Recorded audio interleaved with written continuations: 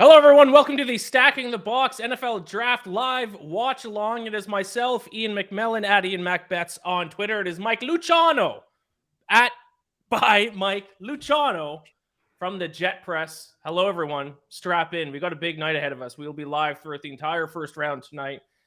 Might be up to 4 hours long, midnight Eastern. So get your coffee ready. I got my coffee here. I might have a couple wobbly pops a little bit later on. Shout out to the chat. Shout out to everyone who is waiting for us to go live. We are now 6 minutes and 45 seconds away from the NFL draft officially beginning. Mike, how are you doing tonight? I'm feeling pretty fantastic. I got all my sugary stuff helping me stay up for God knows how long. And I'm excited because this is an unpredictable draft. I mean, some years, you see number one's already planned out, then 2, 3, 4, you get an idea. I have no idea what's going to happen tonight. We've seen 4 different names at number 2. We've heard all sorts of crazy trade ideas come out. This is going to be a really wild evening. So let's lock in. Yes, everyone has been hyping this up to be one of the most unpredictable and crazy first, especially the first round specifically in recent memory. So if it lives up to that hype, it should be a fun one. And folks, it is not just myself and Mike on this show. We are going to be joined by plenty of guests coming in before their favorite team makes a pick to talk about their team. Some team experts joining us. Also, we'll be joined by Peter Dewey and joining us now, Reed Wallach. Hello, Reed. Hello. What's going on? Well, let's see. The draft starts in 5 minutes. Second Yes. pick will be in about a half hour. So in about a half hour, I'm taking a bath on CJ Stroud going number 2 overall to the Texans, which is apparently happening. So that's not fun. But besides that, I love the draft. So, we'll see if we could mend some wounds in the next few hours and, pumped to, talk about the draft. Yes, so for those watching that don't know, myself and Reed, we are editors for Bet-Sided, the betting portion of Fan-Sided. So we come from a little bit of a betting background. The both of us have a ton of bets placed on the NFL draft, responsible bets, but bets nonetheless. I had 15 different bets placed. And I was talking to Reed earlier today, and he told me that he had a ton of bets placed on the player to go number 2 in the NFL draft. And he said the only guy that could get drafted number 2 that would hurt him, that would cause him to lose money, would be CJ Stroud. And for the past, how many weeks now? Wait, what? Yeah. And then Oda Blue, because the past couple of weeks, he has not been favored to go number 2 for at least a couple of weeks, right? And then even earlier today, not favored to go number 2. As someone who covers betting, this is not like a football conversation or anything like that. This is not trying to say CJ Stroud is going to be a bust or is going to be great, whatever. Strictly talking about reading the market and what's going on, because that's all I'm trying to do. I'm trying to make good bets on the NFL draft. The momentum was just absolutely towards CJ Stroud. Wasn't just going to not go number 1 overall. He was the favorite originally to go to the Panthers. He was going to slide, closer to 5, 6, 8 to the Falcons, maybe even 11 to the Titans. He graded poorly on the S2 test, which is like your reaction time and like how you process things. Really, nothing seemed to go his way. I don't know why the Texans would put up some sort of smokescreen on CJ Stroud. I mean, good for them. It seems like they pulled one of the best, keeping this to the chest. We've seen Paolo Banchero for the NBA draft, if people remember that last year, is another thing. But, late, this morning, people were saying it looks like it's going to be Will Anderson. And then as of an hour ago, CJ Stroud went from like plus 300. He was like slowly crawling up.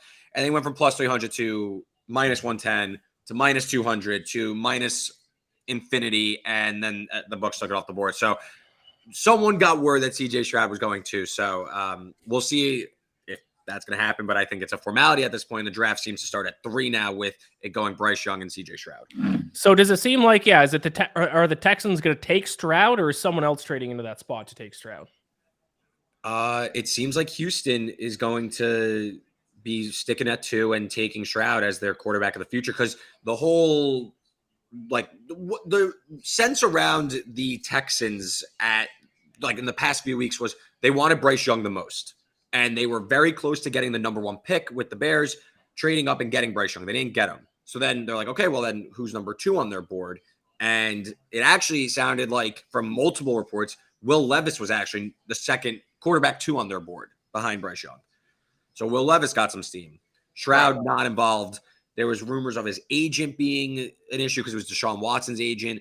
There, obviously, D'Amico Ryans, the new head coach. The Texans also picked at 12. There was a myriad of reasons why the Texans would not take C.J. Stroud or a quarterback in general.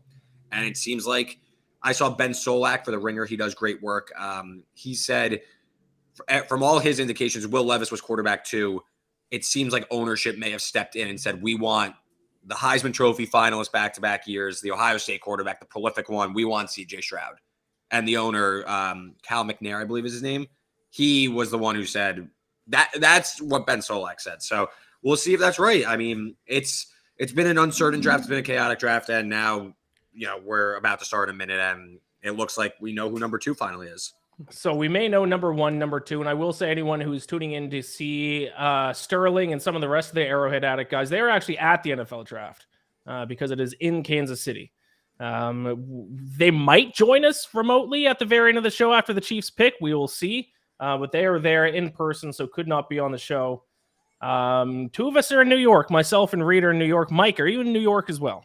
I'm in New Jersey, so New Jersey, about like an hour away from New York, so close enough. There you go. So we're all East Coast. We're all going to be up late. I got my coffee, and we are 1 minute out from the start of the NFL draft. We assume that Bryce Young is going to be the first overall pick. So not only are we going to have a ton of guests throughout the show, we are actually going to have some video clips of some interviews that we did with some of the prospects. One of the prospects that I believe is Sterling interviewed was Bryce Young, who's going number 1. So if we could tee up, we have a clip about Bryce Young talking about, I believe, his height, his size, because that was, of course, the number 1 concern about Bryce Young heading into this draft. It doesn't look like the Panthers care. It looks like they're going to take him first overall anyway. So right before this draft starts, why don't we start our show off with that clip with Bryce Young talking about his height. The question from the media has still been your size. What do you say to all the detractors? Was that towards me or towards Will? To you. Oh. I understand it. I think everyone's entitled to their own opinion. It's cool, but for me, I focus on what I can control. I focus on myself, and I know who I am. I'm confident in myself, and again, I only know one way how to play the position. Again, I don't really have anything to combat anything that people have to say. But again, I know who I am. I know what I can do, and I'm focused on being the best version of myself, so that I can give everything to the franchise that does take a chance on. There you go. A fellow short king, although he's actually taller than me. He's what, 5'10"? I'm 5'8 3/4, but I'll claim him amongst us shorties. By the way, Sterling, I don't want to, pass up saying that Sterling at the very start of the clip asking the question looks just fantastic over there. Yeah, sharp. Looking sharp. Got the mustache. I thought he was like mid to late 30s until a couple of weeks ago when I asked him on the show. Turns out he's younger than me. He looks great. He's looking sharp. So it is 8 o'clock Eastern, 8:01 Eastern. The NFL draft has started. I guess technically the Cardinals are now, or not the Panthers are now technically on the clock, but does the draft actually start? I always forget this. Right at 8. Are we going to have 15 minutes of talking heads before we actually get a pick? There's going to be a lot of back and forth, and I think this should happen. I think that should happen. Too much of it. And then Goodell's going to give a long speech where he's going to get booed mercilessly for reasons I don't understand, because I don't know why. Who's that serving? Is it just him? Because all he does is go out there and then get reamed by every single fan base. It is a great tradition to boo the commissioner. It's been going on in hockey longer than the NFL. Being a hockey guy, booing the commissioner has been a tradition my entire life. I don't think the NFL, I don't think we booed the old, what was the old commissioner's name before Goodell? Paul Tagliabue? Yeah, I don't think people were booing him, were they? Tagliabue had some booable moments, but I think the overall scope of what Goodell has done has made him eminently more booable. I love everyone in the chat. Let us know what team you all are cheering for and who, or at least maybe what position, especially if your team is drafting later in the draft, what position you are hoping your team to pick. Me being a Falcons fan, as you might be able to tell by both the helmet and the sweater that I'm wearing right now, it is the only time of the year there that it's fun to be the fan of a shitty team, because we finally get to pick a top player. The draft kind of revolves around talking about who the bad teams are going to pick at the very top. I am personally afraid that we're going to take Bijan Robinson. That's the whispers. That's the rumors. That's what the fan base, I don't know why, but that's who they want. I don't know if they're going to trade down to get Bijan Robinson. I don't know if they're going to take him at number 8. I hope they don't, and maybe they won't. But the Falcons have gone on record, their management, their executives over the past few years, ever since new executives and management has taken over, that they like to build a team in free agency and then in the draft take the best player available. We saw them do that already with Kyle Pitts a couple years ago.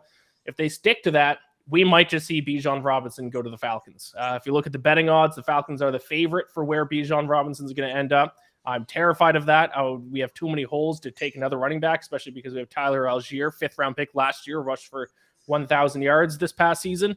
So that's kind of where my head's at. I'm hoping one of the top edge rushers fall to us, Tyree Wilson or Will Anderson. Probably not Will Anderson, maybe Tyree Wilson. We'll see. And maybe a cornerback like Christian Gonzalez or Devin Witherspoon. So that's kind of where my head's at. Chiefs need wide receivers, says NFL Edits. I think we move up to 19 for offensive line. There's going to be a run on deep players from Zach Shields. I assume that's Chiefs as well. I know Sterling talked about the Chiefs potentially moving up to get an offensive line. We talked about that over the past couple of weeks. Mike, you are a Jets fan. What are you hoping the Jets do? You got Aaron Rodgers. You got your quarterback. You got the defense from last year. What are you thinking for the New York Jets? They pick what? They pick 15 now after the Aaron Rodgers deal in what is finally a low-stress affair. Like, I know that the Falcons fan can say, oh, it's a great time of year to pick a great player. Well, the Jets have said that for years and years and years, and then they don't hold up the end of the pick a great player part of the equation, which really throws a wrench into things. So it's nice to kind of kick back and just take the best player that falls to you at 15, because the Jets do have some needs. I'm not going to say they're a perfect roster, but I don't really think there's one particular area where it's this big, open, festering wound that you have to go and fill up right now.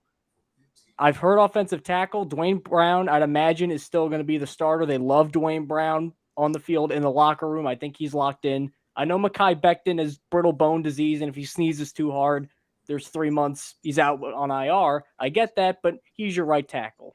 So even if they won't play day one, I'm still probably expecting they go offensive tackle.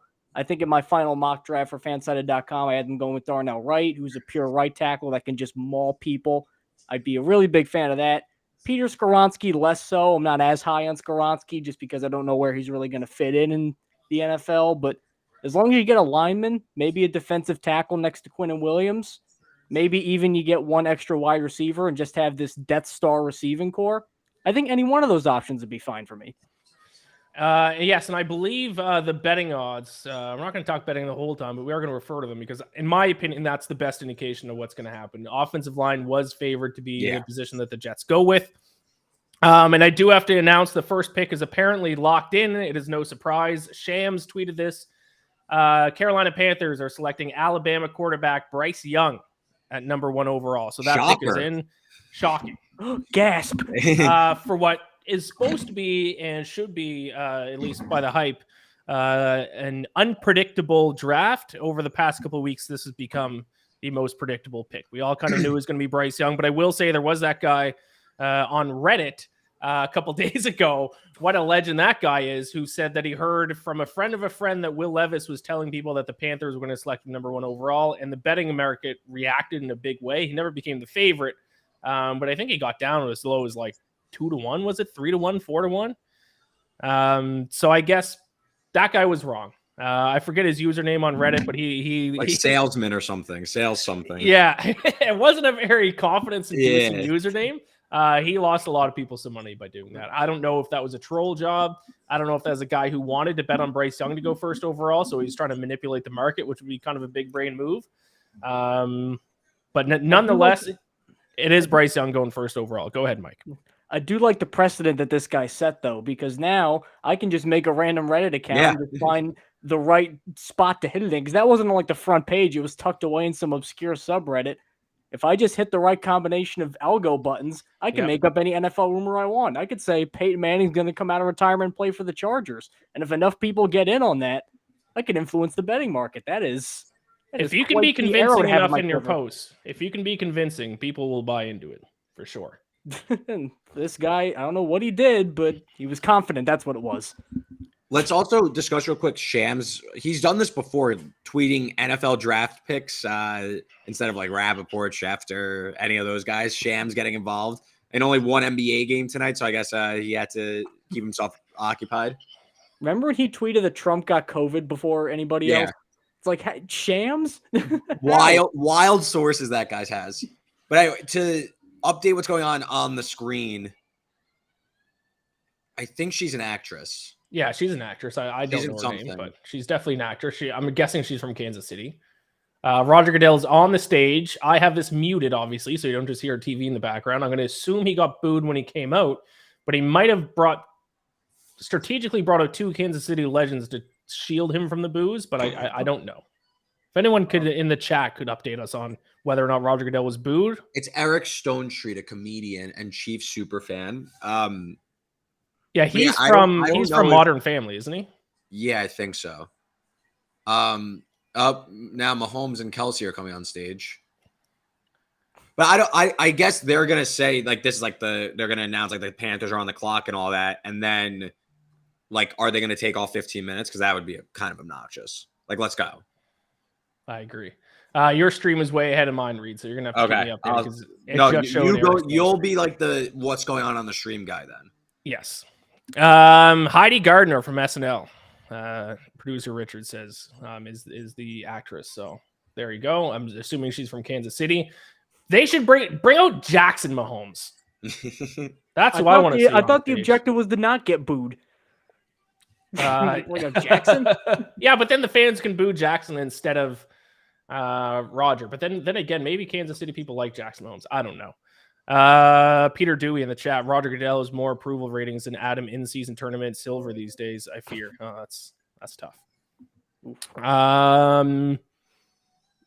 Yeah. So second overall. So at this point, we think, based on have reports come out and said that too as well, Reed, that CJ Stroud is locked in to go number 2, or is that not just locked in? That's merely betting odds. But when they get completely taken off the board, something's going on. Yeah, I mean, when you go from plus 200 to minus 2,000, that would be if he doesn't go 2, I would be surprised. So there you go. So it's probably going to be 2. Well, we already know quarterback number 1 overall. Quarterback looks like number 2 overall. That leaves the Arizona Cardinals on the clock. Do they trade out of that spot? Do they try to do they take the best defensive player available? What do the Cardinals do in that spot? If I was the GM, like this is just if I had my druthers, I'm just staying put and taking Will Anderson. I think with Jonathan Gann, a defensive coach coming in, I don't think this is really the time to get in any sort of complicated sort of trade. Just go and lock in and get the best guy available right now. And Will Anderson, as a run defender, as a pass rusher, as a pure athlete, as a producer in the SEC where he's playing a bunch of professional tackles every single week, his numbers weren't just amazing. They were preposterous. I think he had 100 tackles his sophomore year at Alabama. So this is one of those guys who, even if he might not immediately make the Cardinals a better playoff contender right now, because I think they just have so many holes, this is one of those guys where you just take him and you know there's going to be Pro Bowls piling up and all-pro appearances piling up. I wouldn't overthink this. I'm just staying at 3, and I'm taking Will Anderson. There were some whispers that Tyree Wilson, the edge rusher from Texas Tech, was going to be the first defensive player taken. That is now flipped back. It seems like Will Anderson now is going to be the guy that's going to be the first defensive player taken. They're showing now on my screen the trade between the Bears and the Panthers, and for a split second, I thought that was a live trade that just happened. Imagine, never mind. Coming back. I was about to lose it. No. Panthers are now officially on the clock. On my screen, it's 9 minutes until they have to have the pick locked in. My stream's 30 seconds behind probably. So it's 8? Yeah, you're like about 30 seconds behind me. So I won't say anything, even though I'm a minute behind. Mine says 9:30 right now. Oh my God. Wow, Mike. Maybe refresh your stream. Are you guys? Well, I did just get rid of cable, and I'm whatever streaming service I'm using right now, man, it is chugging along. I will be the last person to ever be a cord cutter because I need as live as humanly possible. I need to be close to it. So I won't spoil anything though. I guess you could maybe see in the reflection. Maybe I'll. No, you're good. I mean, we already know who the pick is. So yeah, I'm on Hulu. By the way, the side story of this of this stream. I'm not going to try to talk about it as little as possible because I know this is all NFL here. My beloved Toronto Maple Leafs are playing the Lightning. It's 1-1 the start of the second period. Game 5. They win. They advance to the second round of the playoffs for the first time since 2004. Not going to dwell on it, but a little side story going on in the background here for me. I'm not watching the game, but I do got to check in on the score every now and then. They're showing highlights of Bryce Young. If they're going to take the whole 7.5 minutes still left, why don't we run one more Bryce Young clip? I believe we have another one. We have Bryce Young.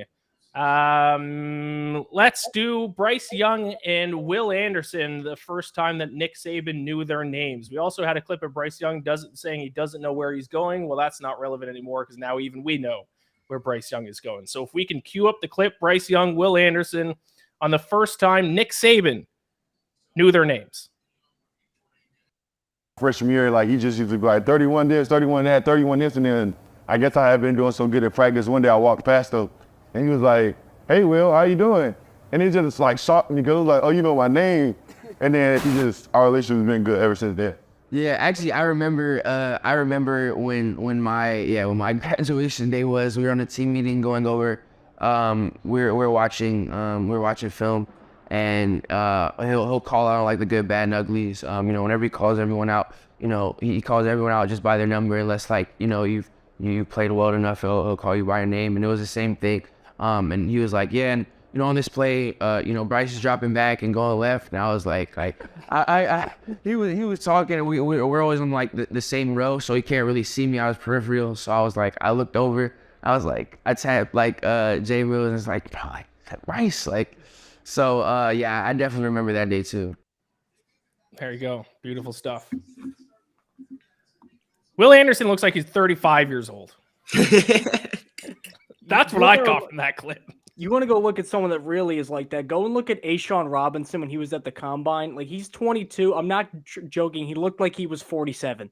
I'm gonna look it up. It was like I don't believe this guy is like are the Panthers serious right here? Not to interrupt you, Mike, but like, what are we doing? 5 minutes. We already know it's Bryce Young. Like, come on. Ugh, this is. This happens. Make a statement. This happens every year. How it'd be nuts if they actually come out and do end up picking someone else, though. All this for the third best quarterback on my big board. You have Bryce Young as the third best quarterback on your big board. Who do you have above him? Stroud? Stroud 1, Richardson 2. Oh. I just think the problem with Bryce Young, because Bryce Young is the best, I think, like post-snap processor and probably playmaker.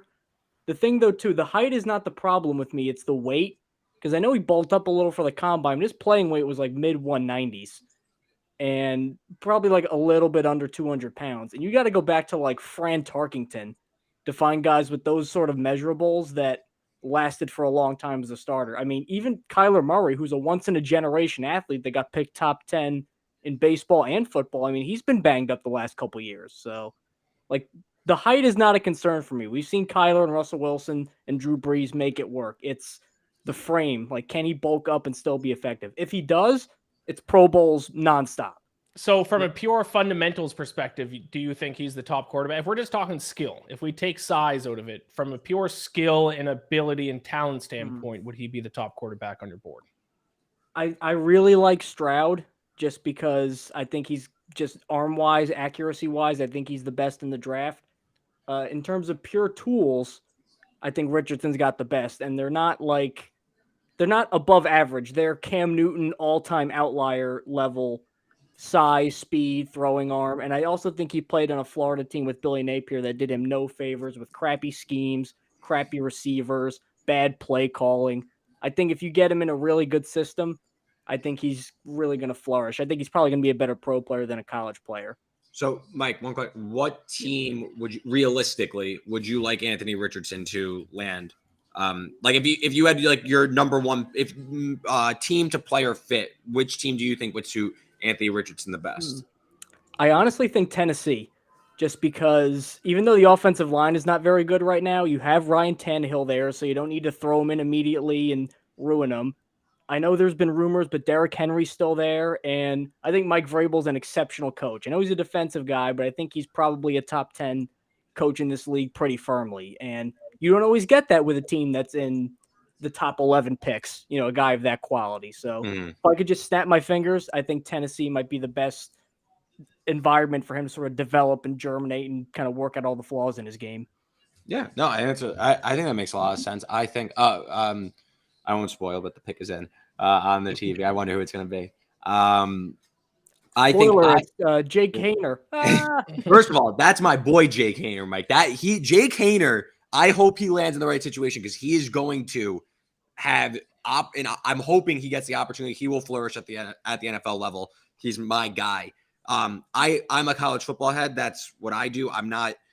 I've already said, like, I'm not a good scout. I can't necessarily take college and apply it to NFL. I whiff on these all the time. I just know that, I cover the sport of college football. I'm really in the weeds on it. To me, I don't really love any of these prospects that much. I am much more in favor of the next year's class of Drake May, Caleb Williams. I like those guys a lot more.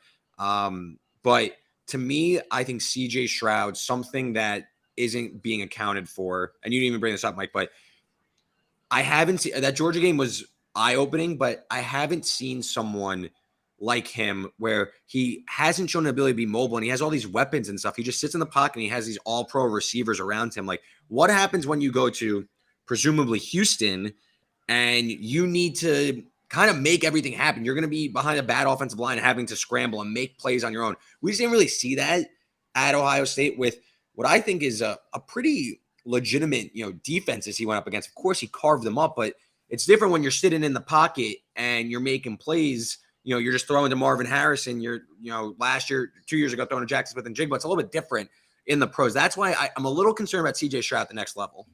Right, but I think doing that against Georgia specifically with a defense, that's fair. I think that particularly, that's obviously still a big problem, is the mobility, the playmaking out of structure. It's definitely the worst of the Stroud, Young, Richardson tier, I would say. Mm-hmm. And I think it's probably a little bit worse than Levis too, but I think that at least showed that he can do it, and he can do it at a high level. You just need to find the right guy to coax it out of him. And you know what? San Francisco guy, very smart organization, bringing a bunch of his guys over to Houston. I think that might be a good spot for him. Yeah, listen, I would not be surprised. He has all the tools, and the same could be said for Anthony Richardson. No one's going to deny that Anthony Richardson is a freak athlete, and he could do anything on the field. It's on the next level now in the coaching staff and obviously him to figure it out. I personally, though, I'm a little lower on these prospects. I do think, you made great points about Bryce Young's size. I think he's a special player, though, and I think he's going to find a way to succeed. I don't know if he'll be like a Hall of Famer, but I think he'll be a good pro. I think he's worthy of being the number one pick, in my opinion. Bryce Young, by the way, officially selected. No surprise. We knew that already, and we knew it 15 minutes ago, but he's now walking on the stage. A nice, what color would that be? It's not beige. Like salmon? It's like a salmon suit, white t-shirt. And he's selected by the Carolina Panthers. Wait, what's he? Is that jacket fitted properly? It looks really big. It's a certain style. It's a certain style. Like 2003 NBA draft level, but it's something. We got this from first Alabama player draft number 1 in the Common Era draft. That doesn't seem right. Is that right? First number 1 pick from Alabama? That might be. I guess if it's right, I'm just Alabama number 1 would be. It seems like they have number 2 and number 3 every single year, so they had to have gotten number 1 at some point. Let's all of their all-time picks. Well, you'll be reading that for an hour. Yeah, I'm scrolling really fast. I see no ones. Crazy. Not a lot of single digits either. I mean, wow. Really fast. Quinnen Williams went 3. Amari Cooper 4. D. Milner 9. Trent Richardson 3. Mark Barron 7. Julio 6. Yeah, I don't see any ones. That's crazy. Bryce Young, trendsetter. How is that a thing? They did have that period with what was it, Mike Price, who got hired and then he got fired a month later and never coached a game. They had a really down period for 10 years before Saban. So I mean, it's not impossible. Houston Texans obviously now on the clock. I don't think we've seen anything yet on Twitter. Shams has not released who the Texans have picked just quite yet, but we are going to assume it is CJ Stroud based on the betting odds. It would be very surprising if it's anyone but CJ Stroud, but you would be very happy, Reed. Yes, but I have low faith here. I think we're losing here. I believe Sham just tweeted out it is Stroud. So That hurts. That hurts. Quarterback Joe Namath was also picked number 1 in the 1965 draft by the AFL, which did not merge drafts in the NFL 2 years later. Is Joe Namath did he play at Alabama? yes, he did. And that was a like wishbone run the ball all the time offense. So he actually was a really mobile guy, and then he just turned his knees into pulled pork and got shredded. So in the NFL, he had like no mobility. It's as good as he was, you never really got to see full Joe Namath because he got banged up so much. Yeah, so if we can trust Shams, and I think we can at this point, we will trust him until proven otherwise. He tweeted, NFL draft number 2 pick, Texans selecting Ohio State quarterback C.J. Stroud, per sources.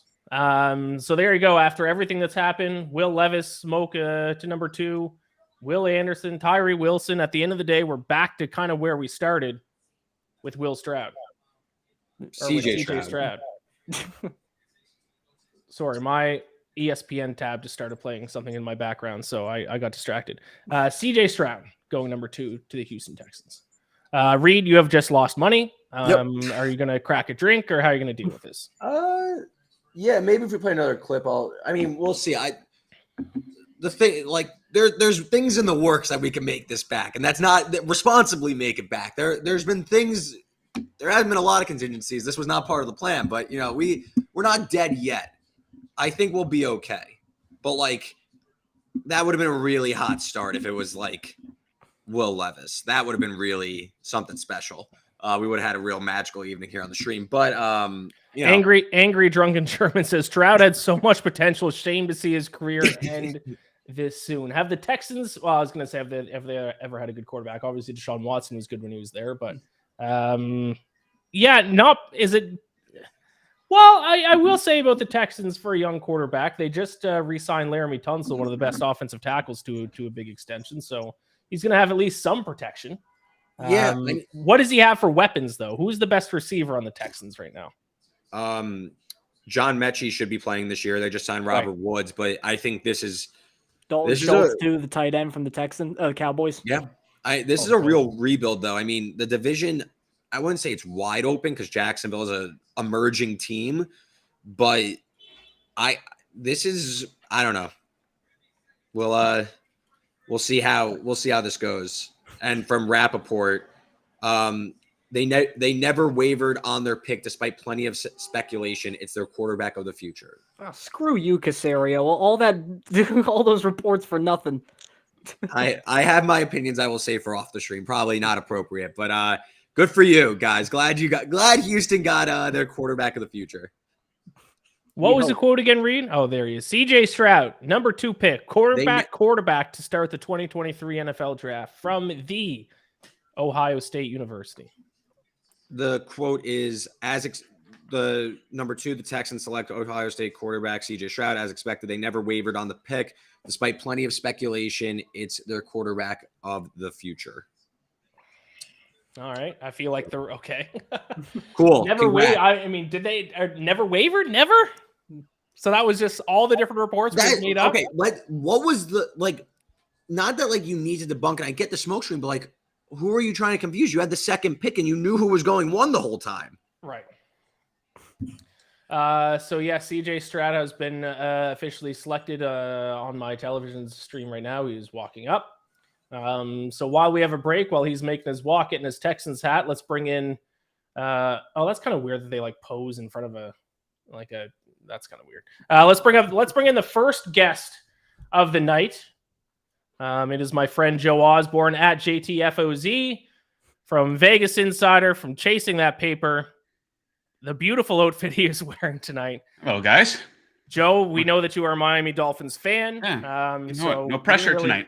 We didn't have any obvious spot to bring you in, so we figured we'd bring you in right from the start. Any thoughts after the first 2 picks, quarterback? Stroud, I guess this is kind of the way it should have been all along. Were the Texans really going to go into another season with Davis Mills at quarterback and just kind of completely throw in the towel? That said, I don't like the situation that he's going into. I don't think he's going to succeed right off the bat with the Texans. For Bryce Young, though, I think this is an excellent situation for him.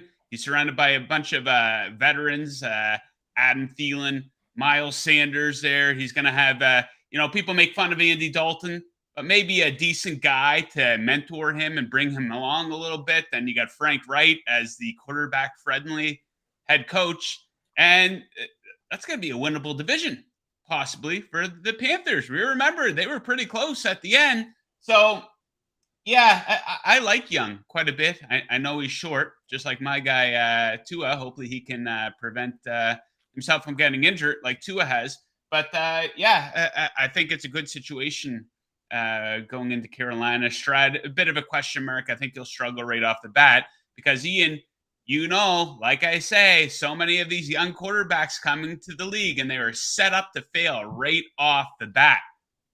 Like, yes. What weapons is Stroud? Who's he going to have to support him? That offensive line is average at best, a first-time head coach.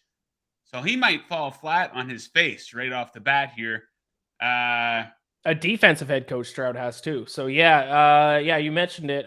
Young has some weapons here. Adam Thielen, Miles Sanders, a running back, DJ Chark, Hayden Hurst, a tight end. He has some weapons. The Panthers had probably around maybe if not top 10, just outside of top 10 defense last season. So they're going to be right in the thick of things in the NFC South, unfortunately. Still, I think behind the Falcons, in my opinion, but we will see about that. Joe, who do you think? Do you have any predictions for who the Cardinals are going to take here at number 3?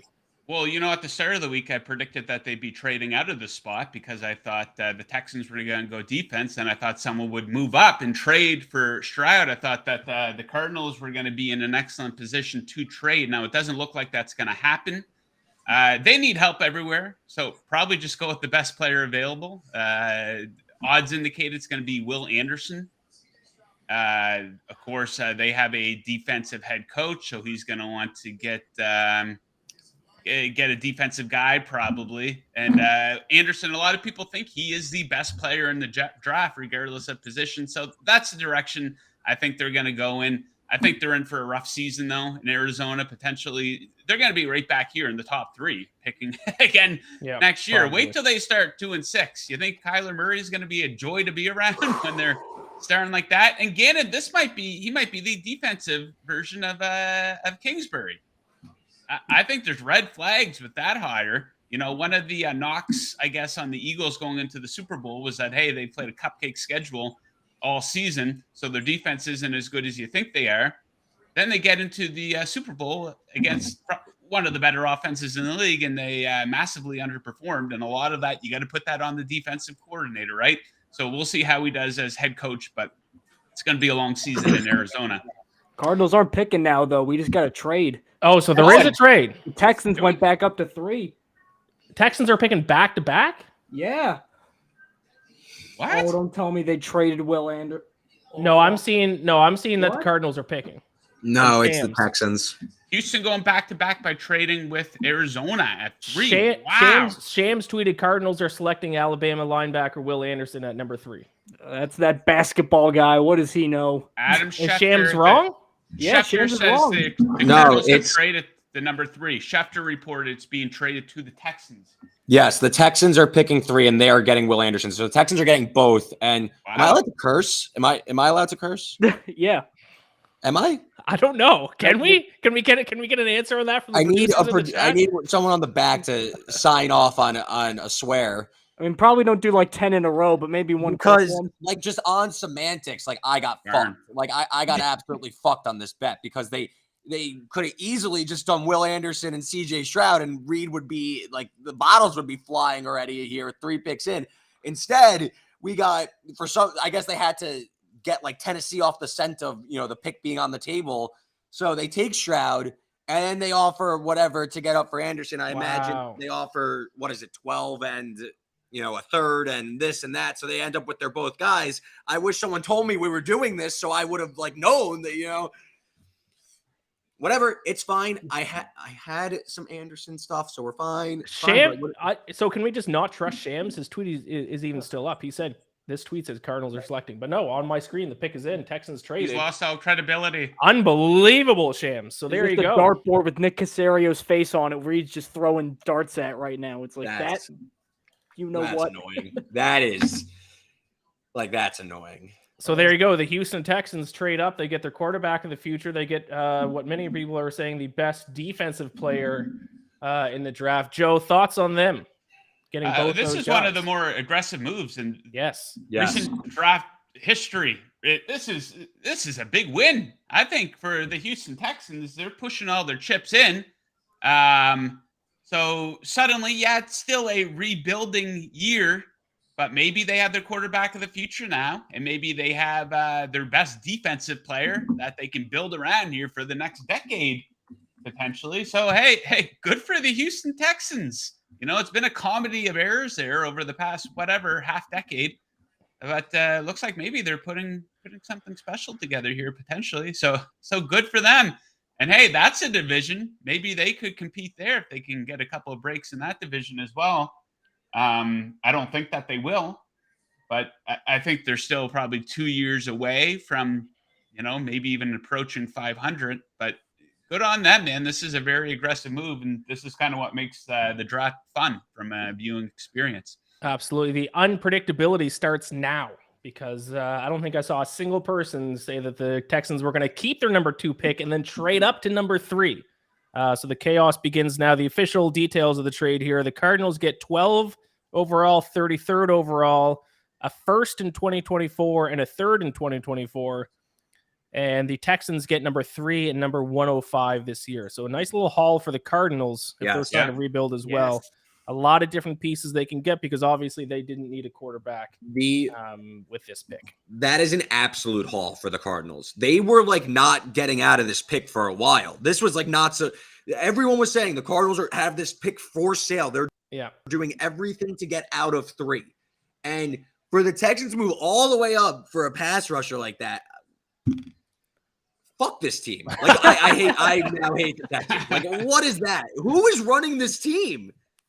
My crazy. God, man. Oh my God. Well, Other than that, how do you really feel? Do you think they compromised like saying, okay, we're going to take the quarterback we want, and we'll mortgage a bunch of picks to get up and get the guy you guys want? So there is Will Anderson walking to the stage. Both Alabama players going to the Houston Texans. That means the Indianapolis Colts are on the clock. Before we get to them, though, while Will Anderson's walking up the stage, why don't we roll one more clip that we have with Will Anderson talking to Sterling about maturing in his freshman year at Alabama. If we got that clip, let's roll it. Coming out of high school, now I'm starting at Alabama, and like the defense that we run and the way that the way the program is set up, like, that's a lot of time that goes in to making sure like what you put on tape is good. So for me, like I had to cut back on a lot of stuff I was doing, like hanging out with friends, making sacrifices and stuff like that. And then as far as just like playing, like you'd be so nervous because you don't want to mess up, you don't want to get your job took because you're a freshman out there. And it's like, I remember like sometimes like in the middle of the night, I'll be like crying, calling my parents like, Mom, like I don't feel like I got it. You know what I'm saying? Like I'm out there, but I don't feel like, you know what I'm saying? So I used to be like, am I gonna get my position took? You know what I'm saying? Like, am I producing? You know what I'm saying? So stuff like that. So I feel like that's just like one of the hardest obstacles, like just being that young and having to go into a program like that and having to step up like big time and play with some like the elite guys who really fast. I really think it takes a different like type of mindset and like maturity and like your time that you have to put into it. So there you go, Will Anderson to Houston. Joe, before we let you go, you are selecting the Dolphins are in the second round. Do you have any lean which way you think the Dolphins will go with their first pick in the second round? Obviously a long way to go before we get to that pick, but any thoughts on what the Dolphins are going to do when they do finally pick in this draft? Well, in a perfect world, they'll trade up and grab Gibbs out of Alabama, but I don't think it's going to be a perfect world. That often isn't the way it works for the Miami Dolphins, but they got to find some sort of a diamond in the rough for the offensive line. I'm not going to pretend I'm some type of a college football offensive lineman expert and throw out any names here, but it's probably either going to be an offensive lineman or a tight end, but they have been linked, maybe trading into the back end of the first round to get Gibbs out of Alabama because the guys they have now, not exactly lead backs. So yeah, super sexy offense. Why not add the Alabama running back, the second best running back in the draft? Sure. And if they do look for a tight end, pretty tight end deep draft too. A couple that I think are both projected in the first round. So maybe if one of them can fall late to the first round as well.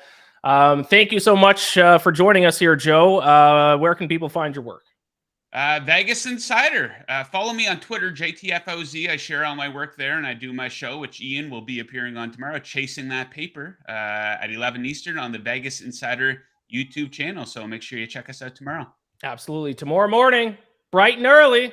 No mailing it in, Ian. Yeah, I got a late night, so I'll do my No best. excuses. I'll do my best to bring it tomorrow morning. All right. Thank you so much, Joe. Take care and good luck to your Dolphins. All right. Good luck, guys. Have a good night. Awesome. Thank you. There we go. Alabama is the first college to produce the first offensive player drafted and first defensive player drafted in the same NFL draft since 1967. A little fun fact for the people out there. Now, here's another fun fact. Can you guess what school that was? No cheating. Honor system. Notre Dame. Incorrect. But you're in the right area of the country. I don't even know where Notre Dame is. I'm Canadian. Indiana? I don't know where Notre Dame is. It's in Indiana, but it's not there. It's close. I don't know. Reed, do you have a guess? Nebraska. I missed the question. I'm still stewing from this Texans nonsense. Alabama, well, our producer also hinted at Michigan State. They're the first. Alabama this year is the first school since Michigan State in 1967 to have the first offensive and defensive player taken in the same draft. That was Bubba Smith, the Pro Bowl defensive tackle, and Clinton Jones, who was a running back. They went to the Colts and the Vikings. There you go.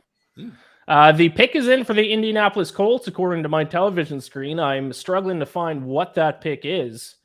Do you want me to announce it? Yeah, if you have it, announce it.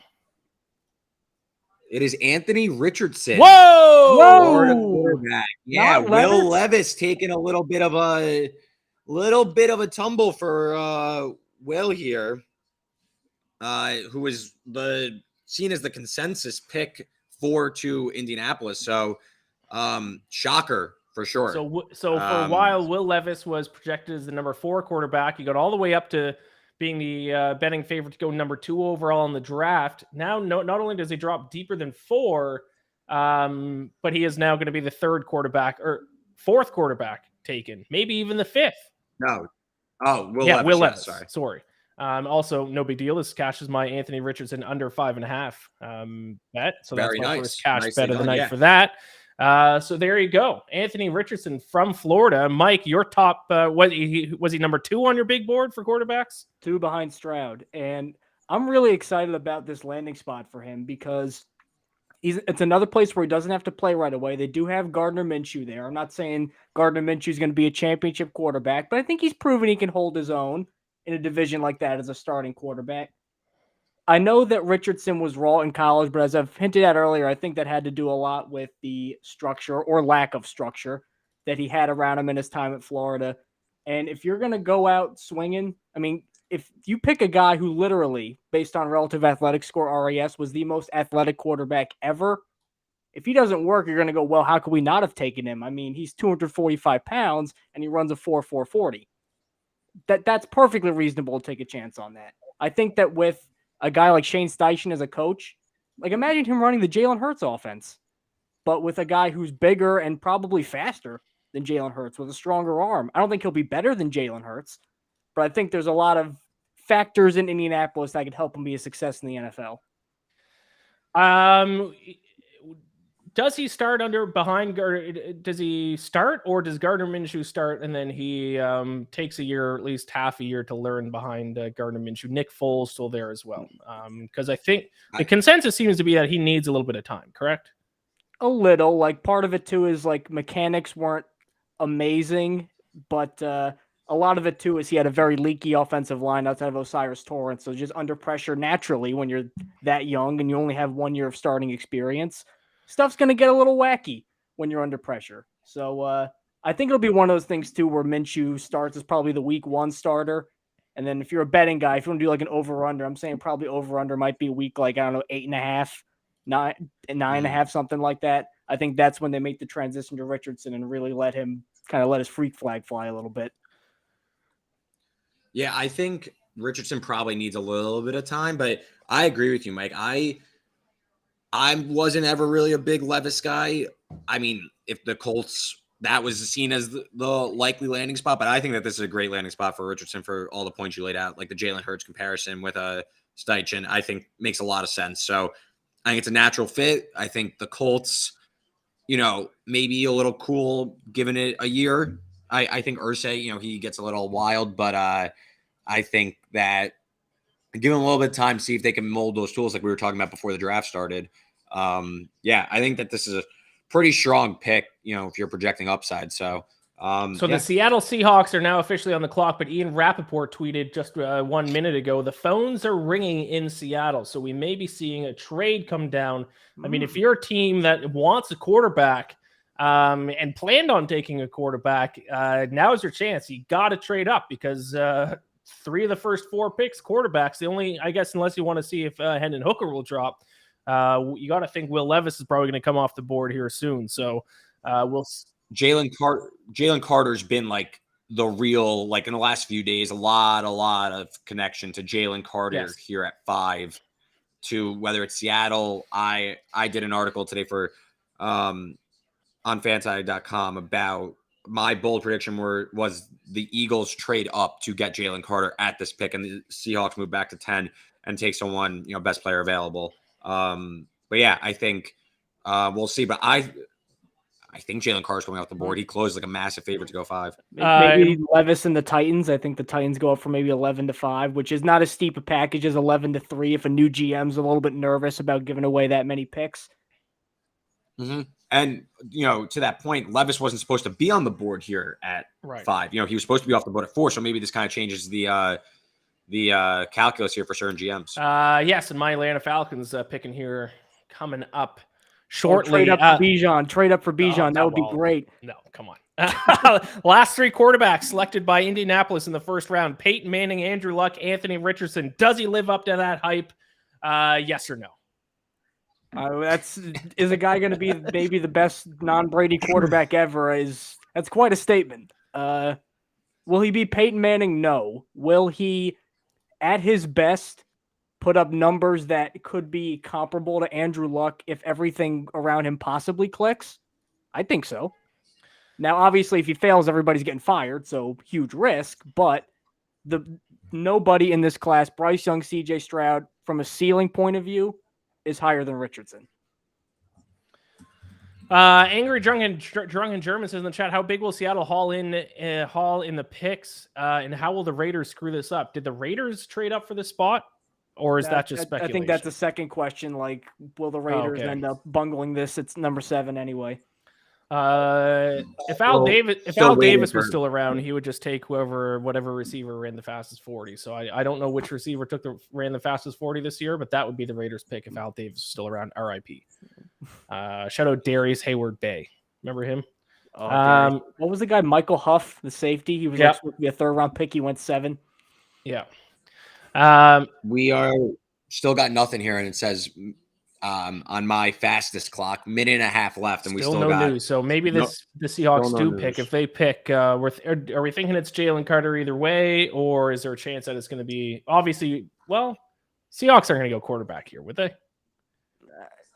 They were linked to Anthony Richardson a lot. I don't think they would go quarterback. Maybe, Ian, I know we were discussing, earlier today, maybe Hendon Hooker at 20.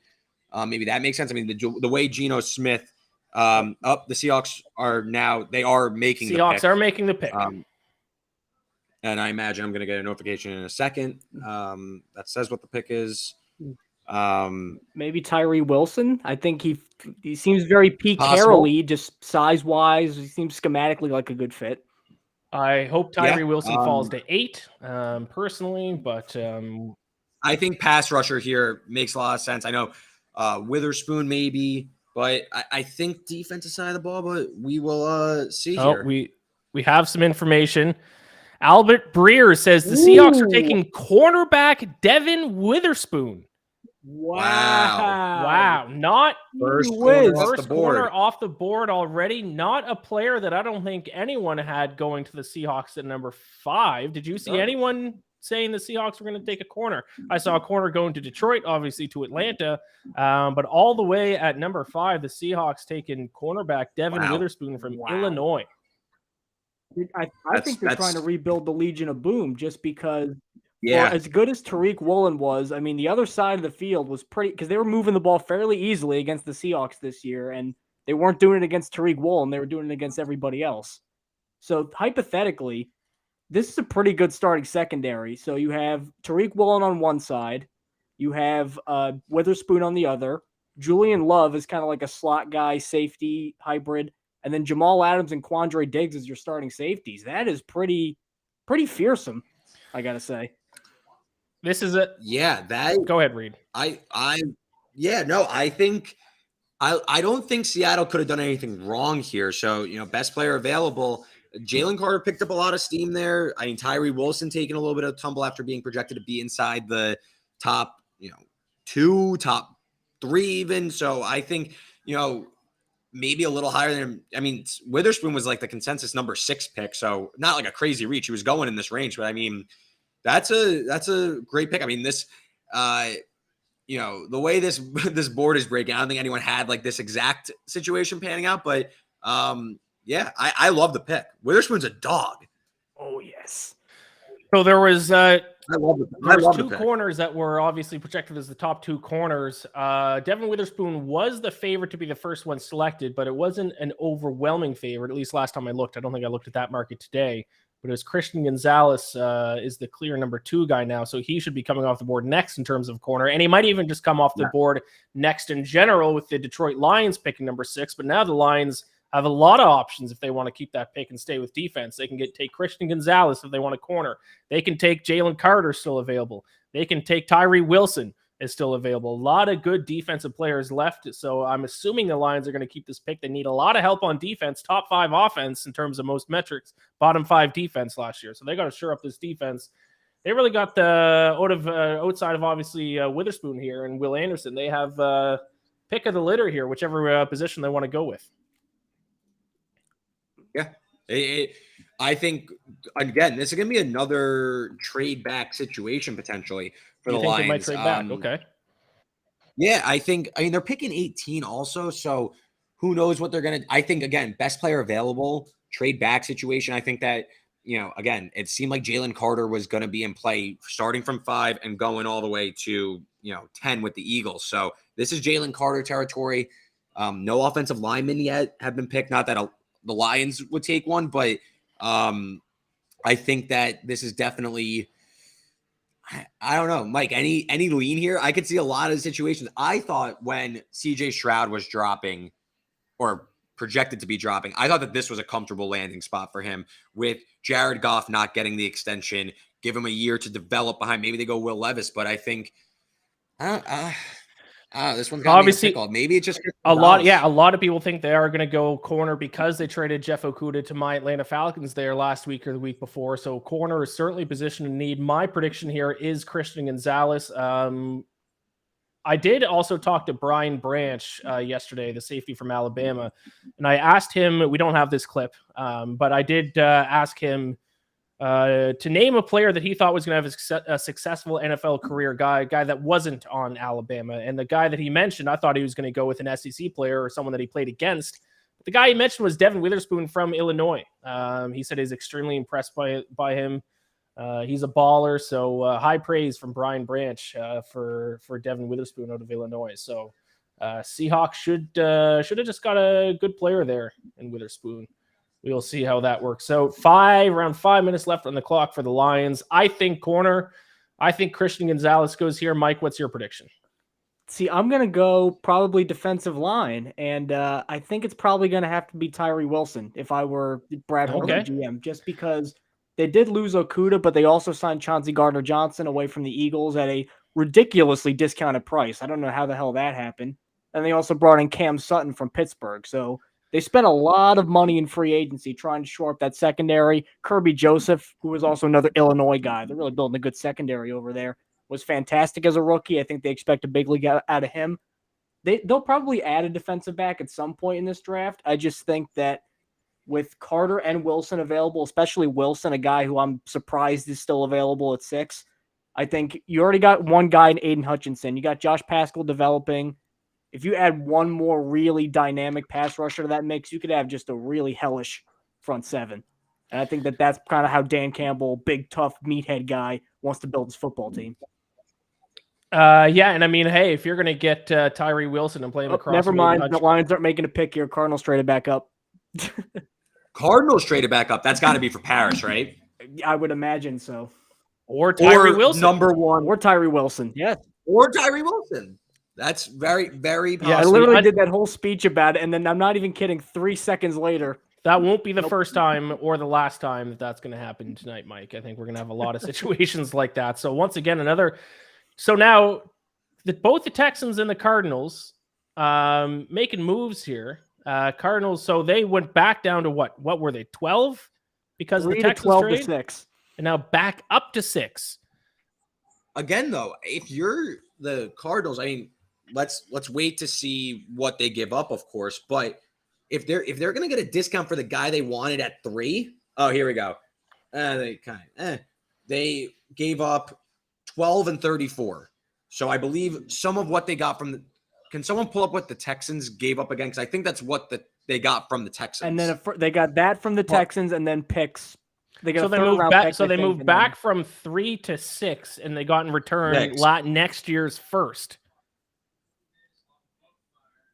I think 2 picks next year, and maybe even like a third this year.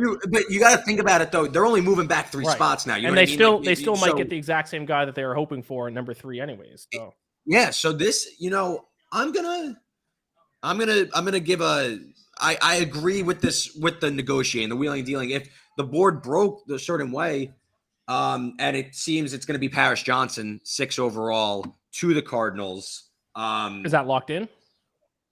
Yeah, Breer just tweeted it. So the Cardinals, who were linked to Paris Johnson for the last week or so, move back. They pick up what, like a 1 and a 3 in the future? Yep. And they get their guy. I don't know. I think that's good business. Good job of GMing. I will say too, though, that's not, if you want to take the Lions perspective. I mean, 34 is essentially like a late first round pick. That's like right there. So you could basically say we have now 3 picks in the top 35. Hendon Hooker territory if he slips out of the first. I'm not as in on Hooker as everybody else seems to be. I'm just saying, I feel that it gives the Lions more ammo to move up and take him. I wouldn't take Hooker Hooker though, just because I think he's coming from a kind of Mickey Mouse, Fugazi, Baylor with Bryce Petty offense. On top of the fact he's old. I don't disagree with you, but it just seems like the buzz around him, and he was just cleared. There was a video of him last week working out. Not last week, yesterday working out. So I'm not necessarily a Hooker believer, but it seems like teams are rating him very, very highly. And I mean, the odds closed with him being a projected first round pick, which I'm not saying I would do, but teams like, I think, to me, if you're Detroit, that's a good landing spot for Hendon Hooker. Like I was saying, Seattle, good landing spot. Teams that you don't need to throw Hooker right in the fire, I think that's the best spot for him. Yep. So confirmed, Cardinals are taking Ohio State offensive tackle Paris Johnson, the first offensive lineman off the board. So that's going to be confirmed here on the television here in just a moment. But now we have some dogs on defense who are dropping. Jalen Carter still available at number 7. Tyree Wilson still available at number 7. Christian Gonzalez, although he was probably projected around 8-9 anyways. But if you're looking at draft defense, like hopefully my Falcons do here in 2 picks, we're going to get a guy. Or we're just going to do something stupid and take Bijan Robinson. So my Falcons now 2 picks away. Raiders will be on the clock next. Raiders, who really knows what way they're going to go? They could go corner. Corner or Will Levis. Will Levis is still there.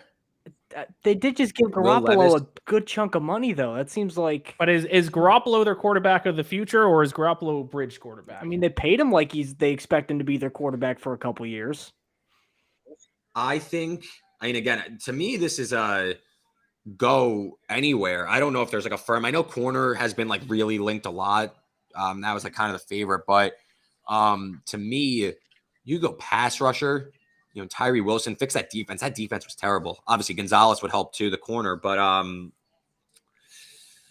don't know, man. Again, this is another trade back situation. Do the Raiders, do they have one flaw that they need? I feel like they can move back for a team like the Eagles that want Jalen Carter, move back a few picks and, restock there.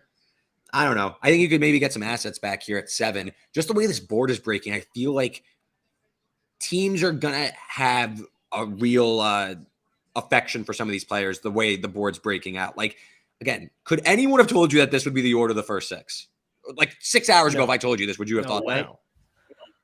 So we have, so it seems like we're in a weird spot where the players who are available, kind of the best guys on the board, there's a lot of teams that are like outside the next couple picks. Like we might still just keep seeing, like the Raiders could trade back, the Falcons could trade back, like because they can still get guys 5-10 picks later. Whereas if you're drafting around 15 and you want like a quarterback, you got to trade up. So so far this the unpredictability that has been hyped for this draft has been living up to it for sure. Paris Johnson, the first Ohio State offensive lineman to be drafted in the top 10 since Orlando Pace. Pretty good company, Orlando Pace, Hall of Famer. Oh, yep. Number 1 overall, I believe, to the Rams. That Yes. used to be the Jets pick. I think that was the year they thought Peyton Manning was coming out, and then he went back to school to spite the Jets, and then they had to trade back because of it. But, I mean, if he ends up half as good as Orlando Pace, that's an A-plus pick for the Cardinals right there. Yes. So the Cardinals have their offensive linemen. They have someone to protect Kyler Murray, who needs some protection because he's run into some injury issues the past couple of years. 6th overall, Paris Johnson. So now we have 2 Alabama players off the board. We got 2 Ohio State players off the board. And while we have a quick second here, let's bring in Peter Dewey to chat. There he is. At Peter Dewey, my friend, my coworker. What's going on, Peter? What's going on, guys? A little bit of a wild first few picks here. A couple trades. Been fun to watch. I do like, Peter, how you decided to come on. I don't know if you did this purposely or not, but you decided to come on right after the pick that should have belonged to your Denver Broncos. Was that on purpose? Yeah. So it was doing my yearly tradition of watching Russell Wilson highlights during the 5th pick. So had to hop. Couldn't come on the stream to do that. So later on in the draft, I'll be watching Sean Payton highlights. It'll be a good time with this Broncos team. They love just giving up picks for questionable people. I do have an announcement now that the Falcons are a pick away. I do my first wobbly pop of the night here. So I'm done my coffee. I'm moving on to beer as I prepare for my Falcons to do something stupid. I honestly would like the Bijan pick at 8. Maybe I'm being sacrilege. Like I know. Listen, if you're going to get Bijan, trade back because Bijan's not going before 12. Trade back to 12 or 13. But so you don't have a problem just conceptually of drafting him. It's at 8. I would hate it less if they traded back and then took him. I think 8 is an unbelievable reach for Bijan. See, the thing though is I actually just looking at the both of them as prospects, like when Saquon Barkley came out of Penn State and he was just like this phenomenon, this freak, like Bijan honestly as a prospect is not that far off in pretty much every single aspect. So when I see these reports of like him dropping into like the 20s, I'm like, what are you, nuts? Like this seems like as sure a bet as you can get for a running back. I know we can go into the running back value argument until we're blue in the face, but I mean, my goodness, if you're not going to pick Bijan high, who are you going to pick high? Yeah, but I mean, listen, if the Falcons needed a running back, if that was a position need for them, I'd be fine with it. But they just got in the 5th round last year, Tyler Algier, who was a top 5 offensive rookie in the NFL this past year and rushed for 1,000 yards. Plus they have Cordero Patterson who can run the football. It just seems like with all the holes that the Falcons have for them to then add a guy in a position where you already have 2 very good guys at, it seems like overkill. You can only use so many running backs. What are we going to do? Start running the wishbone offense? Bring back the wishbone? I don't see it. But hey, I mean, if it happens, once Bijan Robinson scores a touchdown, I'll probably be all in. But especially at number 8, I'm not going to be a happy camper if that happens. If they trade down and it's like 12, 13, 14, 15 and they take Bijan, okay, fine. We got some other picks, some draft capital. But if they take him number 8 overall, I'm glad we got the clearing on dropping some curse words because there's going to be some bombs being dropped by yours truly. Can I say? We got about 3 minutes left until the Raiders got a pick. So we're going to find out shortly what the pick is. And pick is in. I won't say. Should I say anything? My screen. Do you know what it is? I like it. The little thing says pick. Yeah, is but in. do you know who it is? Oh, okay. No, I don't know if who it's it is. in. Yeah, They beat they're not spoiling anything for us. We want to know as quickly as All possible. right, I'm just saying they're doing the thing where they're showing Will Levis. Like, you know what I mean? Like they're doing like they're as if it is Will. Is he Levis. on the phone though? He's not on the phone though. Oh, he looks stressed though. Uh-oh. He does not look. Will Levis is like his eyes are going crazy like this. He's like, I don't know what's going on. We got it. It's Tyree Wilson. Okay, so the Tyree Wilson slide. I wanted him to fall to Atlanta. The Tyree Wilson slide has stopped. I really thought they'd go corner. I really thought it was Christian Gonzalez. Christian Gonzalez might go to Atlanta now, and I did tell him when I talked to Christian Gonzalez yesterday that if he gets drafted by Atlanta, when he goes up to on the stage to give us a dirty bird, is he going to do it? Probably not. But if he does, it's because of me. So that is if Christian Gonzalez gets picked by the Falcons in the next pick. But this whole time, ever since the end of the season, well, maybe not that early, but over the past month or two, I said I wanted Tyree Wilson to fall to Atlanta, and we almost got there. Another pick Atlanta could go with is Jalen Carter, who's still on the board. I would not like that. I don't like the things that have come out about Jalen Carter. I could see Atlanta. I could see Nolan Smith. Isn't it a little bit of a reach for Nolan Smith at this point, or no? Not too much. He's like a mid-teens kind of guy. I think they should go another tight end and just pair him with Kyle Pitts right there. There you go. Bro. Yeah. The all tight end offense. I think if the Falcons are staying put outside of Bijan, pass rusher is where they should go here. Whether it's Jalen Carter, Jalen Carter's an inside guy, though. Isn't he like more like a 3-tech? Yeah, Jalen Carter's more of a D tackle. No, I'm saying I apologize. Defensive line, they should be going. Yeah, I don't know if they need a defensive tackle though. Like they need an edge rusher is what they need. But I wouldn't be shocked if they go Jalen Carter. The Jalen Carter pick's really going to come down to how thorough your organization is at vetting people. Like you got to cross every single T and dot every single I and be 100% sure. Well, Atlanta was in the mix for Deshaun Watson last offseason, so I don't really know if they care too much about off the field issues, to be honest. Right, but I mean, unfortunately. Like, you got to be 100% sure that nothing unsavory that's going to ruin his career is going to come out. If you're not, and this blows up, you have only yourself to blame. But if he ends up taking it, I mean, there are moments on his tape where it honestly reminded me a little bit of Ndamukong Suh out of Nebraska. It's that level of dominance. I mean, I remember before the Bears traded the first pick, I mean, I was seeing Jalen Carter at 1 pretty frequently. So I mean, it's just how thorough are you going to vet him? How comfortable is your organization with taking a guy like this? Certainly the talent is there for sure, and you would hope that they have vetted this guy and know more about him as a person more than we do. We're obviously not meeting with him, but Angry Drunken German says, so the Raiders didn't screw it up and have a solid pass rush now. So yes. Ooh, Tyree Wilson. Look at that. Look at that outfit. Ooh.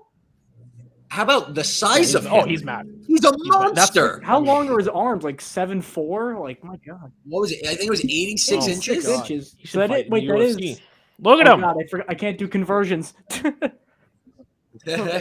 He is a monster. And I love that suit. Look at that. Showing off a little chest, got the sunglasses on. See, this is the guy I want. This guy's going to be a stud. He's still putting it together on the field. Like, he's still quite raw. And obviously, like, his numbers aren't super eye-popping at Texas Tech because he was getting doubled every play because he was the only guy they had. But there were some games that were just embarrassing for offensive linemen. Like, he just took over. I can remember, like, it's Sean says, 7 sacks in back-to-back seasons. There were some guys that have, like, double digits. Tyree never quite got there. But again, he was the only guy they really had. Go watch that North Carolina State game where Tyree, that was like his coming out party. I mean, he was just literally like throwing people, like Reggie White hump moving people and knocking them down. It was unbelievable to watch. There's obviously some questions about his health. I know he had the foot injury, and I saw mixed reports on some teams cleared him, some teams didn't clear him on his foot injury. So I guess maybe that was part of the equation. I mean, he didn't fall that far. He ended up going 7. So definitely something to keep an eye on. But I mean, there's no lie that this kid is. I mean, listen, he was like rumored to be the number 2 pick for a long time. Like, this kid is a freakish athlete, like for people that are watching that want some sort of comp, it's like the Trayvon Walker who got a lot of steam to end up going number 1, like shorts and t-shirt guy. Like this guy walks onto the field and you're like, oh my God, who are you? He could barely fit in the door there. Yeah. Oh my God. You just watch him and you're like, this is a defensive end. This isn't like an Olympic power lifter, or like, what the heck? He's picked up Goodell. That was awesome. Oh, Dontari Podet. In our chat, producer Sean says in 1999, Paris Johnson Sr. was drafted by the Arizona Cardinals in the 5th round, but never appeared in an NFL game. So is that Paris Johnson's father? Interesting. My Falcons now on the clock, 4.5 minutes left. Do they trade? Do they take Christian Gonzalez? Do they take? Stop, Richard. Do not tell me the Falcons actually took Bijan Robinson. Don't tell me, Richard. Or Hunter, whoever that is in our private chat. That pick was.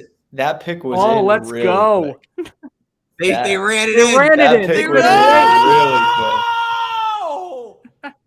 They ran it in. They sprinted at the podium. They said, "Get me some Bijan They couldn't believe right it. now." They didn't They waste couldn't time. believe They he fell were to 8. sprinting up to the No stage way, to get that pick. Bijan's there for us at 8. And you No know what? way. Good on you, Falcons. Good on you, Terry Fontenot. You will not, Oh, man. What You are we will gonna not do with regret another this. running back? We're gonna run Wishbone. They should just play a wildcat the whole year. Play Bijan back there and tell Desmond Ridder he can At sit. least trade down and take him a little bit later. They sprinted to the stage to get this pick in. That was the fastest pick we've seen all night. It took longer for Bryce Young to get called in. There we was knew that than now Bijan to before. go in. There was Jalen Carter. There was Christian Gonzalez. And you went running back? We're going to allow 40 points a game next year. What are we all right. doing? Here's the thing, though. I guess with Algier, if that's how you pronounce it, like maybe they're just betting on. They don't know if a 5th round guy is going to be 1,000 yards every single year.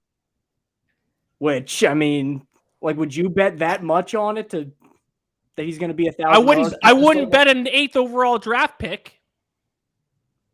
Well, at least take solace in the fact that, like, we can complain about positional value and things like that, but if you just wanted, like, highest guy on the board and you just wanted probably best chance of being a consistent starter for a long time, I mean, there's very few guys at any position, in my opinion, that are better than Bijan Robinson. And this is why I predicted the Falcons were going to take Bijan Robinson, because their management over the past few years has made it very clear. If you're a Falcons fan, you know this. They have said, we will build the team through free agency, which, to be fair, they have done a pretty decent job of that through the offseason.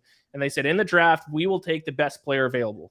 And I don't think there's much doubt that if you're just basing this off skill and talent alone, Bijan Robinson is the most talented and skilled player left in the draft. But it is 2023. We don't need 8 running backs. I agree with that last part, and I said this to Ian and Mike, I'm curious your thoughts on it. Yes, it is not necessarily prudent front office management and valuing of players, but Bijan Robinson is without a doubt the best running back prospect coming out in years. He's absolutely ridiculous. So I told Ian that come week 1, when he's carving it up, he will be happy that they took the pick. Maybe he won't like it when they do. They're stuck in like a franchise tag situation like the Giants are with Saquon, but I think he'll end up enjoying Bijan. I mean, especially too, like, hang on, just running backs too. Like, just you never know if just health wise one of them's gonna go. Like, you'd have like, okay, Ian has made his opinions very I got a demonstrably. Falcon shirt on underneath. Put the Leaf shirt on. Put the Leaf shirt on. I threw my Falcons hoodie off. I forgot my Falcons t-shirts on underneath, so I can't go tarps off completely here. But you know what? Chat can be the arbiter of truth here. Let's see what chat says. Do you think the Falcons picking Bijan Robinson at 8 was a good pick or not? Let's see what responses we get. G-Dub is in the chat asking if he's still mad Falcons took AJ Terrell over CeeDee Lamb. No, I'm not. AJ Terrell's I have an AJ Terrell jersey. But this is a little bit of a different situation, though, I think. All right, just that first 150-yard game and 2 touchdown game, then you can't retroactively claim, oh, I love this pick. Then At least trade. Oh, I got news. I got news. What? Eagles have moved up from 10 to 9. They're gonna get Jalen Carter, Jalen man. Carter. God Yeah. damn. I felt like also if the Falcons didn't pick him here, I felt like they might have taken Bijan. Yeah, I guess that's my next question. Like I was saying, if they could have traded down to get Bijan Robinson, I would have been okay with it, but they didn't. Would someone else have taken Bijan before? Like if they could have, and maybe they didn't have any suitors, but if they could have traded him like 12 or 13, was Bijan still going to be there? I would have thought yes, but maybe not.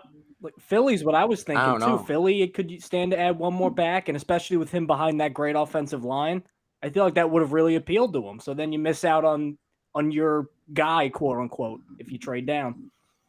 Oh no, we miss out on our guy, and then we have to take an actual position that we need. Oh, what a shame that would be.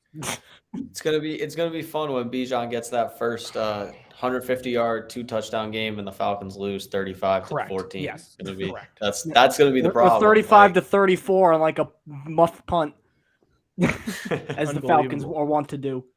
And to top it all off, my Maple Leafs are down 2-1 in the third period.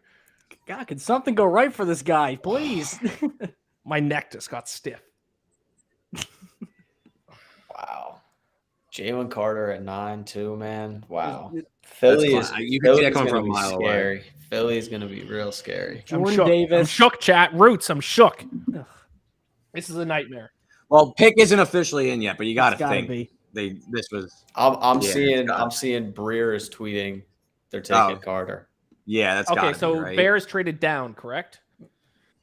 Bears are now. We're at going to 10. have Joe Ostrowski on to talk about the Chicago Bears before their pick. I assume now we'll have him on later if he can join us when the Bears It's just pick. one pick. Is it though. just one pick? Oh, it's just swapping 9 and 10. Yeah.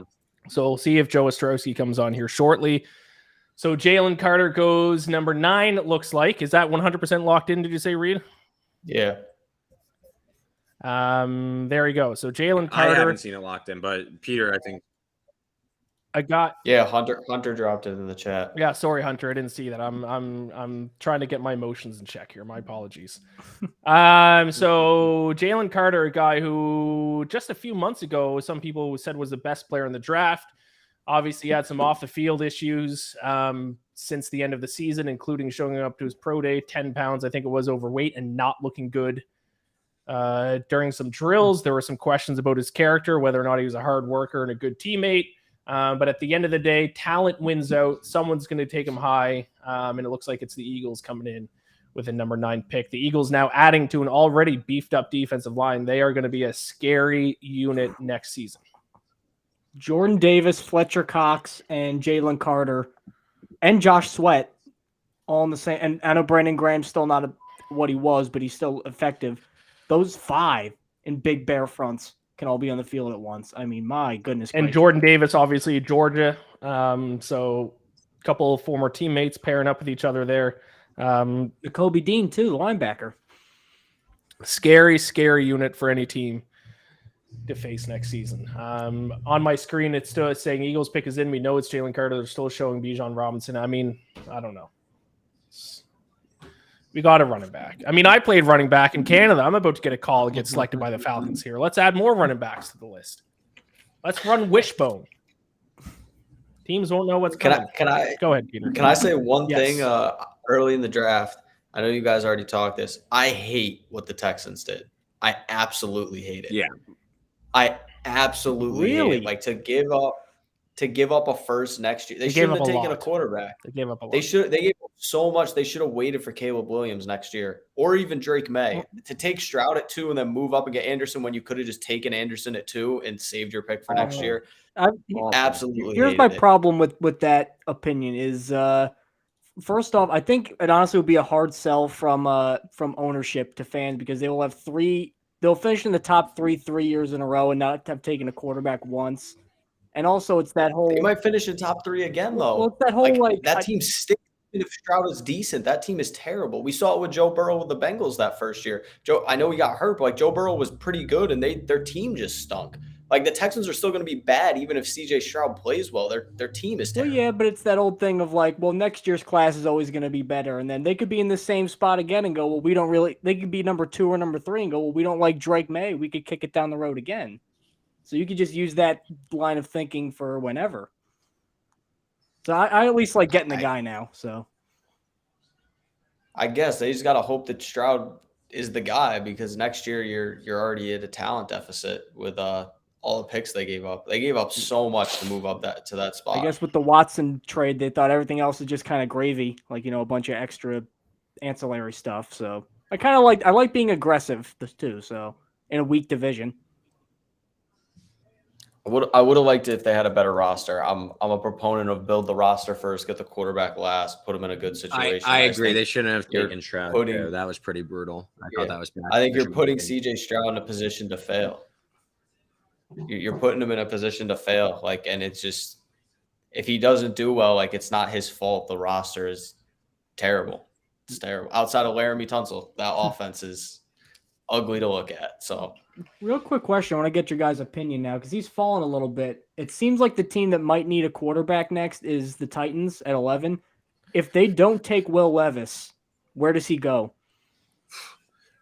New England. Ooh. Been rumored that they were maybe looking to move up. Do they trade Mac and they take Will Levis? That's at 14. Or does he keep tumbling down and it becomes like Detroit at 18? Minnesota. Tampa at 19. Tampa 19. Houston's out of the quarterback picture now. Seattle 20. Seattle 20. I don't know. So Will Levis seems to be dropping where he was originally projected to kind of go a few months ago before all the news broke that he was climbing up. Some people said as high as number 2, or that guy on Reddit said as high as number 1. So who's on the clock? The Chicago Bears are not technically on the clock, or yes, technically, but not on our screen here because the Eagles haven't made their official selection yet, even though we know who it is. So who do the Bears take? I think if you're looking at the betting odds, I think an offensive lineman was the favorite to go to the Chicago Bears. They just made their pick. Darnell Wright. Darnell Wright, who was the number 2 offensive lineman, correct? No, he was number 3, wasn't he? It depends on where you look. Right. Yeah. Him and Skoronski were kind of neck and neck. So the Eagles haven't even gone on the stage to officially make their pick, and we already know who the Bears are taking. This is like the second round of the NBA draft where like all the picks have been made, and then like they haven't announced 54 yet. So Bears are going offensive line, probably good. They have Justin Fields, young quarterback, and they had one of the highest sacked rates in the NFL last year. So offensive line seems like a pretty layup move for them. Is Darnell Wright the right guy, or do you think who'd you have ranked higher on your big board, Mike? Well, I had them taking Paris Johnson at 9, and I had Wright and Skoronski fairly even on my big board. I think Wright was a little bit ahead, but it might just come down to a team need thing. Do you need a pure right tackle like Wright, or kind of a guy who can kick inside like Skoronski? I'm a huge fan of this pick. I would have liked maybe a guy who could move over to left tackle a little bit. It seems like they're comfortable with what they have over there. But in terms of pure power and nastiness, it's hard to find a guy with a better combination of that in this draft. Now, he had a problem, as I explained on the Jet Press podcast. We kind of went in on a couple of the big offensive linemen. He had a weird issue with playing down to competition. Like on some of the games against the Cream Puffs and the group of 5 guys, he was kind of inconsistent. So you're like, what's going on here? Then he goes to play B.J. Ojulari from LSU, completely washes him out. And I thought he played the best of any offensive lineman against Will Anderson. I thought he handled Will Anderson very well. So I'm betting that Ryan Pohl saw that tape and he's like, all right, this is a guy we got to have for Justin Fields. Yeah, so there we have it. The draft is moving pretty quickly here. We've seen Jalen Carter walking up to the stage. We already know who the Bears are going to pick. So that means effectively the Tennessee Titans are next on the clock. And we have someone... Are they going to go quarterback? We have a Titans fan coming in. I'm very excited for this guest. This is my friendly rival, someone who I've argued with on Twitter the past couple of years when I've been calling the Titans overrated and frauds. But I respect her, especially as a Titans fan. Let's bring her in, Chelsea Messenger. Hello, Chelsea. Yeah, to talk to you. what an introduction, right? Like my rival, I call her team Well- the worst names on Twitter. Great to be here, Ian. I am so happy you agreed to join us. You did, to be fair, you did go on record saying that you hated me a couple weeks ago or last week. Well, I was laughing. I know. Like, you know, I hate your takes on the Titans. That's Yes. what I'll say. And let's Fair be enough. honest, like you're a needler. You know that. That's your course. role. Like you're There's the Pat nothing I love Bev more than of stirring the gambling pot a little Twitter. bit. Yes, there's nothing I love more than stirring the pot, especially with fans of certain teams. And Titans fans were a team that took to it. I had a lot of Titans fans, you included, very mad at me a couple years ago. But it's a new offseason. The Titans, unless they get out and they're the number 1 seed again, I won't trash them. As long as they're not overrated, they're How fine. generous of you. But Chelsea, let's talk about the Titans because this draft is moving along here pretty quick. Picks are rolling in pretty quick. Where do you think the Titans go here at number 11? Or maybe even do they trade down, do you think? I have a sinking feeling in my stomach that they're going to go with Will Levis and he's going to be an absolute bust. Like, just because my faith in the Titans over the last few years has not been good when it comes to their first round picks. They've had some absolute stinkers. Like last year, Treylon Burks was good. But if you look back to 2009, they've only had 2 guys selected in the Pro Bowl of all of those years. They had Taylor Lewan, who, barely played for us, and now he's gone. Jeff Simmons was a good one. I'll say that. But other than that, they've had some big swings and misses. Isaiah Wilson was absolutely terrible. I think he tried to jump off a balcony at a Tennessee State, frat party or something and ended up not even playing for the team. So forgive me if I am a little hesitant to be confident in the Titans with this pick. Chelsea, you're being a little harsh. He played 4 snaps.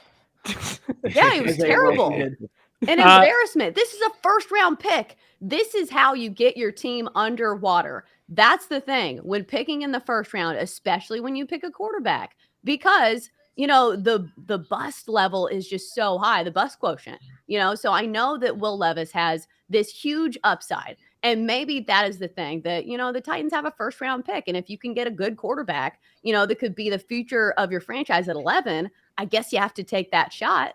But still, I'm not really sold on Will Levis as a passer. Like maybe I'm completely off here. Maybe it's his offensive coordinator that was the problem at the University of Kentucky.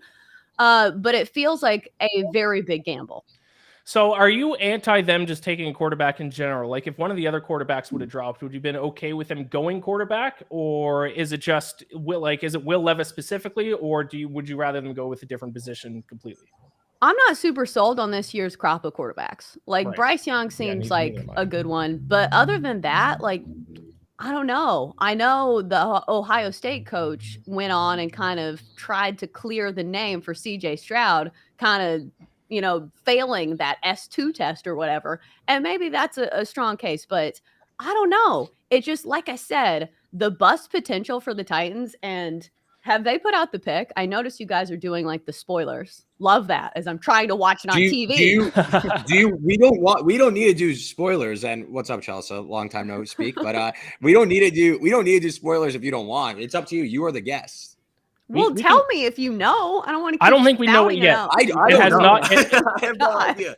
It has not yet been announced. If they don't go quarterback, what's the Titans' next biggest need after that? Offensive line. Offensive line was absolutely terrible. It was terrible, and also we were always hurt. So I think we had one offensive lineman that played 10 games. Other than that, it was a ring around the rosy, a cakewalk, musical chairs, however you want to put it. And it was not good. That was the Titans' biggest flaw. So if they can, no, that's Darnell Wright going to the Bears. If the Titans can get a good offensive lineman, and I don't know, who the best offensive lineman is and just how good he is, because that's the other thing in the draft. You want to pick probably the best player available, if it's some guy that just is a standout. But at the same time, they need an offensive line. Well, the pick is in. Hell yeah. The pick is in Let's for the go. Titans. Do you want us to say it? Do you see it already? I just read it in the chat. Okay, so yes. You're supposed to act It's surprised. I didn't know if maybe he had the chat minimized on purpose so you wouldn't see it. But yeah, the Titans are going offensive line. Peter Skoronski, a guy that we talked about a little bit before. Some people had him number 2 offensive line behind or ahead of Darnell Wright. Other people had Darnold right ahead of him. Obviously, the Bears had Darnold right ahead of Skoronski. So they did not go quarterback. They went offensive line. Chelsea, how do you feel about that pick? Thank God, because Will Levis would probably be airdropping shirtless selfies to every bachelorette party in Nashville. We are the bachelorette party capital of the world, it seems like. So I'm kind of glad that we avoided that. I'm happy. Like, hopefully this guy's a good offensive lineman, because even if he's like not that good, we just need bodies on the offensive line. So I think I'm happy with it. One of the great draft moments was a couple years ago when it was in Nashville, and all the bachelorette parties who just didn't know that the draft was going on. They're like, what is happening? No, they acted like Roger Goodell did it on purpose. They said, how dare they schedule the NFL draft during my bachelorette party? Like, they just planned it, weeks in advance. So I know they obviously went offensive line, and now quarterback is, I guess, kind of a need. Do you have any faith in Tannehill or Malik Willis? Did you see anything from Malik Willis last year to give you confidence at all? Like, what do they do with the quarterback position now? That laugh was a ringing answer if I ever heard one. Did you watch the games with Malik Willis? I did watch the games, yes. Did you see the passes that he tried to attempt? It wasn't good. There's some hype. There's some Malik Willis believers heading into the season last year, though. Yeah, the people who don't follow the Titans games, like we saw it in the preseason, like the guy can't complete a pass. Like, he is somebody who I think needed to learn football and like the playbook a little better, because that's what they were saying coming out of Liberty, is that he just kind of freelanced a lot and he didn't have to study or watch film. And when you hear a guy's not even watching film in college, like, that's a huge red flag. Yeah, so I think he still has a lot to learn. A lot of Willis's like pass concepts at Liberty were a lot of just, you're going to get back, and it's a timing route. You're going to drop back, and then in 2 seconds, that guy's going to be open in that particular spot. So when you go from that, which is entry-level algebra, and then you have to take on high-level calculus in the NFL, you crap your pants half the time, because there's also 300-pound grown athletes chasing you around. It was too much too fast on Malik Willis. Yeah, so Chelsea, obviously still a little bit early in the offseason, heading into next year. I mean, the AFC, the two South divisions, both my Falcons in the NFC South and your Titans in the AFC South, not the best divisions in football. Can the Titans still compete in the AFC South with the Jaguars? Do they have any life in them, or are they kind of entering a rebuilding phase at this point? Well, their defense is still good, because their defense kept them in games last year, even when the offense was absolutely terrible. So I think you have to give Mike Vrabel some credit. Like, I know you keep calling the Titans overrated, but can we not at least give Mike Vrabel some flowers here? Because I feel like he has done the most with the least of just about any team in the NFL. Because, all these other teams that you're looking across the way at, like, they have superstar quarterbacks. Their team's not completely on the injured list. So Mike Vrabel, I think, will at least make the team competitive. Yeah, and I will say usually the case when I call a team overrated or fraudulent, that usually is kind of what happens, is that a team wins games that I don't feel they deserve winning, and it's usually because of their coach is good. I think that's what happened with the Giants. They were kind of the team I picked on last year, but I think they won a lot of those games because Brian Dable was a good coach. So I like how you're backpedaling. There you go. Make no mistake about it. Fade into the bushes. 2 years ago, the Titans were the most fraudulent, overrated #1 seed in North American sport history, potentially. Are you kidding me? Nobody is overhyping the Tennessee Titans. People don't care enough. But they were the #1 seed. But that wasn't because they of won the hype. games. What are they supposed to do? Take the #1 seed away from them and be like, hey, well, you won those games, but we don't believe in you, so we're going to give it to somebody else. Here you go, Chiefs. Like, that's not how it works. Right. So overrated if I used overrated, that probably wasn't the right term. I think fraudulent was a more fitting term for the Titans. Overrated was the problem I had with you, and you're still wrong. Was it overrated, I said? Yes. Okay. If it's overrated, then I retract. Stay back into the bushes, fraudulent. brother. They were fraudulent. Chelsea, next season, the Tennessee Titans will take on my Atlanta Falcons. Set the line for the game. Who's favored in that one? Oh, God. Probably the Titans, especially if it's at home. Has to be, right? I actually don't know where it is, to be honest. Oh, God. I didn't have that ready. I think it's in Nashville. Yeah, Titans have to be favored. Oh, right? Am I missing something? Falcons minus 2.5, but they end up winning is by Bijan 20. Robinson going to be like a Wildcat quarterback? Where's the game? We might end up just running wishbone. I mean, Sounds we do have Arthur Smith, so we might literally just take over the Titans offense. This might be karma, actually, for me calling out the Titans, is the Falcons might just turn into the Titans stylistically. Hell It could be a yeah. nightmare. You deserve it. Nobody deserves it more than you. All right, Chelsea, I appreciate you joining us here. Let the people know where they can find all of your work.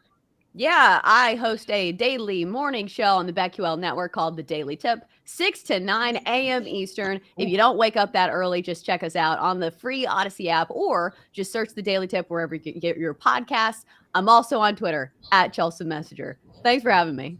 Perfect. Thanks a lot, Chelsea. Take care. Later, Chelsea. There you have it. I love it. I love a good friendly rivalry. I'm very excited for Titans against Falcons next year. That's going to get heated. All right, so where are we? So the Titans, we know the Titans are going Skoronski. That leaves the Lions now on the clock because the Lions traded with the Cardinals, who traded with the Texans, who were originally number 12. So now that makes the Lions on the clock. Correct? Yes, That is sir. correct. Yep. Any thoughts on where the Lions go now? I'll start I think- with you, Reed, first, and then I know you got to take the dog out, so maybe we'll get your thoughts on the Lions here, and then you can log off for a bit and then join me later. Pick just came down, and it's a stunner. Oh, God. Christian Gonzalez. Oh, I was going to say, I didn't see it. Okay, I was gonna say don't ruin it. Gonzalez. Let's have a prediction. Will Levis? No. Okay, it wasn't that bad, Peter. Dude, based on their roster, though, why? What'd they do? Oh, my God. What'd they do? NFL teams every year, man. What'd they do? Just Lions are nobody taking learns. Alabama running back Jahmyr Gibbs about 25 Nobody spots. learns, man. That's Too early. crazy. That's At insane. 12? At Dude, 12? what the hell? That's insane. That's No I way. believe we have Joe Ostrowski with us. So if we do, let's bring him in because we're going to talk about the Bears and who they picked, and also the NFC North opponent, the Lions, taking over the second running back at 12 overall. Joe, I didn't think Bijan Robinson would go this high, and now we have two running backs off the board at 12. Immediate thoughts about the Detroit Lions making this pick of Jahmyr Gibbs? Enjoy the Detroit Lions as your NFC North favorite, folks. Enjoy all of that. Oh, my goodness. That is idiotic. I'm happy that I laid off the under 1.5 running backs because I knew there was going to be a team that stupid. I was thinking back half of the first round, not the front end.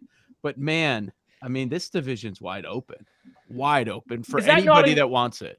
Is that not an unbelievable reach? Like, were there It's were there other teams that were gonna take Gibbs in the next 10 picks? Like, could they not have traded back or done anything else than taking him at number 12? This actually makes me feel better about the Bijan They're Robinson picking at pick. 18.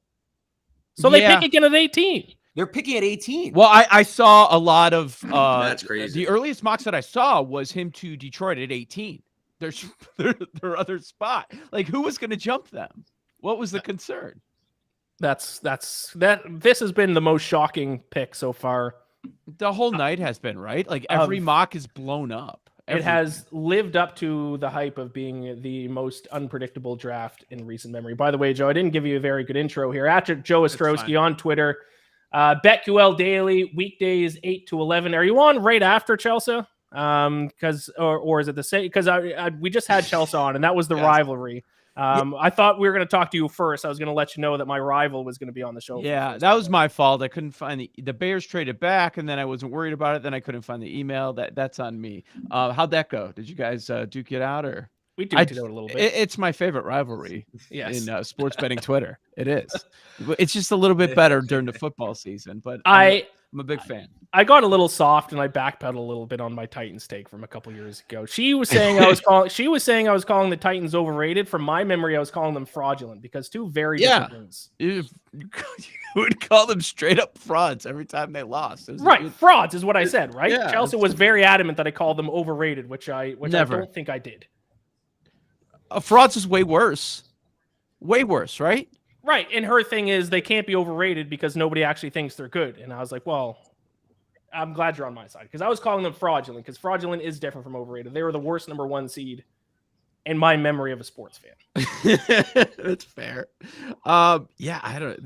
This is nuts. You want to talk about the Bears? Yes, let's talk about the Bears. Yeah. Okay. Darnell Wright, offensive lineman. I think the Bears, if you're looking at the betting odds, that was the betting favor for what position they were going to take. How do you feel about that overall, and how do you feel about them taking Darnell Wright, over Skoronski, or however you pronounce the other guy's name. I'm going to mispronounce it every time I say it. Yeah. There's a couple things here. I guess you have to dial it back because I'm just going to give you the perspective of Chicago and Bears fans. Yes. So now moving forward, every week the comparison is going to be, should the Bears have drafted Bryce Young instead of making that trade and moving on from Justin Fields? So that's going to be the comparison one, since they decided to pass on that and take Carolina's one next year, and of course DJ Moore.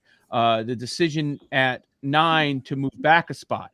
Now the comparison is going to be, should you have just sat there and taken Jalen Carter? Was a 4th rounder next year worth it? Darnell Wright instead of Jalen Carter. So that's going to be questioned forever for the rest of their careers too. Darnell Wright over Skoronski. There are some people that projected him more interior. So I actually do understand that. A lot of people I respect, with their offensive line evaluations, they were saying that Wright is the best tackle in this draft, and he played against the best hogs, in the country, in the SEC. So I don't have a problem with it. I was saying right to 9 overall if the Bears would have sat there, and I would have been fine with it. So I'm good with it. Skoronski's a Northwestern guy, Polish last name, so a lot of dumb Bears fans wanted him because they watched his Big Ten career. Right. But no, if you have him projected as the best tackle in this draft, or one of, because maybe you like Paris Johnson a little bit more, the offensive line is horrendous. You need to protect Justin Fields. All the sacks that he took last year, it's another way to help Fields. I have no issue with Wright. I'm cool with it. I do just got to say, because it just showed up on my screen here, it just showed the Lions war room when they got Jahmyr Gibbs, and they were celebrating like they just won the Super Bowl. Am I missing something? College man will jump in here. Gibbs is unbelievable. He's without a doubt he's an unreal prospect. Yes, but it's still you're taking a running back, and we were just talking about Bijan Robinson and why you probably shouldn't be taking a running back that high, even if the talent is so tantalizing. Jahmyr Gibbs, in my opinion, is he's a running back 1 level player. I just don't know if I take him that high. The only sort of spin I could see on it is after the Lions traded back with the Cardinals, I believe I saw they had 5 or 6 picks in the next 40 picks. So they could almost just say, screw it, we want our guy. Yeah, maybe that's part of the spin on this, but I think that's an incredible reach in my opinion. They also have DeAndre Swift, and they just David Montgomery. What are you? Is it going to be a 3? I have no idea. Yeah. I will say I think he's a guy that this comparison's been made a lot, and I don't think he's going to be that good. But you have seen a lot of Alvin Kamara comparisons, like a diet Alvin Kamara, and if you get if you get a guy 75% approximating that, that's a good use of a number 12 pick. Gibbs Rookie of the Year. Joe, is Justin Fields the guy in Chicago? Yes or no? I don't think the Bears know. I haven't seen him get it done from the pocket yet.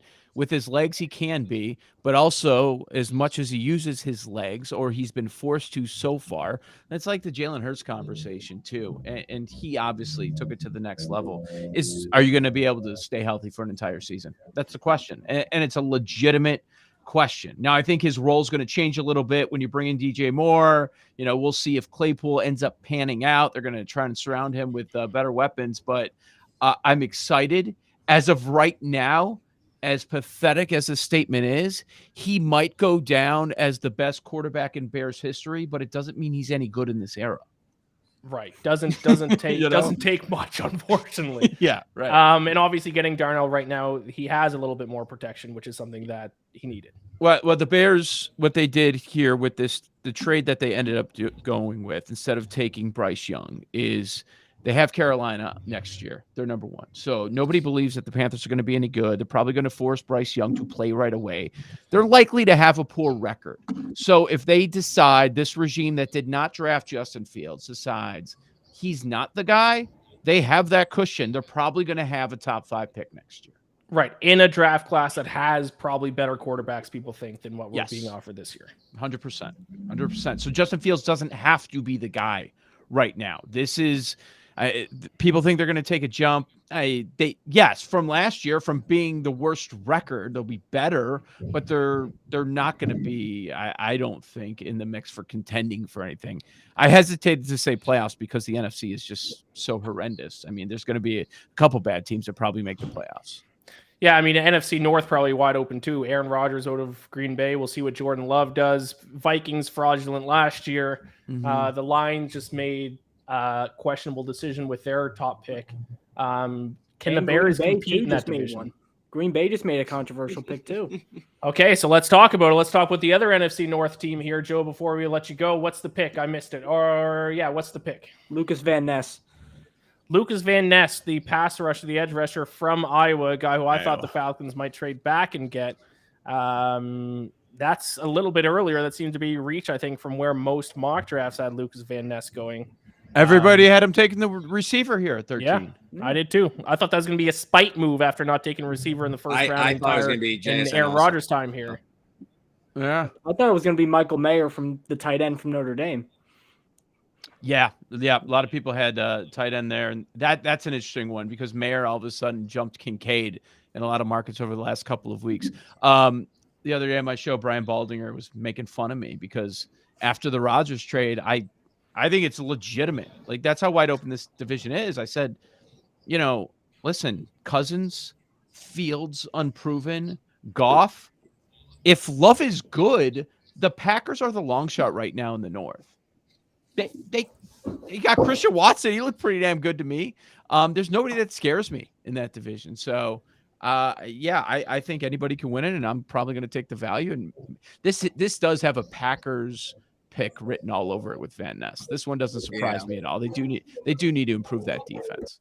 He seems like a guy that'll thrive in Wisconsin. Oh yeah, no question about it. So 7.5 juice to the under. I don't think it's crazy if you're going to make an argument that the Packers can go over on the win total this year at all. So what's your prediction for where the Bears land in the NFC North at the end of next season? Bears get better. Man, still trying to figure it out. Everybody's going to be fading the Vikings. Everybody. Right. But they have so much more talent than the rest of the division. You know what? You can have all the Lions hype again. Go ahead. Yeah. I'm not going to buy into it. The Bears, they'll move up a slot. They'll have more wins, but they don't have enough yet. I'll say third place. The Green Bay Packers still have not picked a receiver in the first round since 2002. Do you know who that player is? I don't. Greg Jennings? And Ian, we just had a trade here. The Pats were supposed to be on the clock, but they just traded back with the Steelers. So I think it's 14-17. So the Steelers are up to 14? I think the Steelers picked 17. So I think I think this is going to be Christian Gonzalez, in my opinion. All right. They've been linked to he's still on the board. We will see. Joe, we will let you go. Thank you so much for joining us. Appreciate your insight not only on the Chicago Bears, but on the NFC North as a whole. The NFC is going to be something else this year for sure. Thank you so much for joining us. Let people know where they can find your work. Will Levis hasn't gone yet, has he? Will Levis hasn't either. No. Jesus, this is wild. Follow me on Twitter at Joe Ostrowski, BetQL Daily, 9 a.m. to noon Eastern on the BetQL network. You'll find Ian there talking about his tattoo bets from time to time. Yes, I'm due for a tattoo bet here shortly. Thank you so much, Joe. I appreciate it. Take care. Hey, thanks, guys. Enjoy the rest of the draft. Thanks, Joe.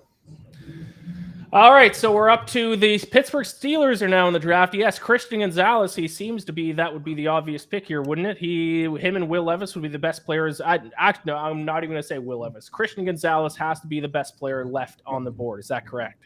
Right, but Joey Porter Jr. still available. That might be two. But Christian Gonzalez is higher ranked than him. I mean, I don't know. Something about it. I don't know. Joey Porter's kid going to the Steelers. I don't know. Reed, you're going to take a quick break. You're going to join me later for the back half or the last 10 or so picks of this draft. So we will let you go and we will talk to you shortly. Later, guys. I'll be back soon. See you later, Reed. We are going to try to get our Pittsburgh Steelers guest on the line here now that they have traded up. Tommy J. Guy. I am likely mispronouncing his last name. From the Still Curtain, Tommy, how's it going? How bad did I butcher I'm your doing last great. name? I'm doing great. Jagai, you're good. You're good. All right.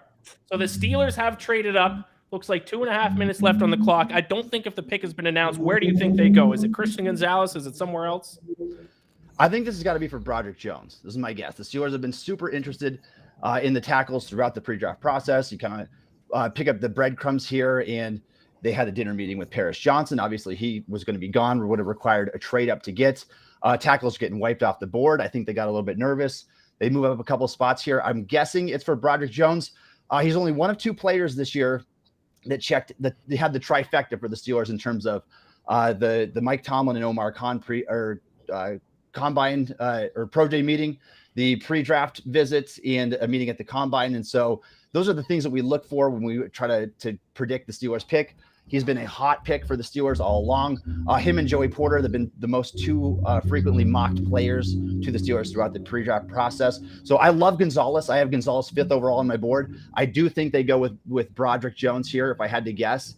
And again, Porter could be the pick there. It's obviously one that's been in connection with the Steelers all along, but I'm thinking Broderick. Yeah, and maybe they did that because they thought the Jets were going to take him at 15. Is that why you think they could have possibly traded up to make sure that they got their guy in this spot? 100%. I think the Jets were planning on taking a tackle as well. I don't know if everybody thought that Darnell Wright was going to go as high as what he did, and I think that would have been the ideal tackle for the Jets, plug and play on that right side over there. But I do think that that New York probably would have taken the offensive tackle there had they been given the chance. There was a chance now maybe where they go with someone like JSN or whatever to give Aaron Rodgers another weapon there. But I think the Steelers were kind of err on the side of caution. Again, it's been offensive tackle through the whole pre-draft scouting trail. And I think that the board lines up so much better when you look at it this way, because Steelers have 2 picks in the second round, incredibly deep cornerback class. They have had visits with some of the second round cornerbacks like Tyreek Stevenson, Julius Brents, Darius Rush. So there's a lot of interest in those type of guys too. I know Porter's been the popular pick all along. I don't think anybody expected Christian Gonzalez to be here at this point. So I'm all for that as well. Well, I just think that the pick is in, Tommy, and it is Broderick Jones. So okay. yes, your guess was correct. They're going offensive tackle, likely making the trade with the Patriots to make sure they were able to get him with the Jets, possibly going offensive line, offensive tackle at number 15. So Broderick Jones, out of Georgia, selected by the Pittsburgh Steelers, 14th overall. Are you happy with that pick, Tommy? Yeah, I'm definitely well pleased with this. I did have Christian Gonzalez higher on my draft board overall. I think that he's probably a safer prospect, and I think he could be a premier corner in the NFL. But if you hit on a left tackle, I mean, that's just as valuable as anything besides having a franchise quarterback, obviously. So I think the upside is all there for Broderick. I do think it's a little bit of bust potential, only has the 1 year of starting experience. But he's come from a great football program, 5-star recruit. He played behind Andrew Thomas and then just Jamari Sallier just the previous year. And so I think that there's a ton of upside in this pick. The Steelers have not taken a tackle in the first round in 26 years. It was long overdue. So I'm pleased that they got a player like Broderick Jones finally. There we go. Yeah, should be a great offensive lineman for them. By the way, if anyone's paying attention to the side story I brought up at the very start of the draft, the Leafs lost, and now I have to go to Game 6. So I'm in shambles. The Leafs lost. Falcons took Bijan Robinson. I'm hurting over here, my friends. Broderick Jones off the board. Where do you think what's their next pick? It's the second round. Yeah, Steelers pick at 32. That's going to be a valuable selection. They've never held that first pick in the second round before. So I do think that they try to look to trade back from that spot. They only have 3 selections on day 3 of the draft to 4th, and then 2 picks at the tail end in the 7th round. So I think they try to trade back, recoup some value if they stand pat at that pick. I think they could go interior defensive line, most likely cornerback, some of the positions they're targeting. And it looks like they're also looking for even another offensive lineman. So. All right. I love it, Tommy. Thank you so much for joining us. Good luck to your Steelers this season, and enjoy Broderick Jones. All right. Will do. Thanks for having me on. Thank you. Take care. All right. Next up, New York Jets. We don't have to bring in a guest for the New York Jets because he's been with us the whole show here. Luch, talk to us about the Jets. Geez, you even got the Luch nickname. You did your research. Well, I'm kind of stunned that the consensus top 4 all went off the board before the Jets. So At this point, if I had my druthers, I think I would either number one, I think I would trade down because you can recoup some of the Aaron Rodgers cost. They do definitely need a defensive lineman, maybe multiple, because Robert Saleh, more than any coach in the league, rotates linemen. It pisses Quinton Williams off, and he still does it. That's how committed he is to that. They lost Nathan Shepard in free agency. They've lost other backups in free agency. John Franklin Myers is okay, but not astounding. I could really see an interior defensive lineman here, maybe like an edge rusher that can kind of vacillate in between both. I'd be happy with either of those. Smith-Njigba, I could definitely see, even though I don't think he'd give you a great year one return. You could just have a top three of Lazard, Garrett Wilson, Lazard, and then Smith-Njigba, which is at pick your poison. So I'd be on board with that. If not that, I could probably. I think that honestly might be. Is there an offensive lineman left, or is there, or with Broderick going, are they kind of screwed? There's a little bit of a gap. There's like a firm tier 2 where there's guys like Anton Harrison, DeJuan Jones, a guy who could maybe kick inside like a Cody Mock. I was really high on John Michael Schmitz from Minnesota, who's like the consensus best center in the class, but they just re-signed Conor McGregor. They re-signed Connor McGovern to a 1-year deal. And he was their starting center last year. So I'd imagine that he's probably going to be the starting center again. So I think that knocks Schmitz out of the conversation until maybe like the second round if he falls. Really wide open. And that's why I think this pick might take a while. I think they might try and wiggle down out of it maybe into the early 20s or something like that. Maybe get a Levis team on the line and see if they want to trade up for Levis. I was going to say, we've had a lot of quick pick-as-ins over the last like 7 to 8 picks. So it's kind of nice to see somebody take their time. It seems like everybody else kind of had their board already figured out before. Joe Douglas is a man of the people, man. He aims to please. So. Gives us a second to kind of catch our breath here. Now, if Broderick Jones, if he didn't go right before the Jets, do you think that would have been the pick that the Jets would have went with? I'm pretty sure that was the pick that I've seen mocked to the Jets, both pre-Rodgers and post-Rodgers trade the most. But I think they probably would have taken him, even though they might not have given them a ton of year one production because he's a little raw. They have Dwayne Brown and Mekhi Becton, so you wouldn't need to just rush him into things. I'm not as high in him as everybody else just because I think that the flaws are very noticeable. But I just think it made so much sense for him to be a Jet. But he's a Steeler, so onward and upward. So let's just quickly touch on, while we're waiting for the pick to come in here, some players that have dropped. Will Levis, still available on the board. Not many people thought he was going to last this long. This is actually the time people thought Hendon Hooker might be taken around here. And Will Levis still on the board. So if anyone's looking for a quarterback, there is still a top prospect available there. No receivers off the board yet. And I have over 3.5 receivers taken in the first round. So we need some receivers to go here. Most notably, JSN out of Ohio State, the top, it seems to be the clear top receiver pick there. Christian Gonzalez, who his over-under for when he was going to be drafted was 8.5. It is now pick 15, and he is still available. Nolan Smith, edge rusher, still available from Georgia. And those are pretty much the top guys who have dropped a little bit at this point. So the Jets, we don't really have a feel for where they're going to go. Could really do anything here.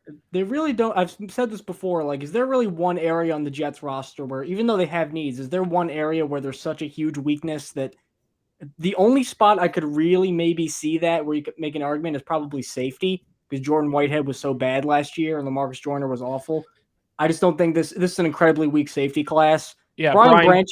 Yeah, but the thing with Brian Branch, though, is his best talents are being able to move around, kind of play inside the box and hit guys. And right. I think what the Jets need is like a deep safety that can cover ground. So he could do it. I just don't think that's the best use of Brian Branch. Yes. The Jets pick is they're giving each other high fives. I do have to point out that I saw the Georgia pass rusher. They were playing cards while sitting on the couch in the green room. So that was interesting. I like that move. Nolan Smith playing with some playing cards. I wonder what game he was playing. Go Fish, possibly. War, something that'd be pretty easy to play on a couch. My guess is going to be Go Fish. I feel like that would be. It's a surprise for the Did you see it? It is Iowa State defensive end Will McDonald. Will McDonald. What? Yeah.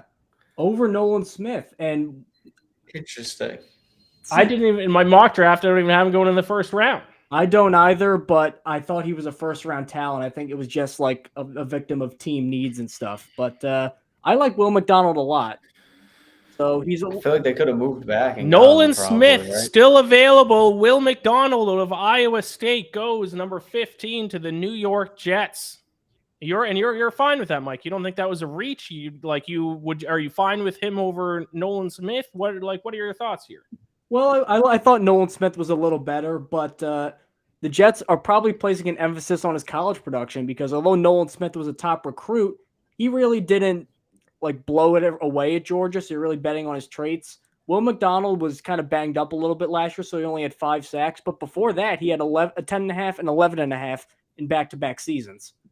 So Will McDonald's a guy who can be extremely productive. I think that he's a little bit light in the pants right now. I think he's listed at 236. So he's pretty much just a pass rush specialist. Like he's not great once guys get kind of locked in on him, but this dude just flies off the line, super bendy. And I got to give bendy.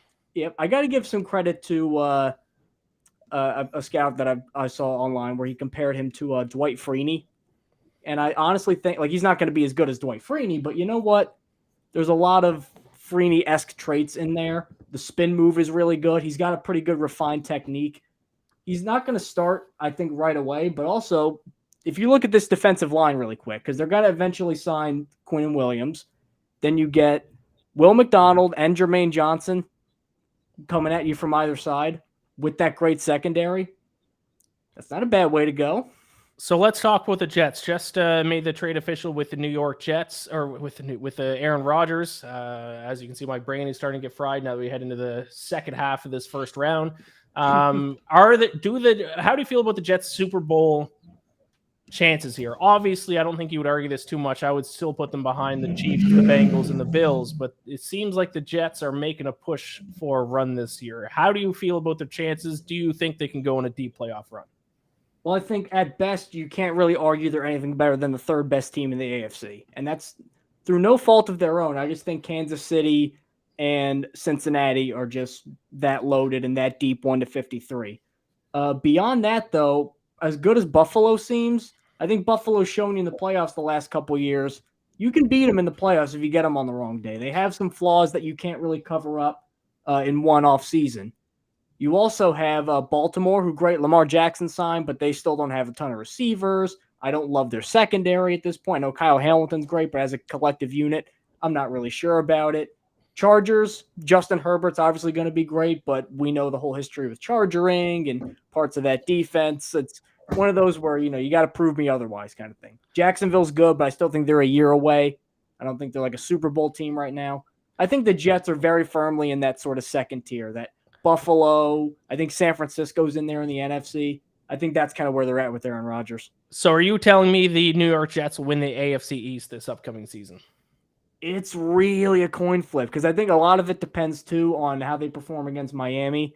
And with what Tua's health being what it is, you just really can't bank on anything.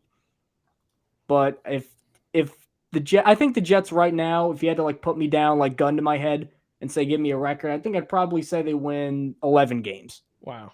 All right. Now, is that good enough to win the division? I don't know, but is it good enough for the top wildcard spot? I think so. And then once you get into the playoffs, anything can happen.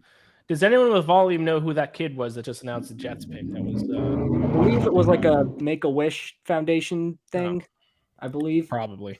Yep. The bendiest player in the draft, one defensive coordinator. What does bendiest mean, Mike? Bendiest basically just means that you can sort of contort your body in a way where you hear this a lot with rigidity, where they're not really very free flowing and they can get locked up and don't really have a great bag of tricks. McDonald has the ability to really twist himself in a way that he can get past offensive tackles. Now, I still think that he's still got to pack on some weight right now, but if you just wanted a pure pass rush specialist, I would have taken Nolan Smith, but it's at that point where they're very similar on my board. I'm not really going to pitch a fit about it. So next on the clock, the Washington Commanders are on the clock. The pick is in. We have our first terrible pick. Oh, Yeah. I don't know why. Unless somebody must know something about Christian Gonzalez because they're taking Emmanuel Forbes here. I don't get it. Christian Gonzalez was Christian Gonzalez. I thought everybody had him top 10, and now he's not even the corner here. Who is Emmanuel Forbes? He's Is that a a cornerback corner? from Mississippi State. Corner from Mississippi State. I yeah. have Christian Gonzalez, then I have Deontay Banks, and then Joey Porter Jr. So they took what at least I thought. In my mock draft, I had him going 69th overall to the Rams. That's just I don't know. I don't get that one. Here are the Washington good things. Commanders. The good news is he has insanely good ball skills. Very good at causing turnovers. And I like his length. I think he had his last year too. He was just locking people down. Here's the issue. Do what he weighed in at the combine? 166 pounds. Oh my God. That is 166 pounds in the 8th grade. That is way too light for starting NFL quarter. Now, again, he could add weight. I'm not saying it's impossible to do that, but 166 at an official weigh-in is really bony. Like, you could even look up pictures of him. You could see that he looks like a guy that's that skinny. So Christian Gonzalez still on the board. Will Levis, especially the Commanders. I mean, who's their quarterback? They didn't want to go Will Levis. It's gonna be Brissett and Howell. I guess. I don't mind. I don't mind Brissett as the veteran. I thought, honestly, he gave the Browns a better chance to win last year than Deshaun Watson did. But I think it's almost a vote of confidence in Sam Howell. They just must not. I think here, if you're taking a quarterback, if you don't love Will Levis, I wouldn't take him. I think the same thing with Hendon Hooker. Like, if you don't love him, there's no reason to just take a quarterback to take a quarterback. Like, if you don't love him, roll the guys you have now, and maybe next year you end up in that spot.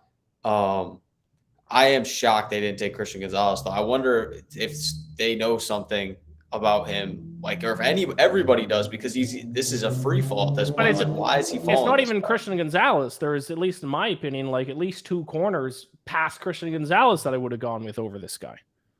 Also true. Wow, shocking. This draft is living up to the hype of the unpredictability. So there you go. So that means the Patriots, who traded back from 14 to 17, they are now on the clock. Do we have any idea where the Patriots are going to go now?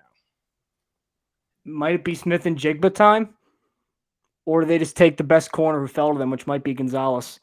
Yep. I was going to say Gonzalez just because he fell back to you, which is kind of lucky, but they could use the number 1 receiver.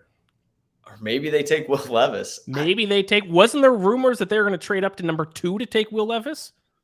This could be the ultimate. We needed more time to trade Mac Jones, and so we moved back because we knew nobody else was going to take Will Levis. Like, is that could be? I just don't know who trades for Mac Jones now either. Like, unbelievable. Yeah, because Houston's got one. That was the team I thought. Who even? Like, if you're trading for Mac Jones, you're trading for him to start. I would assume you're not going to trade for him to be the backup. So it's like, who is the team left, like, outside of maybe Washington? Like, who is trading for Mac Jones and saying he's our starting quarterback next year? I think that's a tough spot. And if you draft Levis, now you use 2 first-round picks in 3 years on quarterbacks, and you have Bailey Zappi, who you could argue played just as well as Mac Jones last year. Like, that's a loaded quarterback room. Yeah, so the Patriots on the clock now, number 17, and then the Lions back on the Lions, after all of this, might get Christian Gonzalez, who some people thought they were going to take all the way up at number 6. So after taking a questionable pick in Jahmyr Gibbs at number, number 12? It is possible that now Christian Gonzalez might fall all the way to them, which is just mind-blowing. Will Levis still on the board. Nolan Smith still on the board. Miles Murphy still on the board. I mean, a lot of people said Hendon Hooker was going to be a first-round pick. That's not looking so hot anymore either, with Will Levis still there. Is there going to be 2 quarterbacks taken in the last 14 picks, or however many picks are left? Not a single receiver has been taken off the board yet. Could see the Patriots go with receiver. Could see the Lions go receiver as well, potentially. Oh, no. Patriots got Christian Gonzalez. There you go. Why do the things work out for this team all the time? I don't get it. That's a pretty good trade by Belichick right there. No. I think if you're the Lions now, what do? You take Joey Joey Porter here? Or a receiver to take JSN? Could go either. So there you go. Corner back-to-back. Emmanuel Forbes to Washington. Christian Gonzalez finally off the board. That Washington pick, man, that might look like an all-time bad pick if Christian Gonzalez turns out to be good. That might be That's Jalen gonna be Reagor brutal. over. I wonder if the Patriots had plans to go elsewhere, potentially Will Levis or a receiver, and then Washington took this guy, and now they're like, oh, Christian Gonzalez just fell to us, and now they're just taking the best player available. It could be. It definitely could be. I wonder if they also thought nobody else was going to take a corner once it got to their spot, and they had multiple guys on the board that they were comfortable with. I think that's the other caveat is if you had two guys you were willing to take at 14, and you know you can get at least one of them at 17, you might as well get an extra pick out of it. Yep. So while we get ready for the pick to be made official by the Patriots, why don't we queue up a clip for Christian Gonzalez, which we do have here. I spoke to Christian Gonzalez yesterday. Unfortunately, we ran into some internet issues just a few minutes into the interview, but I did get to ask him about what made him a top-tier cornerback and why teams, at the time I asked him, why teams should look at you as the best corner in the draft instead of Devin Witherspoon. And now, shockingly, here we are. He's the third corner taken off the board, not something that I expected. So, his slide comes to an end. If we can bring up the Christian Gonzalez clip that we have, if we could go ahead and roll it. What do you think it is about your game that makes you stand out, that makes you the top corner, the number one corner in the upcoming draft? Yeah, just my size, speed, and length. Just adding that with my versatility, being able to, I went in this year and I played nickel the back half of the season, and being able to do that and also play outside corner, just move in and out throughout the down, not just one game or one drive, but switch automatically in one play and go right back out to outside, and then just go wherever the number one receiver is at, wherever the team needs me to do is what I like to do. So there you have it. I started off that interview telling Christian Gonzalez that I hope the Falcons were going to take him number 8. Of course, that unfortunately did not work out for my Falcons. We took goddamn Bijan Robinson instead. Now here he is. I can't wait till you're the biggest Bijan Robinson fan by yeah, week this 2. time next year. I'll have a Bijan Robinson jersey by this time next year, probably. So now there you go. Christian Gonzalez to the Patriots. The Patriots get. I actually like Christian Gonzalez better than Devin Witherspoon. Mike, on your big board, who'd you have as the top corner? Did you have Christian Gonzalez or Devin Witherspoon? I had Christian Gonzalez over Witherspoon, but I think they were like separated by one spot. I think it was like number 7 overall versus number 8. So and I honestly, grade wise, they were pretty much identical. So it was just a matter of, do you want like a man coverage guy or do you want a zone guy? And I think for the schemes that they're running, I think that Seattle and New England got the best guy for those schemes. Gonzalez, the problem I had with him is that he's a very risky corner. Like I think he gave up 3 touchdowns last year. Devin Witherspoon didn't allow any. So production-wise, there's a big difference. But it's really hard to not get excited about a guy who's 6'2" with, as he said, very long arms, good at contesting 50-50 balls, good run support tackler, and he ran a 4.38. So big, strong, fast athlete. And when those kind of guys get to Bill Belichick and he just puts them through his DB boot camp, I mean, there's a lot of guys like that turn out special. Like to bring up another former Patriot, I get a lot of Stephon Gilmore out of Christian Gonzalez, which, like we said before, if Christian Gonzalez becomes half of Stephon Gilmore, pretty darn good pick because he won Defensive Player of the Year. And I do have to point out that picture that was shown was not Christian Gonzalez. I think that was Dante Thornton for Oregon. But he did play for Oregon, originally to Colorado, I think, and then transferred to Oregon. Christian Gonzalez, from what I'm seeing, I think the downside from him, and you can confirm this or not, Mike, is that sometimes he's not the best tackler. He's not as aggressive as he can be, especially for someone with his size. Gonzalez? Yeah. Yeah, I mean, there was some of that. I mean, he's not going to be like, part of what made Witherspoon great was that he's just a ferocious tackler and he just slams into people and he plays. Which Gonzalez isn't quite. I mean, he does. It's definitely something that he needs to, I think, work on. But there was enough good run support stuff on tape where I'm surprised that it apparently affected teams, because I'm surprised that he was still available at 17. But I don't think it's too big of an issue. And I'm just looking at my screen. Boy, Will Levis, man, is poor Will Levis. Oh, his mom's hugging him. And where does Will Levis, like, what's the next possible landing spot for Will? It seems like there's always a quarterback every year that just falls way off the board. I think Tampa Bay at 19 makes a lot of sense. Tampa Bay, great.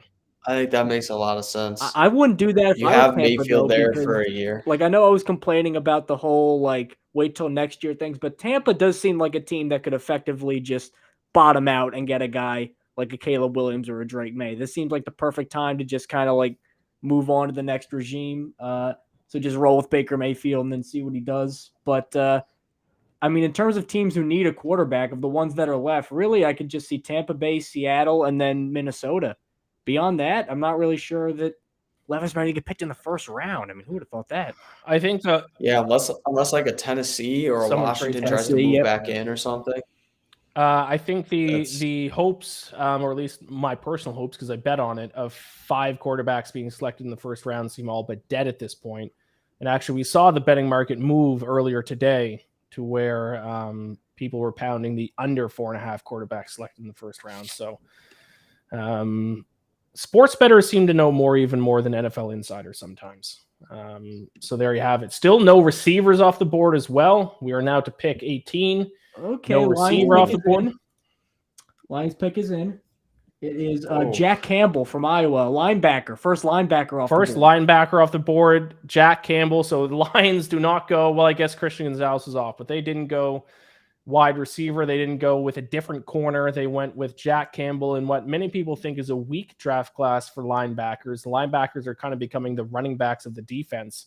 But Jack Campbell, I think, from what I know, and Mike, you can confirm this or not, Jack Campbell was listed as the clear top linebacker prospect in the draft class. Is that correct? Not for me. He wasn't. He was my number 2. Drew Sanders from Arkansas was number 1. But it's one of those things where I've seen Jack Campbell number 1. I've seen Drew Sanders number 1. I've even seen Trenton Simpson number 1 on some boards, even though he's kind of slipped a little bit. The thing with Campbell, though, is watching his film, he just seems like a classic Iowa linebacker, big, strong, vocal guy, stop the run, like a total Dan Campbell player. Like if Dan Campbell, he was a tight end. If Dan Campbell played linebacker, he'd play a lot like Jack Campbell. Then he goes to the combine and he just absolutely lights it up and puts some historic numbers up, I believe. So on a scale of 1 to 10, 10 being the highest ever for all linebackers since the 80s, he graded out at 9.98. He ran a 4.65 at 249 pounds and had a 38-inch vertical. So I did not expect those numbers from Jack Campbell, which is good and bad because that could either mean that there's potential there where you can get that out of him, but it also means it might just be like a combine warrior, looks good in his underwear thing that doesn't always translate to film. But right. If he really takes off with the Lions, because I'd imagine they'd throw him in right now, I think he could honestly be a defensive rookie of the year front runner because he has a great nose for the ball. He can just pile up tackles very easily. Now, we can talk on this a little bit later, but with the next team on the clock, the Tampa Bay Buccaneers, I want to get in our next guest here because with how quickly picks are coming in, we want to make sure we can talk to him before the pick is made. Bring in Josh Hill from the Pewter Plank, noted Tampa Bay Buccaneers fan at JDAV Hill on Twitter. Josh, does Will Levis go right here to your Tampa Bay Buccaneers? God, I hope not. I was looking to come on, Ian, and bust you up for the Bijan Robinson pick. I was like, this is great. The Falcons, what a joke. And I spoke this into existence. It can't be. They can't get tempted by him. Nolan Smith is still there. You can take him. We just talked about the kid out of Ohio State, the wide receiver. You can take him. Don't take Will Levis. Don't do it. If you're going to take a quarterback, take Hendon Hooker. But you would rather Hendon Hooker over Will Levis. No. And I don't want Hendon Hooker. So that's how badly I don't want Will Levis. I want no quarterback at 18. Don't do it. It's rough. You don't buy any of the arguments about, well, because one thing, you could like Will Levis or not like Will Levis. One thing that is indisputable is that offensive line, to be very diplomatic, was dog shit.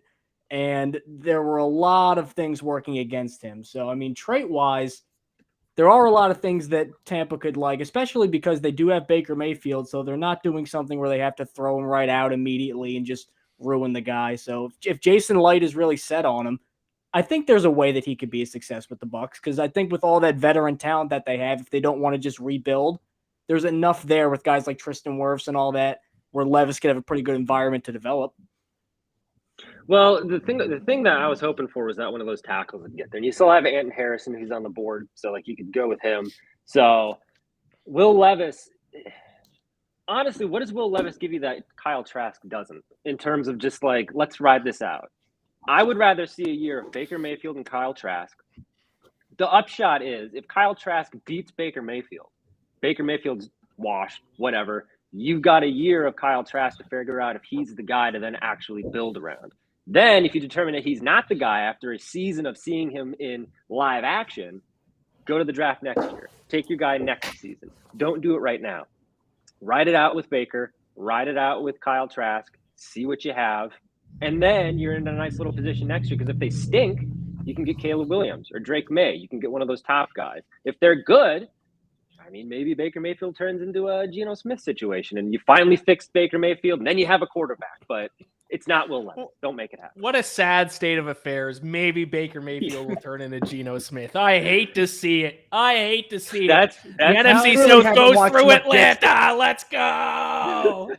You clearly haven't seen enough Jets football. You don't talk about quarterback coping. You think you know quarterback coping. Oh, my goodness. Maybe Bryce Petty will be a star this year, is a sentence I said once. I love it because I had a deal as a Falcons fan with Tom Brady for the past, 3 or 4 years. Yeah. So I'm glad that we're past that, and now maybe the Falcons have a chance to win the division. Bucs have made their pick, and it's not Levis. Are you ready, Josh? Let's do it. I'm not even looking. You guys are giving me this news live here. I don't even know. Yep. Are you ready? Go for it. It is Kalijah Kancey from Pitt. Okay. So he is like a defensive lineman, but he kind of plays in a few different spots. Is that correct, Mike? Kind of interior, but Here's the problem I have with Kancey. I'm a little lower on him than the consensus. Kalijah Kancey's 6'1", 280-ish for a defensive tackle, and he did move around a lot, but most of his snaps were defensive tackle. Also, athletic-wise, this guy is a freaking monster. Like, he's built like Hercules. He's just this big, giant, strong guy who runs people over. So I've obviously seen people say, oh, well, the Aaron Donald comparisons, because Aaron Donald went to Pitt and all that. It's like, well, yeah, but there's only one Aaron Donald, so you don't want to pick. But at the same time, this guy is going to play 120% every single snap, and he's going to get some sacks. So Tampa going D-line, Josh Hill, your thoughts? I like it. I mean, look, it's a Todd Bowles defense. So if there's nobody on the offensive side that we're looking at, like obviously Will Levis, thank God we didn't do that. I'm surprised they didn't take the Ohio State kid, maybe just because you don't know. Mike Evans, what's going to happen with him next year? He's probably going to leave. Chris Godwin's only under contract until 2024, I think. So you can reload with a guy that you probably weren't expecting to be there at 19. But outside of Vita Vea on the defensive line, there's not a whole lot going on, you know? And now you've got Bryce Young's in the division, Desmond Ridder. Bijan Robinson is in the division. Bijan Robinson, you know, and then Derek Carr, everything that they got going on in New Orleans. So it's the Buccaneers, as great as Tom Brady was that year, they won that Super Bowl because they absolutely beat the living crap out of the Chiefs on defense. That was a defensive Super Bowl win. And that's how they're going to continue this thing. Or if we were just talking about if they're going to tread water with Baker and with Kyle Trask in the sad state that is, the way you're going to be competitive is defensively, so that you can make up for any mistakes that Baker might make or the offense might make by having that smothering defense, or at least getting back to what they were. Because for the first half of last season, that defense was a top defense in the league. And then it fell off when everybody realized nobody actually cared about playing football. So if you can get back to doing that, I think all of a sudden you've got something cooking in the NFC South, which, you know, as Ian knows, you know, the four of us could probably get on a team and win that division. So it's not terribly competitive. Josh, you scared of Bijan with the Falcons? Because that was a pick that it caused a lot of consternation with Ian when that pick went down. You afraid of him? the fact that I was happy about it should tell you all that you need to know.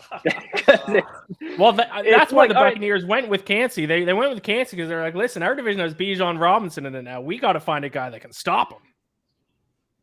They're hedging their bets. They're like, we got to stop this guy. What are we going to do? Look, the Falcons. Look, they got a pretty good offense. As a Bucs fan, I'm not thrilled about the fact that you've got Kyle Pitts and Drake London, and now you've got Bijan Robinson back there. And if Ritter becomes a guy who's actually good, I mean, he just needs to be decent to get by with that offense.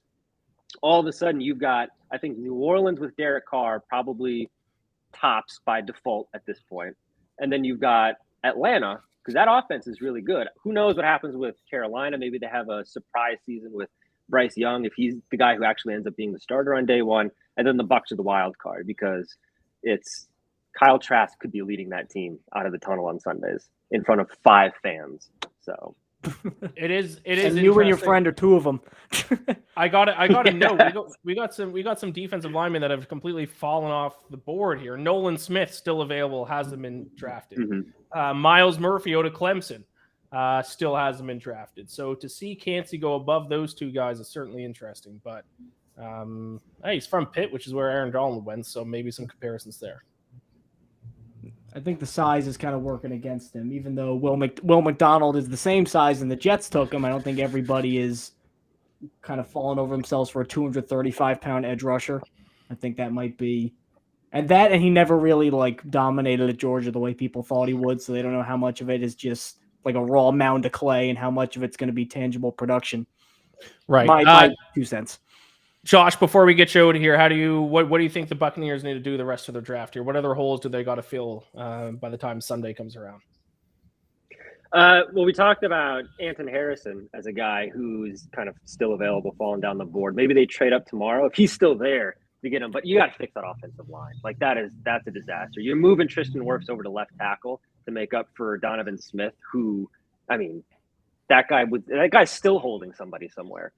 They're still throwing flags on that guy. So you got to fix that offensive line. Because look, regardless, those quarterbacks this year, they're sacrificial lambs. Like nobody's going to build an offensive line to defend Baker Mayfield or Kyle Trask. But if you can grab a guy now and you're thinking about next year, you're thinking about grabbing either a free agent to build around, or you're grabbing a guy next year at the top of the draft, you got to fix that offensive line. And I would say replenishing the secondary too. There's some good safeties on day 2 that you could go out and get. Jordan Battle, maybe a guy that you can get.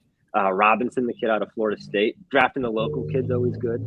So safety, secondary, replenish some of those guys that left, fix that offensive line, and then I'll see you guys next year when we're talking about a quarterback, because it's not going to be Baker Mayfield or Kyle Trask. I'll tell you that right now. All right, beautiful. Thank you so much for joining us, Josh. Let people know where they can find your work. All right, Pewter Plank at JDaveHill on Twitter. We're going to be complaining all season long. Let's go. Or dunking on the Falcons. You never know. We'll see. The NFC South goes through Atlanta. All right. Thanks a lot, Josh. Man. Take care. Thanks a lot, Josh. See you guys. All right. So the Seattle Seahawks are on the clock as of right now, number 20th overall. I don't think they have made a pick just quite yet, but with how rapid this draft is moving, we're going to go ahead and bring in our next guest here for the next pick, which is the Chargers at 21. So let's bring in Jason Reed at Eat Your Reedies from the Bolt Beat. Jason, how's it going? What are your thoughts on the draft so far? It's been a little crazy, not what I expected. We do these mock drafts for weeks and months, and you expect certain prospects to be there at 21, certain prospects definitely not going to be there. And then the draft reminds you how we sometimes don't know anything. And then there's a bunch of prospects there at 21. So it's been, as every year, surprising. Now, is a prospect you thought was going to be there at 21 for the Chargers off the board? Your preferred guy?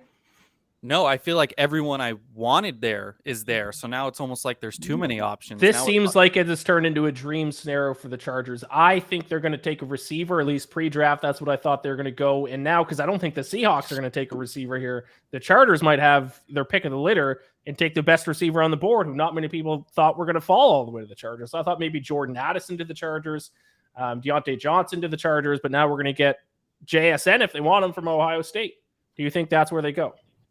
Yeah, I find it hard for them to pass on, a lot of people's number one receiver in JSN.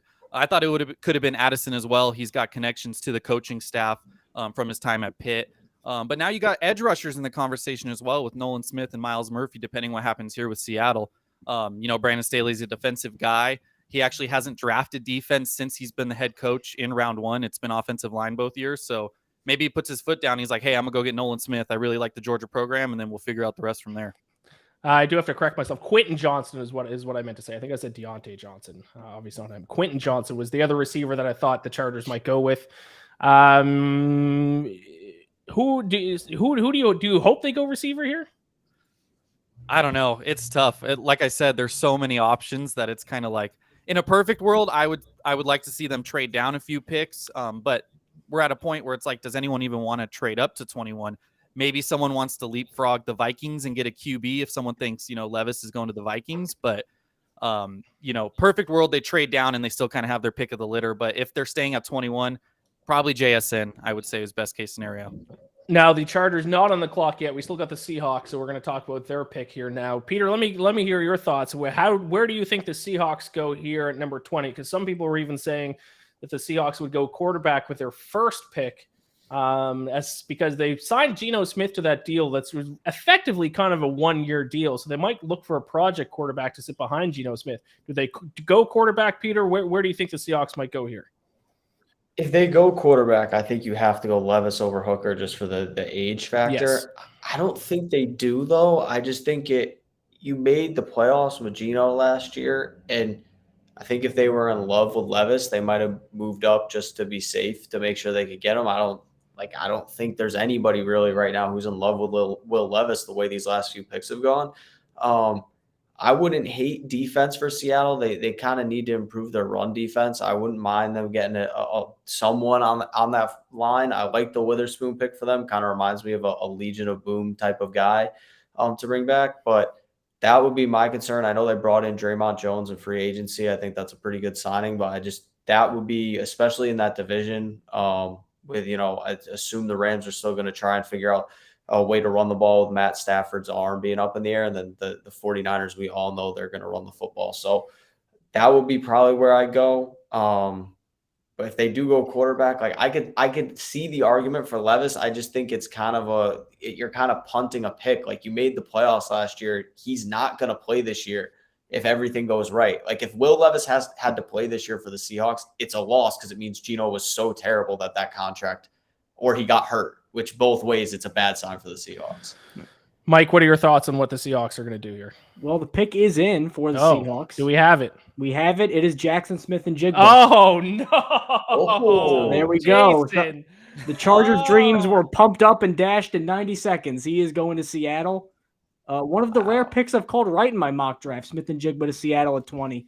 So there you go. So the Seahawks went with the Falcons strategy, which is screw need. Let's just take the best player available. So now they have a wide receiver core of Tyler Lockett, DK Metcalf, and JSN. Not a bad receiver. They needed a receiver too, because if you look at the receivers on Seattle behind Lockett and Metcalf, for a team that just runs a lot of 3-receiver, 4-receiver sets, there's really not a lot. I mean, what, Dwayne Eskridge? How many are we going to try to talk ourselves into Dwayne Eskridge again? No, that's a good point. So, I mean, I'm not really surprised that they went receiver here, especially because he's a guy who he's going to Shane Waldron's offense, and Shane Waldron being a McVay guy, he seems like a guy who would thrive in a McVay adjacent offense. So the Chargers just got what happens to me in fantasy football all the time. Just got sniped. The guy that they were probably have been targeting now for a while, never thought would have fell to them. Now gets sniped by the Seahawks. Jason, thoughts on that? Yeah, that's just how it happens. That's the Chargers way. Yeah, that seems to be the Chargers' luck. No, but, like I said, there's several other options that make sense for them. And just with Brandon Staley being the head coach, being a defensive guy, being on the record of how much he loves the Georgia program, I just don't see how it's not Nolan Smith here. But, hey, I don't know. I said JSN 90 seconds ago and I was wrong. So let's see how wrong it could be again. Especially with Khalil Mack potentially hitting free agency very soon. They need to have kind of a post-Mack plan as a pass rush. Yeah, absolutely. So, would you be all right if they did still go with receiver, but went with one of the other receivers still on the board? And if they do that, which receiver would you want to see them take? Personally, I would be okay with it as a fan. I think they would, if it was up to me, I'd probably go Zay Flowers. I think he fits what this offense needs. You know, he adds some special teams value. They don't have a returner on the roster. Adds some of that kind of, you know, deep field threat that the team just doesn't have right now. I've been calling him extremely rich man's DeAndre Carter because that's the player they lost in free agency this year. So I'd probably go that direction. But again, kind of knowing how this team kind of thinks and operates, I'd be very surprised if it's not Smith. But who knows? You know, they could just surprise us all, and who knows? Maybe they'll go back up QB or something crazy. It's the Chargers. Terry Bailey asked in the chat a few minutes ago. Want to get to this question now because this is fitting with the Chargers might take Nolan Smith. And Mike, maybe you can touch on this. Is Nolan Smith's size going against him? Asked Terry Bailey. Well, I kind of touched on that a little bit earlier where it didn't work against Will McDonald because the Jets took him at 15 and he's basically got a similar body type. And I thought I was okay with the Will McDonald pick. I would have preferred Nolan Smith if they went that route, but McDonald's going to be a good pass rusher. I've also hinted at this before. I think the lack of production is really irking some GMs because it's obviously you're drafting for traits and you're drafting for the future. But I think on a loaded defense where pretty much everybody else has produced and Nolan Smith was not an underachiever, but I think he was a slightly above average defensive end. I think that there are some questions about, is this guy just a combine freak who puts up all sorts of great numbers, and then when you get him on the field, he's a little bit more limited. So I think that's where the discussion is. Now, obviously, I don't think he's going to be 235 pounds for the rest of his career. I think the Chargers could probably make him add weight. And I still think even if he loses a little bit of a step, he'll still be a 4.4 speed guy and a very explosive pass rusher, even if he bulks up a little bit. So I think part of it, too, is you got to really trust your nutritional staff, too, about can we get him to 245 and can he still be the same guy that we fell in love with in the pre-draft process? I'm going to throw another curveball for the Chargers coming up. Maybe Nolan Smith, maybe a receiver. But what about one position that has not been selected yet in this draft? You still do have your pick of the litter here. But a position that is reportedly a pretty deep position for this draft, and that is tight end. Position that the Chargers, I guess I always think of the Chargers always having a great tight end. Maybe just because the Antonio Gates day, but you still have Luke Musgrave, Dalton Kincaid, Michael Mayer, one of those three guys. I think Michael Mayer seems to be the guy who's projected to go first with the tight ends. Any thoughts on them going with tight end, Jason? So heading into the draft, that was actually the position I kind of staked my claim in. I did our podcast appearance for the Charger Chat podcast with the Fansided Network, and I said tight end. It's the way the draft is going to fall. A tight end's going to fall into their lap, and that's the direction they're going to go. That being said, I didn't, that prediction wasn't with only one receiver going in the top 20 and not no edge rushers, but edge rushers falling to the Chargers at 21. So I think it's definitely conceivable. It is a need. Gerald Everett's only got one more year under contract, and the depth behind him isn't great. Kellen Moore loves his two tight end offenses, and this would give them an instant guy to run with Gerald Everett in the offense. So I definitely think it's a possibility, either going Meyer or Kincaid. But with how much they've fallen, they might look at the board and be like, hey, maybe we can get a guy at 54, a really talented tight end in the second round, and that could change the whole conversation, the calculus. See, my tight end guy was Darnell Washington, who's basically a sixth offensive lineman as a blocker. And I know I was railing against Nolan Smith production, too. Nolan Smith was starting and getting starting snaps. Darnell Washington had Brock Bowers, who was going to be God knows how high he's going to be. I mean, my goodness, that might be a Pitts level prospect. Just taking targets away from an offense that didn't throw the ball every single play. Like if he went on to the same, like imagine if you took Kincaid off of Utah and put Darnell Washington there, or if you took Meyer out of Notre Dame and put Darnell Washington there. I don't think the production would be too far off, and you still get the great blocking. Oh, Chargers have made the pick, or their pick is in. Let's give it a second here. Let's get the Seahawks player off the stage, and then we will announce the pick here for the draft. I'm excited. Really quick, Mike, without spoiling it, with the pick in, who's your top tight end on your board? Michael Mayer, but Darnell Washington was a firm number 2. I actually had Kincaid going to the Chargers in my mock because I think there's a lot of links there. Former University of San Diego player before he transferred to Utah. I think Kincaid's obviously older. And I think some of the numbers he put up were inflated by like 2 giant games, like against USC too, where he just ran for 1 billion yards. But I will say this, because I don't want to say the name yet. All the tight ends would have been really good. It is not a tight end. It is not a tight end. It is not a tight end. I will announce the pick now. The Chargers' first pick, 21 overall in the 2023 NFL entry draft. Quentin Johnson, wide receiver, TCU. So they do go wide receiver. They're probably kicking themselves that they didn't get JSN, but they do get obviously was their number 2 receiver on their board. I mean, I don't think they would have had JSN as their number 2 and Quentin Johnson as their number 1. But Quentin Johnston from TCU just played a national title game, does go to Los Angeles. Jason, your thoughts on that? I think this confirms that they would have went JSN if the Seahawks didn't pick him with 20. Like you said, I don't think they had Johnston above JSN, number 1 on their board, receiver wise. Number 2, never expected this to happen, but now that it's happened, it kind of makes sense. The Chargers have always valued bigger receivers. You know, they reached a little bit for Mike Williams back when they drafted him. You know, he's got size. Joshua Palmer's got size. So, Johnson being 6'3", having that blend of speed and size, it makes sense for what the team values. I never would have thought that they would have picked him over the guys that were available in reality, but knowing what the Chargers value, it does make sense. So there you go. Now, there was some debate about who the number 2 receiver was. Jason, I think you said did you say Zay Flowers would have been the guy that you would have liked, right? Mike, how do you rank the receivers after JSN? I'm not as high on Zay Flowers as a lot of other people. I know he's a good slot separator. I think he's really, really tiny. And it's my problem that I have with Jordan Addison, too, where he's tiny. And while Zay Flowers is fast, he doesn't really have that elite breakaway speed that, when I say small, it's not like 109. I think he was listed at 178 or something like that at Boston College. Like, that is an extreme outlier for the position. So I think you definitely got to worry about that. I believe on my big board, I did have Johnston as the number 2 receiver, very slightly above Addison, but Smith-Njigba was a runaway number 1. And I'm surprised that both of them are this close together, because I thought Smith-Njigba was clearly a better prospect. Peter, what were your thoughts? Yeah, Johnson he makes me a little nervous. Just I think his game is a little one-dimensional, but I think if you were looking for a bigger receiver, he was kind of your only option here. Like everybody else in this receiver class, you have a lot of small guys. So I think that's also a benefit if you're the Chargers, if that's what you're going. Like everybody else is kind of pinholed into the top receivers or a lot of smaller guys. I mean, even Smith-Njigba was a smaller guy. So I don't mind the pick. I think he pairs well with what the Chargers offense is going to be doing. But I don't know if he would have been my number. I really like Zay Flowers. So he was my number 2 receiver, I thought.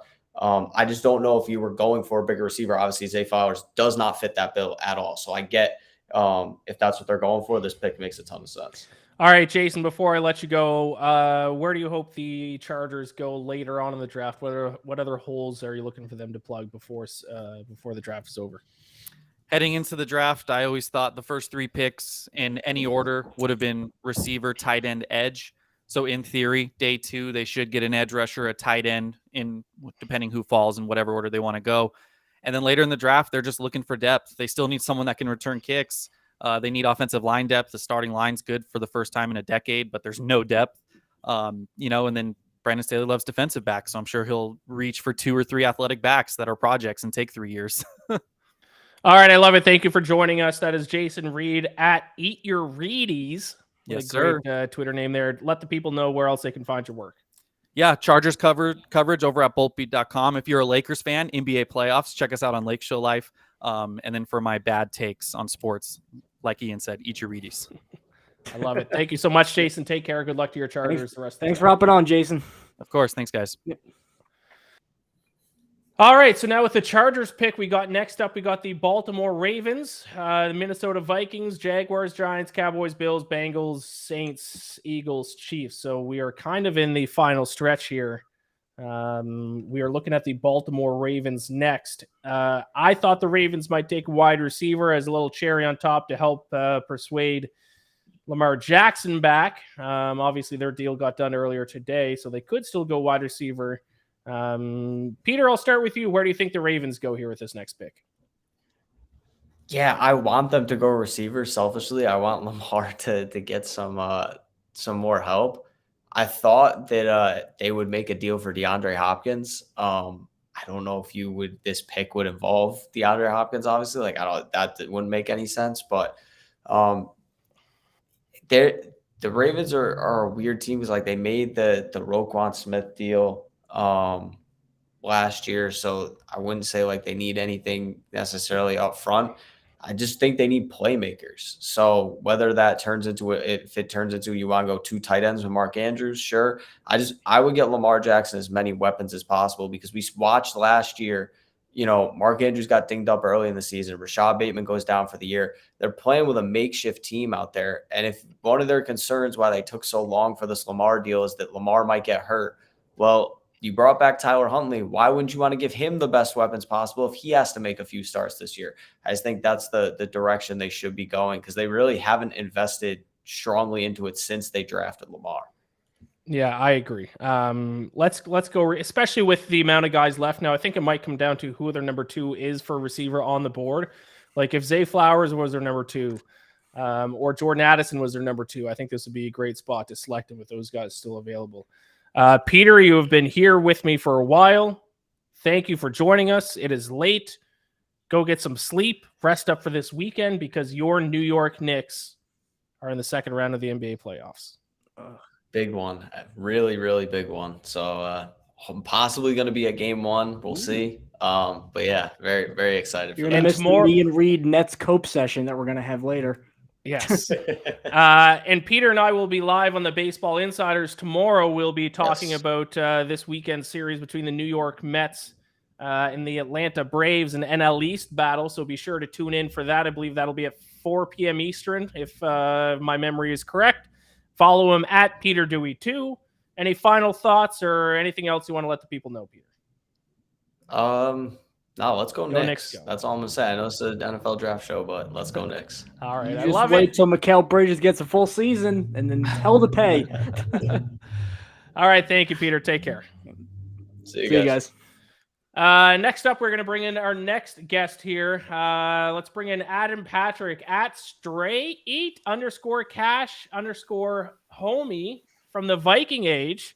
The Vikings will be on the clock after the Baltimore Ravens here. Adam, thank you for joining us. What are your thoughts on the NFL draft so far and what has been has lived up to the hype of being extremely unpredictable so far? Yeah, I would say it's been unpredictable, but I would say that the chaos hasn't been as high as maybe some people thought it would be. I think a lot of people thought there was just going to be so many trades and there'd be 5 quarterbacks off the board and 5 picks, and it's kind of it's kind of a normal draft. Like there's been a bunch of trades and stuff, but nothing out of the ordinary, I wouldn't think. Yeah, in terms of trades, there was some surprising ones right at the start, but it has kind of slowed down, especially from a surprising standpoint. It looks like the pick is in for the Baltimore Ravens here. We see their war room. Everyone's high-fiving.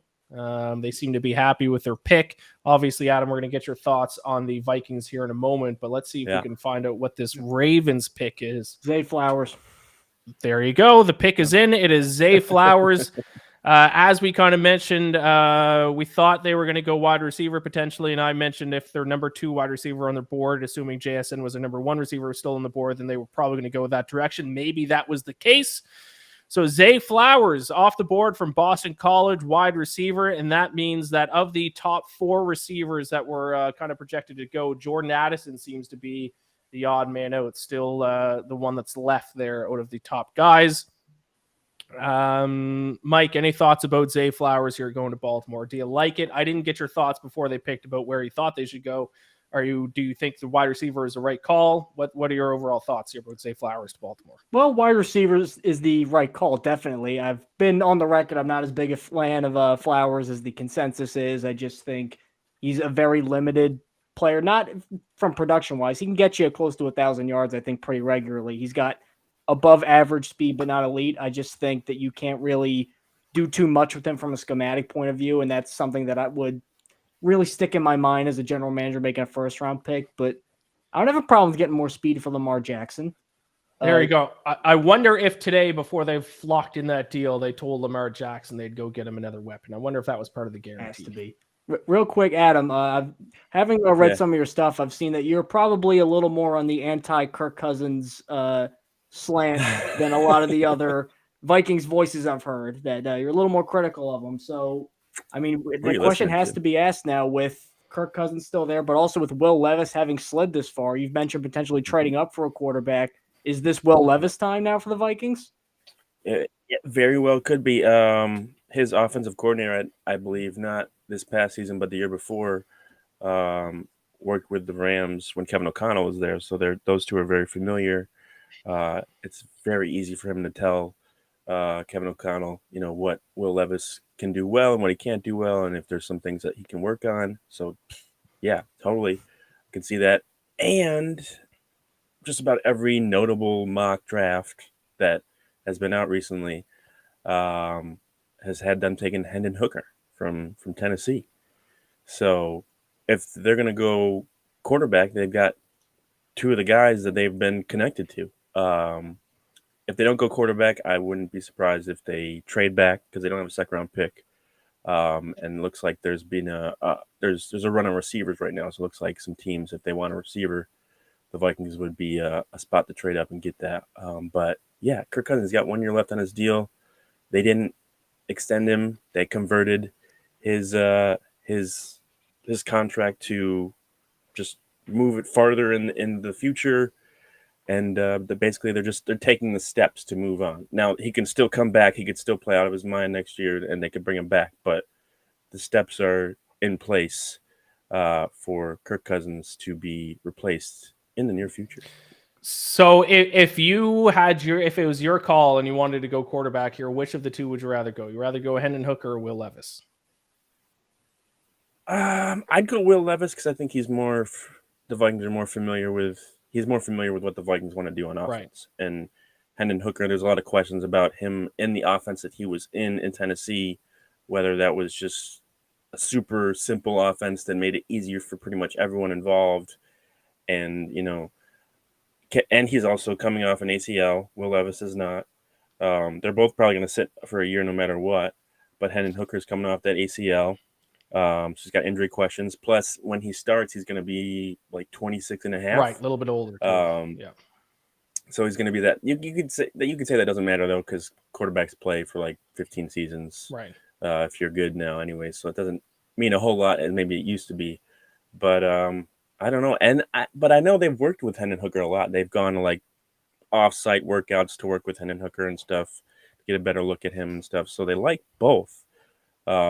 And some people like Hendon Hooker better than Will Levis too. Like he's up higher on some people's boards than Will Levis. So I don't know, man. It's up in the air. But I would say the chances are pretty high that either one of them is going to be the pick right now. Now, if they don't go quarterback, I've seen a lot of mocks and honestly just a lot of people who have seen Vikings games last year say that they pretty much need to add a defensive back, particularly a cornerback at some point, very high. So I believe in my mock, I had Deonte Banks at 23. There's still a ton of good corners available. Joey Porter Jr., I don't know how the hell he lasted until 23.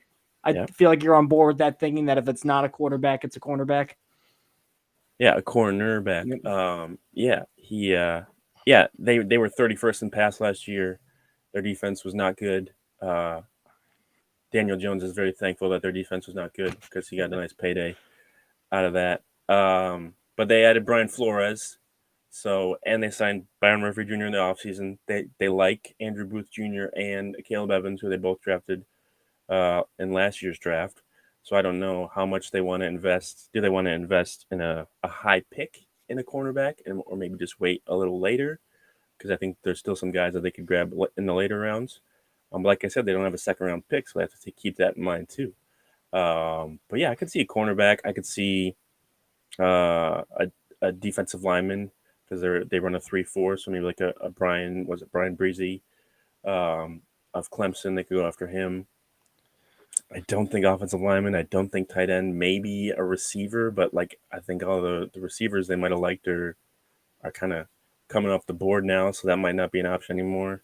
Not running back, because Bijan Robinson was really the only one worth a first-round pick, except according to the Lions, who think that Gibbs is worth number 12 pick. So yeah, quarterback, cornerback.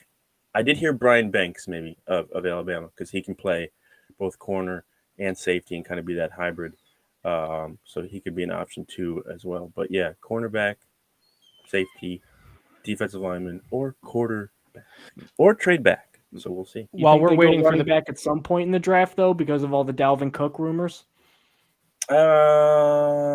Possibly, but this class is deep. I know this running back class is deep, so I don't think they're in an urge to get somebody. I know they met with a bunch of people, but they've got Alexander Madison.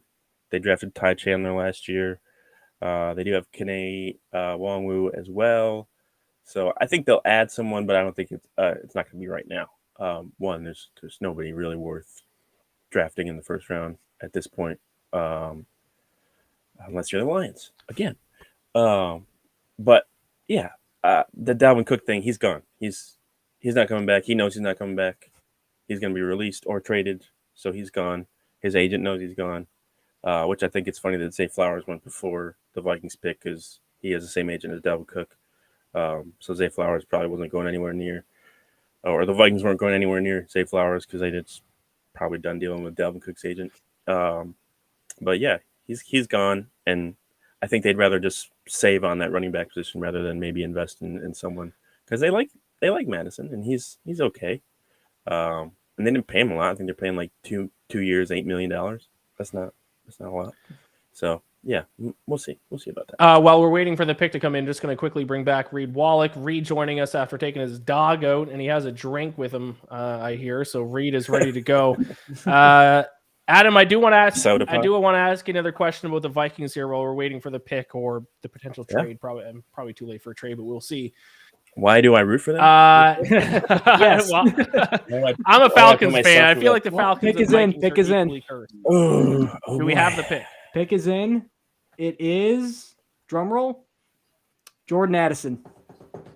Oh, really? Wow, wide receiver. Okay. So that's 3 straight wide receivers off the board. I cashed my over 4 straight. straight. Four straight. Yeah. 4 straight wide receivers off the board. I cashed my over 3.5 wide receivers taken in the first round. I'm happy about that because that looks in trouble for a while. But obviously, Adam, we got to hear your thoughts. After all this, they just go wide receiver. Adam Thielen gone.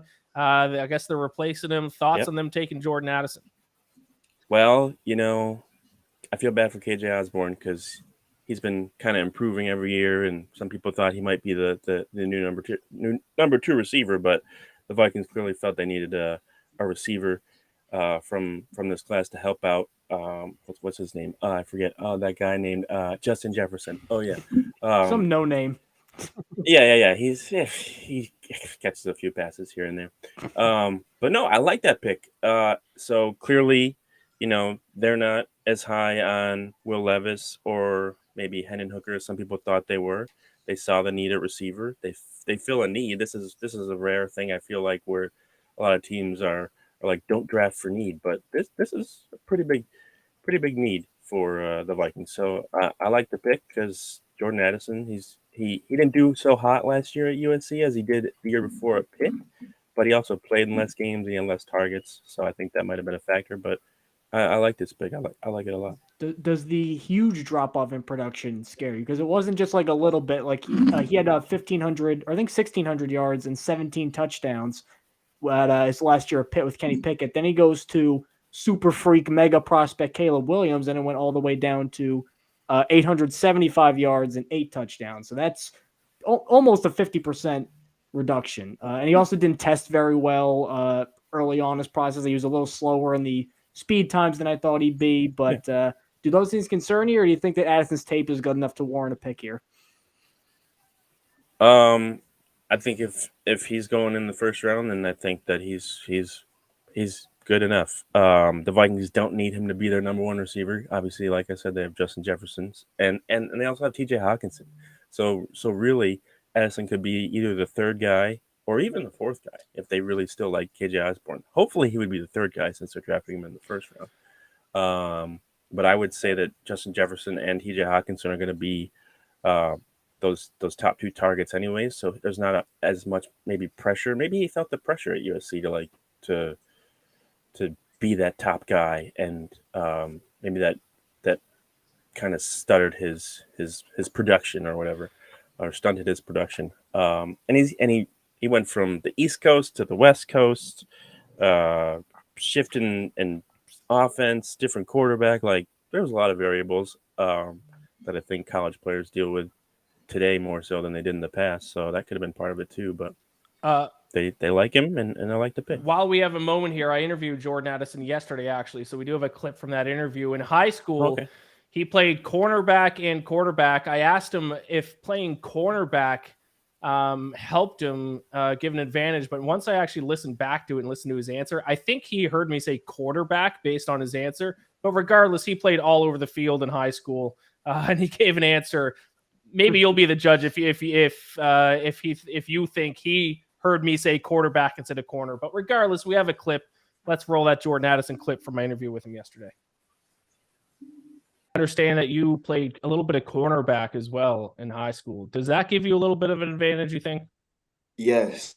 I'll just say it developed my mind in a different way to be able to, see coverages differently and, develop that quarterback mindset when they're going through their progressions. So it helped me know whether if I'm the first read, I need to run my route this way, all the way to the last read where I got time so I can run my route a certain way. So it just helped me break down that thought process a little bit different. He heard me say quarterback, didn't he? He heard you. Well, he did play He did play both quarterback and cornerback, so the question and answer works regardless. All right. But there you have it. He's in high school. He played several positions, offense and defense. So if there is a positive to say about Jordan Addison, maybe him playing several positions will give him a little bit of a mental edge, possibly. So there you have it. That was my question with Jordan Addison yesterday. And I just want to say this one thing too. The Vikings have been making a lot of moves where they want to run the ball more. They want to get more physical. So again, he's not going to have a lot of pressure on him to, be the top guy and come up with all the plays because they're going to be focusing a little bit more on running the ball efficiently is what they've been saying. So there you go. The Giants on the clock here. Adam, thank you so much for joining us. Very quick last question before we let you go. What are they going to do the rest of the draft here? The Vikings, are they going to somehow are they going to get one of the quarterbacks? Maybe. I don't think they have a second round pick though, do they? So what are your thoughts for the rest of the draft here for them? They don't. I think if one of them if like Hendon Hooker keeps falling in the second round, maybe they try and trade back in the second round to get him. I know they like Dorian Thompson-Robinson a lot, and he's more projected to be fifth or sixth round, so they could wait for him too. He's not like insert immediately and be a franchise quarterback, but he could be someone that they possibly develop. But yeah, keep an eye on that, and then just defense because their defense was terrible last year. All right, awesome. Thank you, Adam, for joining us. Let the people know where they can find your work. Just go check out thevikingage.com. Check out the Viking Age podcast, wherever you get your podcasts, and follow the Viking Age on Twitter and Facebook. All right, there you go. Thank you so much, Adam, for joining us. Yes, the Giants traded up. They swapped picks with the Jacksonville Jaguars. So we're going to go from one Adam to the other. We're going to bring noted Giants fan, noted New York fan in general, Adam Weinrib now in. What's Giants up, are traded. He's wearing his New York gear. He's got his Giants hat, his Knicks shirt. The Giants have traded up to number 24. What are your thoughts on that, Adam? Where are they going to go here with this pick? I assume they're going to go with Kevin Durant because he regrets not coming to the Knicks. But if not KD, then look, they needed a wide receiver. They needed talent for Daniel Jones. We're still doing that experiment, that $190 million experiment. And every top wideout was available, and then a run on top wideouts resulted in them being selected all in a row before the Giants pick. So you've never seen anything like it, except for you've seen everything like it every year because the Giants never get what they want.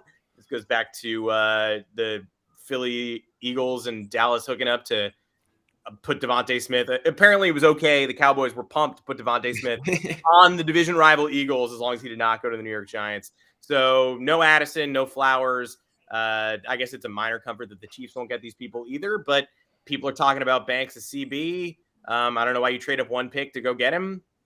The ESPN board for a while had the Giants at 24 and 25, and I was like, oh my God, let's go. But we have one pick, and it's not who I want. I wanted any of those wide receivers, and they were all stolen out from under me.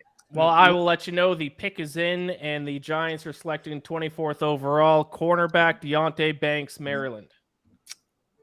So I'm a Deonte Banks stan from college, but again, as I've said multiple times on the stream, I'm not necessarily good at knowing the difference between a good college player and a good NFL player. But that being said, I don't know if missing the wide receiver run, that's kind of bad forecasting on how the board was going to go, because that was always the run on wide receivers was going in the top 20. Yeah. Like right there. That was like known weeks ago, months ago, everyone knew. So little strange that Giants didn't move up there, but moving up one pick, they gave up, I think it was like, what was it, 160, 250, like a fourth and a fifth to go up one spot. I don't know if the Jags were that in on corners, but I do know I do think Banks was being talked about like 16 to the Commanders. So moving up, I guess, is a little strange, but the pick itself, if you could try and forget that you gave up a fourth and a fifth. Fifth and a seventh, my bad. I'm sorry. Fifth and a seventh, like fifth and a seventh. I don't know. It's not like life or death.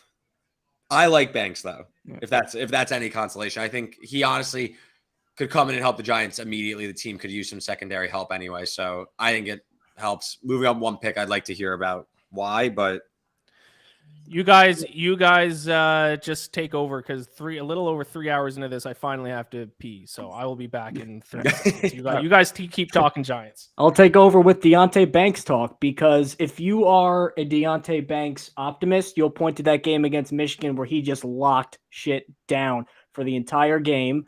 Big, strong, physical guy. Like if you prioritize length and jamming guys at the line of scrimmage in your defensive scheme, which it looks like Wink Martindale does with how aggressive he is, this is a good fit. Now, if I have my druthers, I'm taking Joey Porter if you have your mind dead set on a cornerback, just because that's how the board fell. And if I'm the Giants, I know that they probably wanted a receiver. They probably wanted maybe an offensive lineman, maybe on the interior. Perhaps all their guys are gone. I don't really have an issue with Banks conceptually. I think that he was a little high variance in terms of game to game, which you never really want to spend a first-round pick on a guy who's too high variance, but the highs are very high. And if they think Wink Martindale, who's done some good work with defensive backs in Baltimore, can get the highs out of him consistently, not a bad idea for Joe Schoen. I don't know why they thought the Jaguars were locked in on a cornerback, especially because the Jaguars just traded down again. But there we go. Not a horrible pick for the Giants, I got to say.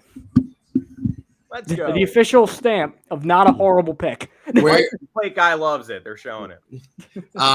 Mike, where'd you have him on your big board?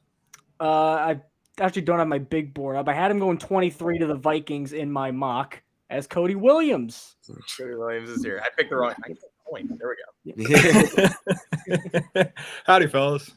Yep. So, Adam, you can go and tell us where to find all your stuff. I'll let you take the wheel here. I'm at Adam Weinerb on Twitter. I probably won't have anything snarky to say about this pick. I'm still waiting on Aaron Judge's hip MRI. So if you care about baseball injuries or the New York Knicks, come follow me. But in the meantime, yeah, Banks, great pick. Cornerbacks feel like the bustiest pick. And so I hope this isn't one of those. Prince Mukamara, we out. Adam, at least you still have the Knicks, man. The Knicks are still alive. It's still basketball. What a statement that would have been a couple of years ago. At least you still have the Knicks. Oh, my goodness. Thank you, Adam, for joining us. Thank you, Adam. Bye, everybody. And now we got Cody from I see Cody Williams. How's it going, guys? Cowboys fan. Yeah, Cody something Williams. like that. Sorry, I was in the bathroom there. Did the Bills traded with the Jaguars? The Jaguars trade down again, so we do have the Bills on the clock. I guess we are still awaiting their pick. Cody, thoughts on the draft overall, and thoughts on what the Cowboys are going to do here at 26? So I don't have no idea what the Lions are doing, so that's fine. Yes. Yeah. I liked it. Maybe I'm weird. I liked it. But outside of that, actually, I came on and I had a question for you, Ian. How are you feeling about Bijan? No, don't do this again, Cody. I don't know if you were watching the stream, Cody, but I had a mini meltdown when it happened, and I saw it coming from a mile away. I saw it happening 2 months ago. At the very least, my opinion was if you're going to take Bijan, if you're going to take the best player available, at least trade down and try to get some more draft capital. Worst case, nightmare scenario was them taking them at number 8. And they drafted him at number 8, and my Maple Leafs lost to the Lightning, and now are going into Game 6 in Tampa Bay. So I'm in shambles tonight, Cody. It has not gone well. Well, the good news is the Maple Leafs that never blow a series lead. So you're That's in a true. good spot. Oh, true, Cody. We haven't lost 6 straight first-round series. We didn't blow a 3-1 series lead to the Canadians last year. We didn't blow a 2 years ago. We didn't blow a 3-2 series lead to the Lightning last year. Sure. Some prime George Foreman haymakers from Cody immediately. Just Yeah. boom, boom. Didn't even want to talk Cowboys. Just wants to. podcasted- We haven't podcasted together in a long time, so I have to, get some of them in. Oh my god. The Bills pick is in, by the way. It is Dalton Kincaid. So Yeah, I'm a little upset by that. I was hoping he'd get to 26 for the Cowboys just because without Schultz, I thought that was just the perfect move piece for the offense. But, as long as Cowboys take Michael Mayer, I won't be, angry. What about Darnell Washington? Darnell Washington, I just don't think he's a first-round guy for me. I think he's all projection, which, granted, you get at the end of this first round in this class, which is a weaker class, like, there's a lot of projection, but I think Mayer is a surefire, like, plug-and-play starter. And more importantly, the Cowboys use Schultz primarily as a pass catcher, whereas that's what Washington has to develop as. So definitely more in on Mayer than Washington. Yeah, in my mock draft, I had Dalton Kincaid going to the Cowboys at 26. So that's probably why the Bills traded up and leapfrogged the Cowboys, thinking they were going to go that direction. So there you have it, 25th overall. The Bills traded in that spot, give Josh Allen another weapon, take Dalton Kincaid, tight end out of Utah. I'm a big Dalton Kincaid fan. Definitely was my thing into the draft. Absolutely filthy. If you are watching and you don't know who Dalton Kincaid is, go watch Utah USC in the probably week 6. Utah at home. I think he had, I'm not exaggerating, I think he had 17 catches for 210 yards. USC's defense sucked, but that is man's stuff right there. So I'm a huge Kincaid fan. I think they moved up 2 picks and gave up nothing, gave up a few day 3 picks. Let's see. If you're a 4th rounder, 130. Yeah, that's all they gave up. If you're a Super Bowl contender, that's how you build around Josh Allen right there. And honestly, that's how you help protect Josh Allen, make him or give him more weapons to throw the ball downfield. Dalton Kincaid's an amazing pass catcher. So I honestly think this is one of my favorite picks of the draft, to be honest with you. No, 100%. I think one of my favorite comps that I saw was from Danny Kelly at the Ringer. All he put was, I don't even want to say it, ... because he reminded him, and he reminds me a little bit of Travis Kelce. Now, he's not obviously going to be that dominant, but the way he moves in space and just people bounce off him in the middle of the field, he can be that type of target for Josh Allen, as opposed to Dawson Knox, who is more of a up the seam threat. I do got to bring up just the storyline of the draft here, which happens, it seems like, on a yearly basis, where a quarterback that's projected to go top 10 just completely falls off the board. Will Levis still available, still sitting in the green room, looking very sad. This poor guy. Is he even going to go in the first round? We were talking 5 quarterbacks going in the first round. We might not even see 4 quarterbacks going in the first round. If nobody else trades back in, then really the only team left would be maybe the Saints. Yep, I was about to say. I mean, if you're the Eagles, the Chiefs, even the Bengals, maybe you're a trade down candidate for a team that wants to go up. But I mean, this was supposed to be Hendon Hooker territory, not Will Levis territory. I mean, Levis was talked about as, by the time this was done, a consensus top 4 pick. Was he going 2? Was someone trading up to 3? Was he going 4? I mean, this is one of the crazy ones. And again, I wasn't necessarily a Will Levis guy. I didn't think he was very good to begin with, but I mean, that's all anyone could talk about. All anyone could talk about is how talented Will Levis is going to be, and that he had 2 pro-style offensive coordinators, and it will work in the pros. I don't know. Meanwhile, they're showing Dalton Kincaid on NFL Network, and it's all Utah versus USC highlights. The game I was talking about. Well, it might be a bad sign if they're all from one game. Let's see. I'll see if they cycle in another one. It was just a full season worth of highlights in one game. That's all. Cody, if the Cowboys don't go tight end here, Michael Mayer, what position do you hope they go with? They wouldn't go Will Levis, would they? Oh God, no. I mean, yes, they would, because it's Jerry Jones and he's just a loose cannon. But I will give Will McClay and Jerry Jones this. They have nailed the majority of their first round picks over the past decade. But I think my target would probably be someone like Mazi Smith out of Michigan. We need explosiveness on the defensive line, consistency on the defensive line, and he's all upside, but I think he's the type of presence that if he hits could really change the defensive front for the Cowboys. So you think, I mean, yeah, Nolan Smith is still available, isn't he?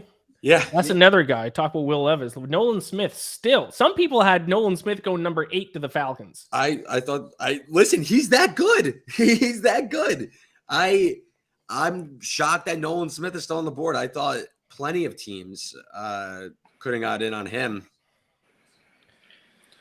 Yeah, so I think has anyone else fallen big time outside of Will Levis? Miles Murphy, edge rusher out of Clemson. Oh, still yeah, available. you're right. I had Murphy going 12 to the Texans. Yeah, right, Murphy's still there.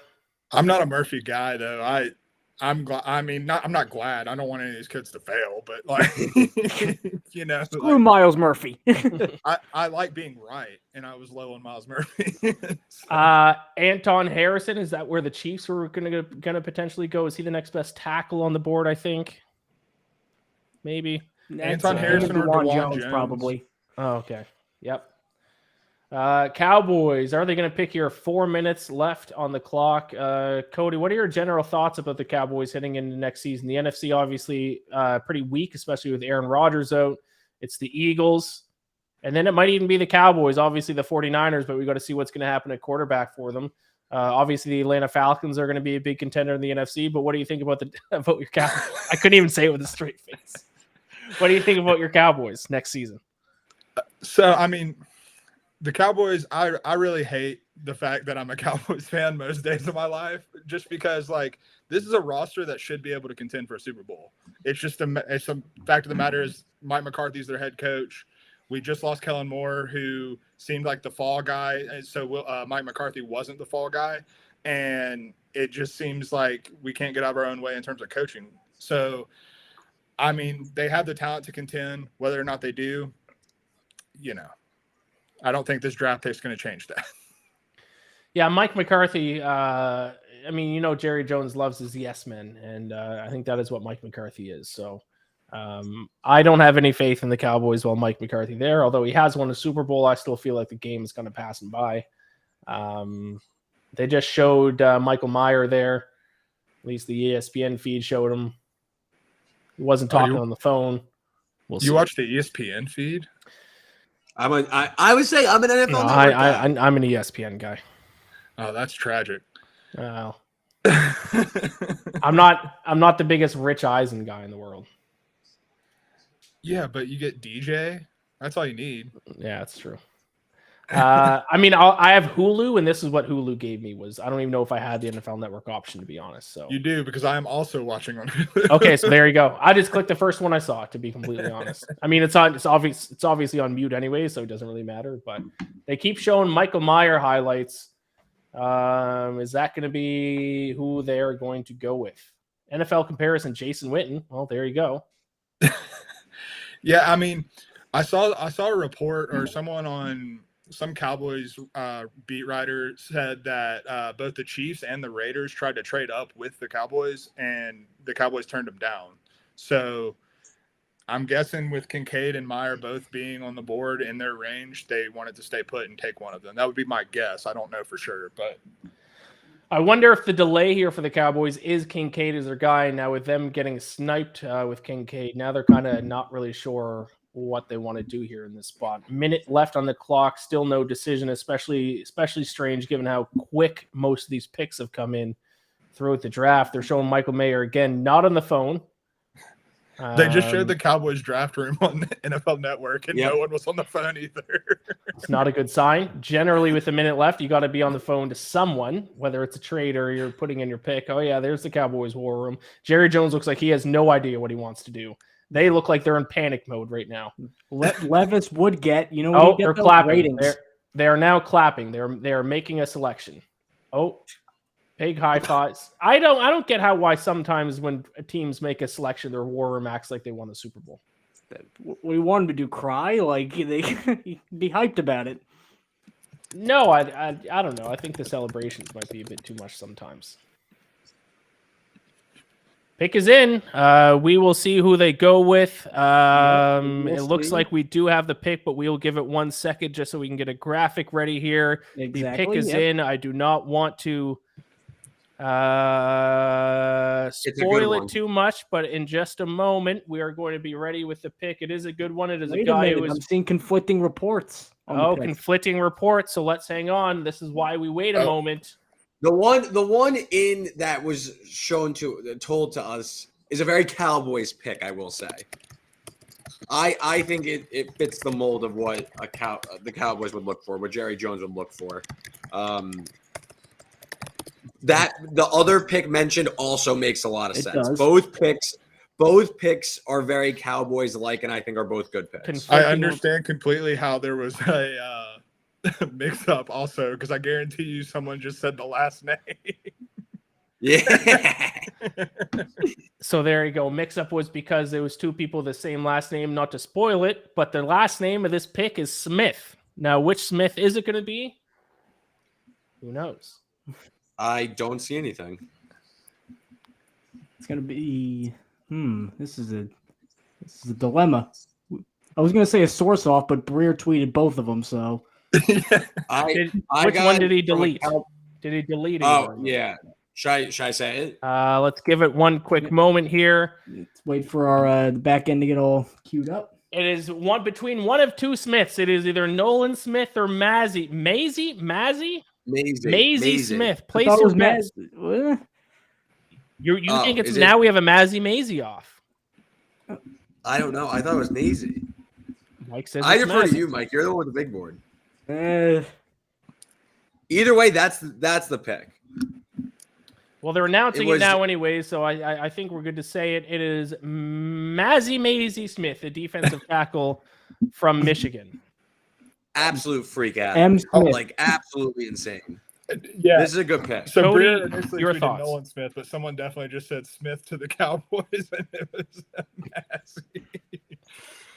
But no, I'm hyped for this because right now, like the Cowboys starting defensive tackles would have been Osa Odigizua and some combination of like Neville Gallimore and Jonathan Hankins, and now we have, like Reed said, a complete freak. Like he tests out of the like he's an athletic freak, and he's kind of in the same vein as they play different positions a little bit, but I kind of comped it mentally to Rashawn Gary, where all this talent and physical talent, and he just never totally put it together at Michigan. But with the right NFL development and strength program to really harness that, I think he can be like an absolute stud, and he's perfect for what the Cowboys need in the interior.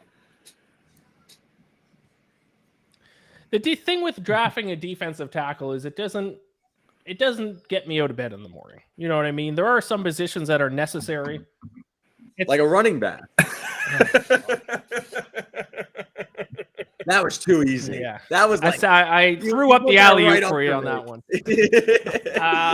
20 years ago, a running back would get me out of bed. Sure. But I mean, yeah, defensive tackle, a very important position. Defensive tackle has been a position that teams in recent years have helped them win Super Bowls, but not the flashiest position in the world. I remember the year the Falcons drafted 2 offensive linemen. I kind of felt similar. Cody, how do you feel about that? Are you okay with him not taking maybe the flashiest player in the world, but yet a necessary one and a guy who will be a cornerstone of this defense? 100%, because I think like it might not be the flashiest, but at the same time, it fills a major need, and it does so with a potentially premium player in a range where there's no sure things or no it's all upside basically from this point of the draft through the start of day 2. So I think, and like you said, we've seen players like Chris Jones, Aaron Donald really help contribute win Super Bowls. So if you get an athletic freak who can penetrate and pass rush from the interior, it really changes the complexion of the defense, especially when you have, a proven veteran, solid edge rusher like DeMarcus Lawrence and a freak like Micah Parsons on the edge.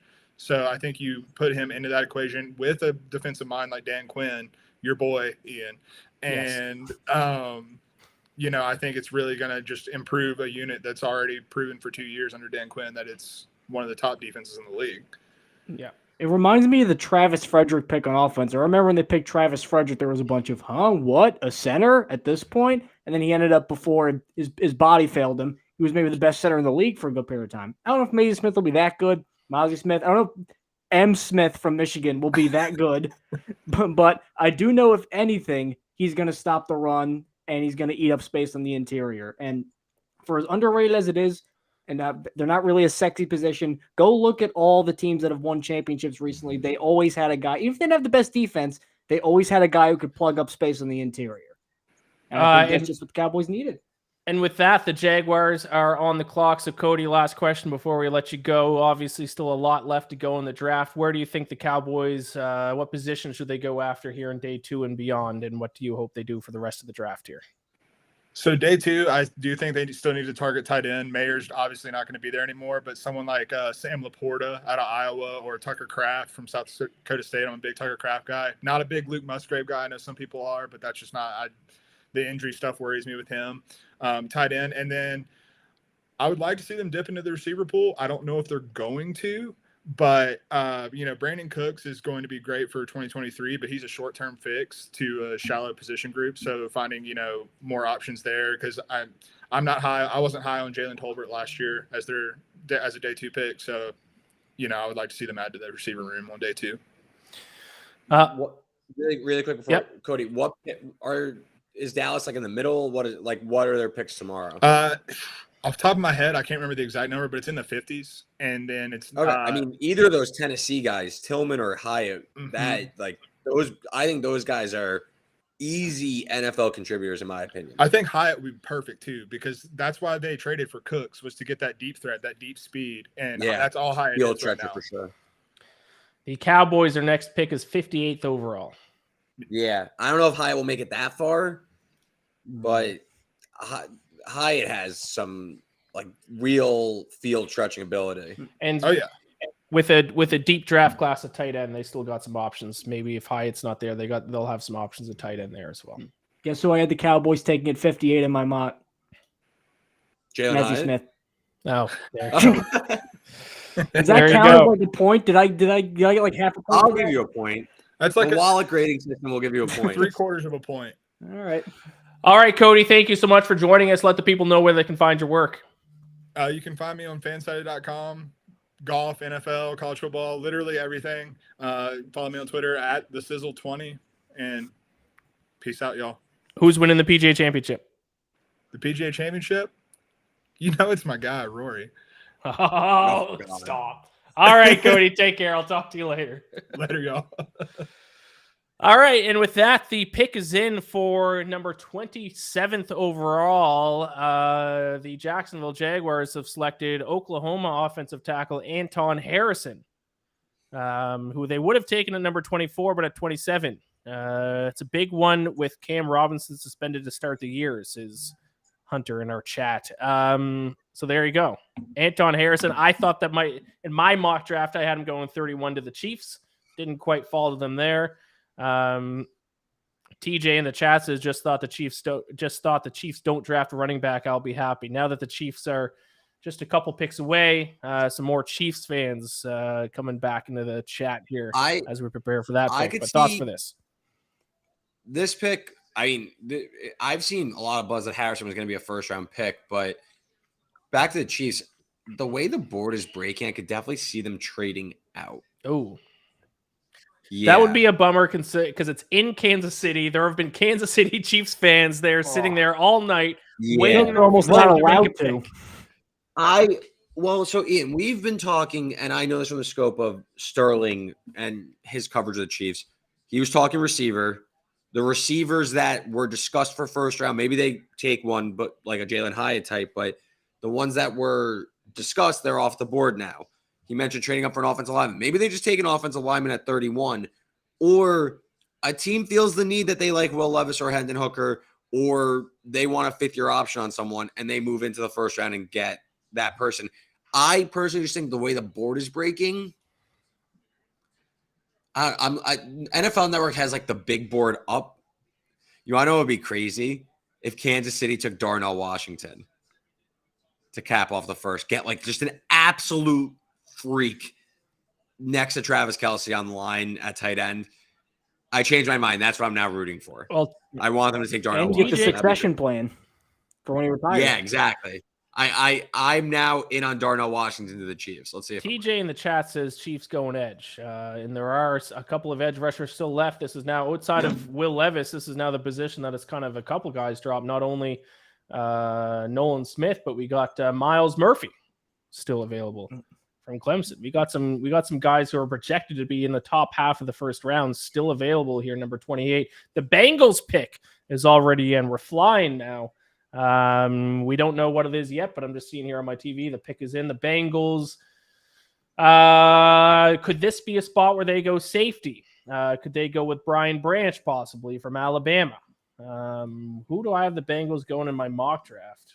I had the Bengals taking Brian Branch. So in my mock draft, there you go. Great minds think alike. I had Branch also. There we go. So we are rooting for Brian Branch here to Cincinnati. I'm also rooting for him because I interviewed him yesterday, and that is the last clip that we have to play. So we got to play that clip at some point. It would feel natural if we could play it right here with the Bengals making the selection. And it looks like the pick is in. So we will get to it in just a moment here.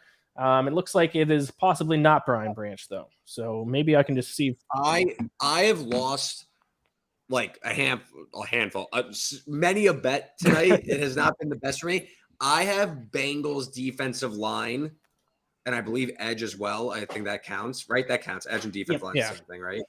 Okay, I have that plus 750 for the Bengals. I would love some Nolan Smith or either of the Clemson guys here, and we could just scrap we could scrap some back here, end on a high note here. I don't know what the pick is. Do you guys know? We do know what the pick is. Don't look in the chat then, Reed, because if you look in the chat. I haven't looked I swear to God, I have no Close your idea. eyes.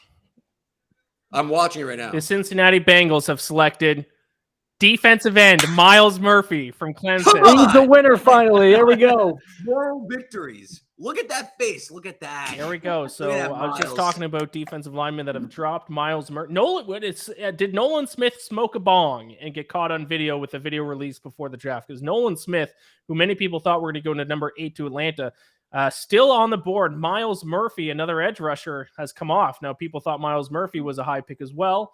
So maybe those two guys are kind of a little bit interchangeable. This might result in Nolan Smith coming off the board shortly, maybe to Kansas City. But there you go, Miles Murphy. Reed cashes in on that pick. Listen, there plus haven't been that 750. many, so we got to take it where we can get it. Strange pick, man. I think this is more just a value pick because they have Sam Hubbard and they have Trey Hendrickson. I know they both Hendrickson's been banged up lately, but I mean those two guys. I'm not saying Sam Hubbard's elite, but he seems very firmly entrenched as a starter. Well, So, sometimes you'll see this happen, right? When guys who are graded very high drop because teams are looking in other directions. At some point, even if a team doesn't need that position, sometimes they're like, "Listen, Miles Murphy has fallen to us. Would be stupid not to take him." So that could be the case here. Sometimes you just got to take the best player available. And I mean, hey, the Eagles have done pretty well by just getting a shit ton of defensive line. So maybe the Bengals are going to try to mimic that. You can never have too many defensive line. You can sub them in. You get fresh legs in there all the time. Fresh pass rush. It's hard for me to argue against a Miles Murphy pick with how late he has fallen in the draft. I think this is the Levis. I feel like if he doesn't go here, with a trade or something like that, I think he's not going in the first round. He ain't going, unless there's a trade, because he ain't going to Philadelphia. He ain't going to the Chiefs. This is one of the crazier ones because now I'm dating myself, but Aaron Rodgers was top 10, right? He wasn't Will Levis for a point in time was supposed to go number 2, not supposed to. He was the betting favorite to go number 2 for a couple of weeks. And we were talking at the top. Ben Solak said of the Ringer that Will Levis, he had heard, was quarterback 2 on the Texans board behind Bryce Young. So there were people plugged into the NFL that had an inkling at some point that Will Levis was going to be the number 2 pick in the draft. He's now very, very, very likely to not go in the top 31. So that's one of the bigger slides I've ever seen. From a quarterback specifically. That's crazy. Yeah, so you could just see in his mind the dollar signs just falling out of his head. You could just see him That's the worst part. I mean, at the end of the day, he's going to get an opportunity no matter where he goes, but the amount of money he loses with every passing pick, especially No for a guy. 50-year option either if he doesn't go in the first round. Also, remember the guy in Reddit who said he was going first overall? He ain't going in the first round. Maybe he meant he heard he was going to be taken by the Panthers, but the Panthers are going to take another quarterback. He was going to go the first pick of the second round. Yeah, right. Yeah. Obviously, the Panthers aren't going to take another quarterback, though. But so Will Levis. So now it's Will Levis and Nolan Smith are kind of the names at the top of the draft board here of guys who have completely fallen off. Some people in the chat here, Jam2925 and TJ are talking some Chiefs here. TJ, why would they trade out when they have a ton of picks? Because they will target shop since wideouts got picked. There are some. I mean, if the Chiefs really want to go wide, but if the Chiefs really want to go wide out, I mean. Would it be too big of a reach for them to go like Downs from UNC? I think they're just a BPA, honestly, at this point. I mean, that's the benefit of having Patrick Mahomes in a Super Bowl team. I feel like they're just gonna obviously if the top guy is Will Levis, they're not gonna take him, but like within reason, I think they're just gonna get the highest guy on their board. Especially with the DeAndre Hopkins rumors, they might just forgo receiver for trading for D-Hop, and then you don't need to worry about using the first round pick on a receiver. Yes. Now, if they wanted to go now, Sterling on Stacking the Box the past couple of weeks said that he thought they were going to go offensive tackle. Who's the next best offensive tackle here available? Is it DeJuan Jones? Is it Matthew Bergeron? Who is it? I believe probably Jones. So do they go offensive tackle? I placed a bet on the Chiefs to draft an offensive line with their first pick, so that's what I'm rooting for. I got that at 2-1. If I'm not mistaken, Mike, DeJuan Jones is a tackle. I know Osiris Torrance, he's interior. He's a guard, yep. Bergeron's interior. Bergeron's a tackle. Oh, tackle, sorry. But they might, it's one of those Skoronski things where in the NFL he might get kicked inside, but nominally he's a tackle. And the other one I was thinking of was John Michael Schmitz is a center. He's Those are the guys I had heard were like first round targets. I don't know if anyone else really was. Yeah, Torrance not being picked yet is surprising too. Yeah, I had thought Torrance was going to end up in. You know, I saw a likely landing spot for him was Detroit at 18. This was before, obviously, everything got nuts. Jacksonville also at 24 was a target. So I guess just when the board breaks, you know what I mean? Like when the ripple effect happens, it's like when Detroit takes a running back at 12, throw it up. Like it's over. Like you have no idea what's happening anymore. Right. It's all over. That's one of those picks where, I mean, I love Jahmyr Gibbs as a player so much. I have a hard time hating on the pick. By the way, I agree with you. It's obviously a reach and like it's pretty ridiculous, but Gibbs is that good. Like I think Jahmyr Gibbs will have the type of career that you won't even remember that he was picked 12th and everyone was like, that's wild, in my opinion. I think this was a sure sign that while the public, especially on Twitter, devalues running backs and don't think that running backs are worth a first-round pick, general managers do not yet feel that way. If for both of the top two guys to go in the first 12 picks, that tells me that, I mean, the Lions... This draft probably isn't very good. Yeah. Well, that's the other thing, too, is when people go, post the graphic of the leading rushers on all the Super Bowl teams, and they're all minuscule, it's like the Chiefs won this year with Isaiah Pacheco. It's like, oh, if you draft Patrick Mahomes, you can probably overlook a couple things because you got Patrick Mahomes. If you get Tom Brady, you could probably overlook a couple things. Like if the Lions took Gibbs at number 12, knowing that they still have pick number 18, I'm assuming that they had information that another team was going to take him before they picked again at 18. So general managers obviously still value running backs pretty high. And the next pick is in. The Saints were going back-to-back with defensive lineman from Clemson, Brian Breesy. Yeah. Interviewed him this week. Nice guy. Happy he made it to the first round. So there you go. Back-to-back defensive lineman from Clemson. The Saints do not take Will Levis. That means unless someone trades up here for the Eagles or the Chiefs pick, Will Levis will not be a first-round draft pick. A guy who was supposed to go by a lot of people's predictions, number 2 overall, will not be selected at all in the entire first round. Unbelievable. The Saints obviously trying to recoup some of their defense that they lost to the Falcons. They lost a bunch of defensive player to the Falcons, so they got to re-up their defense here a little bit. This pick makes sense, but Nolan Smith still on the board. What did he do for Nolan Smith to drop this far, because Will Levis is one thing. Because when it's a quarterback, if you already have a legitimate starting quarterback, then you're not going to take Will Levis or take another quarterback. Almost every team could use an edge rusher, Nolan Smith, and edge rushers are being taken before. You want to know? Sorry, well, Free, go ahead. You want to know what would be crazy? What if the Eagles take Nolan Smith and they're like, you know what? We'll just run back the Georgia National Championship defense. I mean, and we'll just dominate everyone. They're gonna have like 8 starting defensive line. They're gonna put in They'll have Jordan Davis, Jalen Carter, and Nolan Smith. Forget Hassan Reddick. I mean, that's like absurd. And Fletcher Cox and Josh Smith and I'm saying just Josh Sweat. from back-to-back national championships from year over year for 2 years, they'll have 3 of the most disruptive pass rushers. That would be great. I don't think it's out of the realm of possibility they do that. Just like a big middle finger to everyone. For a team that probably doesn't have very many holes, I mean, they just went to the Super Bowl. I mean, I guess so. Do you just take the best player available and have 8 legitimate starting defensive linemen? The weird thing about the Brazil pick is that, like, to me, he seems like the interior defensive line version of Nolan Smith, where it's very hyped recruit, never really statistically lived up to the production. But Brazil for different reasons other than Nolan Smith. But it seems like that they kind of ran in similar circles as prospects. So this is kind of where I thought Brazil would go. I think I had him going to the Steelers with the first pick in the 2nd round. So this is kind of where I thought he'd be. I'm happy for him. But yeah, still surprised about Nolan Smith. I mean, he blew up the combine, so. Jim in Florida says Steelers will take Nolan Smith at 32 if he's not taken in the next 2 picks. Yeah, he might last to round 2, but Nolan Smith will not take very long in round 2 to be taken off the board, I got to think. So maybe we see Nolan Smith and Will Levis being taken very quickly on day 2. I'm just going to look up the draft order here for round 2 because I'm trying to find out where Will Levis is going to go. The poor guy. I feel bad for him. I got you with like the beginning of round 2. You ready? I have 1, 2, 3, 4, 5, like 10 picks of round 2. It's Steelers, Cardinals, Lions, maybe the Lions, Indianapolis, Rams, maybe the Rams. Wouldn't rule out the Rams there.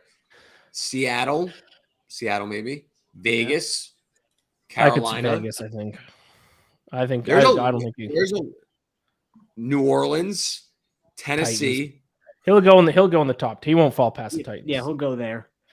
I just saw Geno Smith was supposed to be like the number 1 overall pick for a while when he came out, and then he slid to that was the EJ Manuel draft.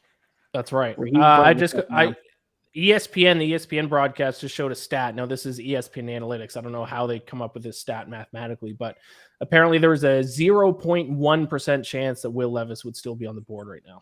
I don't know how you could possibly create. I don't know how you quantify that. Yes, but I don't think it's like that crazy. Like it's obviously crazy, but like it's not 0.1%. Like you could, like, I don't know, 0.1% is a little egregious. Yeah. So we got the 2 Super Bowl teams left to pick. Obviously, with the Dolphins having to forfeit their pick this season, only 31 picks in the first round, despite having 32 teams in the NFL. Poor Dolphin. Oh, poor Will Levis.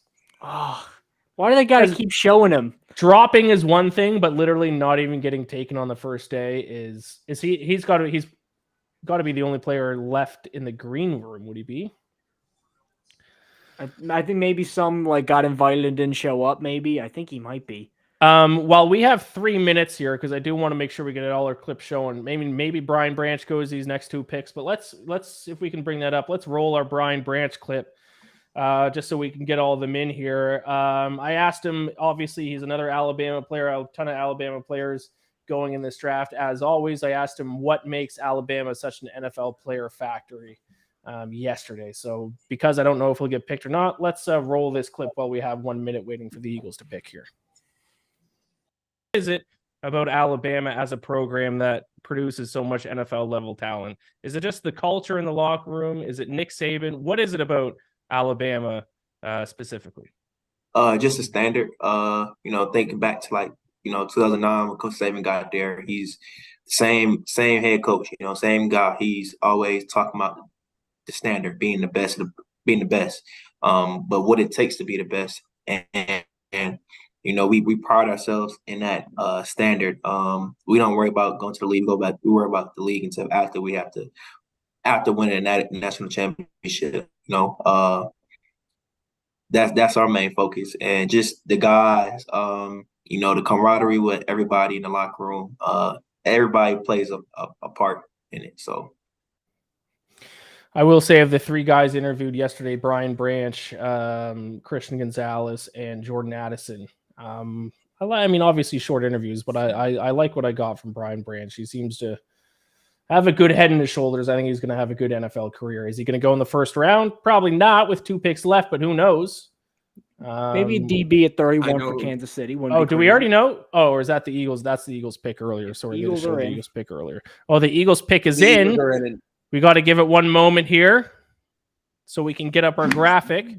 But I will let you know, disappointed viewers, a man that has fallen this late in the NFL draft has finally been selected by the Eagles. They select with their 30th overall pick, Will Levis, quarterback. No, Nolan Smith, finally. And Reed's prediction comes to fruition. They take the best player on the board, and now they have, they're going to run like a 4-4.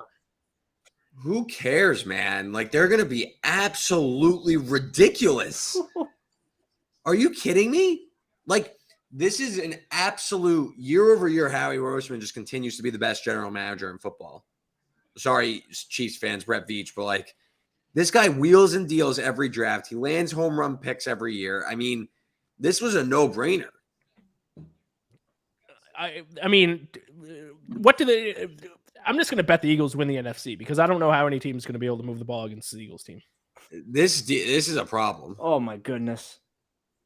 I mean, good luck trying to run the ball. How you gonna do it? Yeah, this is a no-brainer by the Eagles. So they have Georgia's defense has been the best defense in college football for a number of years now. And now that they have four of the best players from those Georgia teams now on their defense? 4. And people forget too, Nakobe Dean went in the 3rd round because of injuries. He was regarded as like a top 20 talent. That's 83. I mean, this is freakish. So there you go. Nolan Smith finally off the board. Now the only guy, and Mike, maybe you can let me know who the next guy who's kind of fallen, but the only guy who has dramatically now fallen off the board that is still not taken is Will Levis, quarterback. And I doubt the Chiefs are going to be taking Will Levis. So Joey Porter too. Joey Porter, yep, that would probably be the next guy. Brian Branch. Yeah, but I mean, was Brian Branch, was he consensus? He was a first-round pick. He was a first-round mocked as a first-round pick. A guy I also thought would go first round would be Keely Ringo, another Georgia guy. He still hasn't gone. Mm-hmm. The Eagles have Dude Perfect on the stage to announce the pick. I now hate the Eagles. Am I old? Like, should I know them? No. Okay. Like, the kids love they Dude were Perfect. they were cool. Probably like they do trick shots on YouTube. Oh, yeah, they were the cool bat, like a yeah. really long time ago. Now they're like not. Why cool. are they on the stage talking the first pick? Because they're not cool, so they need to. You know what? Job's a job, man. Job's a job. Unbelievable. They're presenting some kind of large coin, it looks like, or maybe a barbell weight. Some sort of that says Aztec artifact. Something about Kelsey. Oh, they're flipping it. They flipped a coin. It has Kelsey on it. Heads. I don't know what any of this means. I have my stream on mute. This is almost as bad as those. It's because Jason Kelsey. Oh, okay. It's something to do with the mom. Okay. So that leaves us with the final pick of the draft is the Kansas City Chiefs, the defending Super Bowl champions. I see some people in the chat wanted them to get Nolan Smith. Unfortunately, he is gone. Jim in Florida says Joey Porter Jr. going to go to the Steelers. That would be fitting with their next pick because he said they're going to get Nolan Smith if he's there. He's no longer there. Maybe they go Joey Porter Jr. Do the Chiefs go Joey Porter Jr.? Do they go offensive line? Do they go receiver? A trade has not yet been announced, so they may not be trading out of that spot. I think that would be I think you have to just not trade out because that's going to hurt the feelings of the Chiefs fans that have been there waiting all day. Oh, that would be like, I know that'd be really mean, but if Brett Veach just is like, that'd be kind of funny. Like, I would not respect it, but I'd get a hearty chuckle out of it. Got to do what you got to do, I suppose. If you're trying to build another Super Bowl winner. Yeah, Brian Branch still available. Do the Chiefs need a defensive back? Maybe if the chat can know. The chat seems like they were set on pass rusher, but I don't know if they have that option anymore. TJ earlier said that they're going to try to trade for D-Hop tomorrow, so maybe they don't go receiver. Will Levis going to be selected by the Chiefs to back up Patrick Mahomes. Hey, didn't Collinsworth in his last mock say they should take Endon Hooker? Yes, I believe so. Okay. 5 minutes the Chiefs have on the clock. This will be the final pick today. I have just about reaching, Mike, I guess you along with me. You've been with me here since the start. We're reaching the 4-hour mark here. It has flown by. Time flies when you're having fun. Oh, yeah. Time flies when you're having fun, man. Yep. They got the champagne out. Nolan Smith, finally, the champagne is out. So does that leave? I'm going to look up the list of players that were invited to the NFL draft. Levis is definitely one. Levis might be the last guy left. Addison, Anderson, Branch. Branch was invited as well. He's there. Joey Porter Jr. is still there. So there's 3 of them. Keon White is there for some reason. Keon White's a good prospect. I had him as like a mid-2 guy. So maybe they go with maybe the Chiefs go with Keon White. Good draft for the Eagles. Respect. Yeah, the Eagles have been putting together plenty of good drafts lately. I really don't think there's been a ton of awful picks. Really, the only one where I kind of blew my mind, like even the Gibbs pick was puzzling, but I at least like the player so much. I kind of get it. Really, the only one that stood out as like a what are you doing pick was Emmanuel Forbes for me. And that might just be because personally I'm just lower on Emmanuel Forbes in the consensus. I don't know about you guys. Mike, did you finish your Dr. Pepper? I did. So, you didn't want to grab a second one? You're good with just one Dr. Pepper? Nah, I'm good on that. I don't want to just like completely turn my teeth into a bunch of sugary pellets that dissolve. So. Is Dr. Pepper your favorite soda pop? I love Dr. Pepper. I would no. You know what is the Coke with the vanilla in it? That's vanilla living. Coke. That's living. I don't really drink soda anymore, but when I was like a kid, Dr. Pepper was without fail my favorite soda. It wasn't even close. It's absolutely fantastic. I'm now this weekend, girlfriend's out of town. I'm having Dr. Pepper this weekend. Yeah. Treat yourself. You say that like it's some really debauched thing. Like, oh, I'm finally get to have a Dr. Pepper. Like, don't tell her. I did Diet Coke today. I did Diet Coke today as the first pop I've had in a couple months. So that was easy. I was never like a diet fan. I was always like, give it to me straight. No, I'm sorry, there are men in white gloves holding the trophies, even though Patrick Mahomes held it without a trophy, without a glove. This is. What on earth is this? Yeah, so it looks like they're having a whole series. I mean, yeah, you can't trade out. If you're going to do a whole Super Bowl trophy presentation here, you can't trade out of this pick. Oh, come on. They have a it'd be funny one. That's if after this whole performance here, they come out and say, we've traded the pick. All right, final prediction. Who are they going with? I'm going to say that they go with an offensive tackle, and I'm going to say that they go with, I'll let you know in a second. Mike, you go first.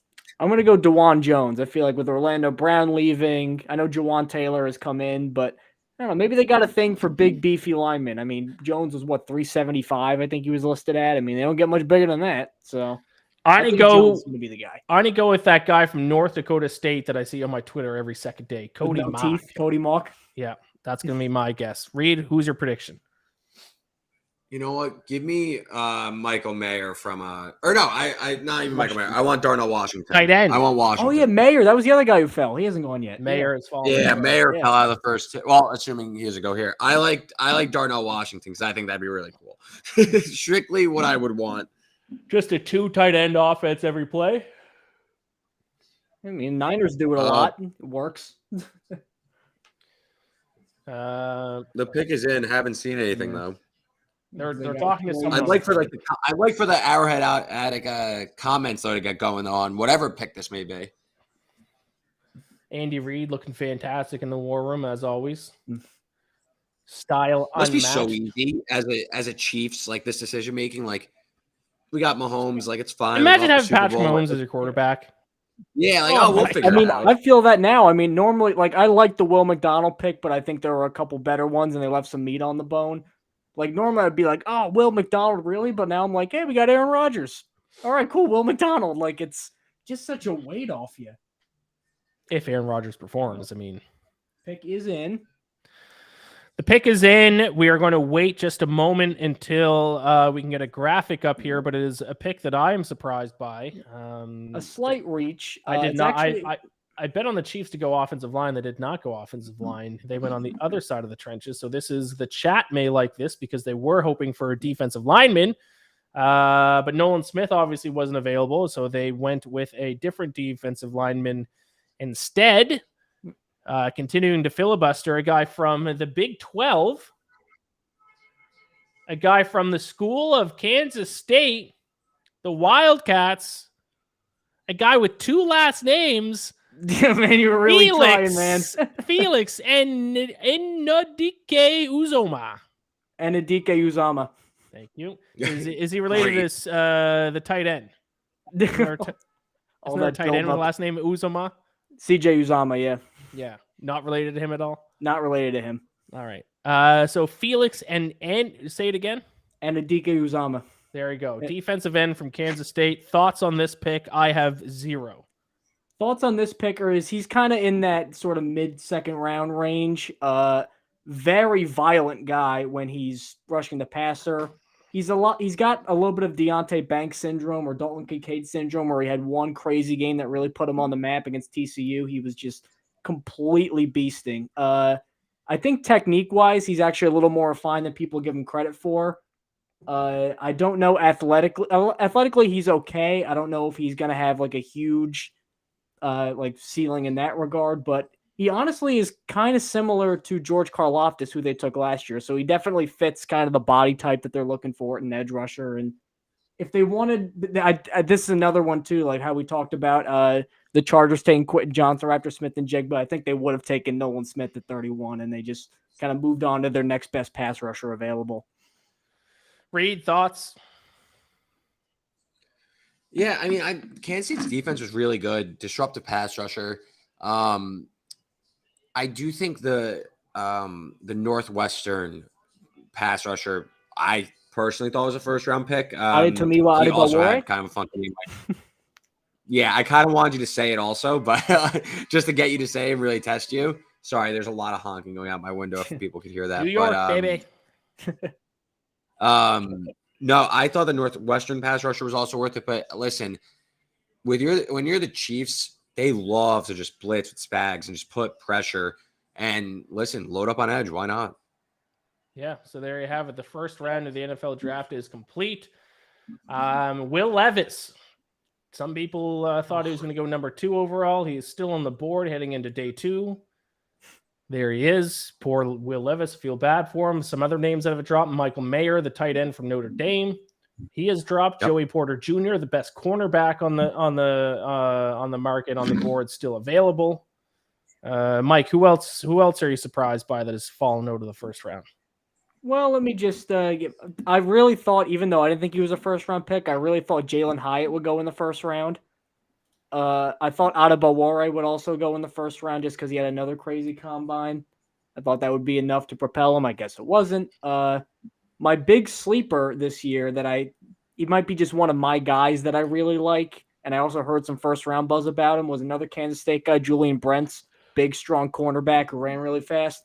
I thought a team might take a gamble on Julius Brents yet, but then again, no one took a gamble on Joey Porter Jr., so for a corner, this is weird too. For a cornerback class that was really hyped, is very deep and very skilled. Really, a lot of the best ones haven't been drafted yet, except for Emmanuel Forbes, who is a stickman. Right. Yes. 165 pounds. 166. Don't slide him here, Reed. He's.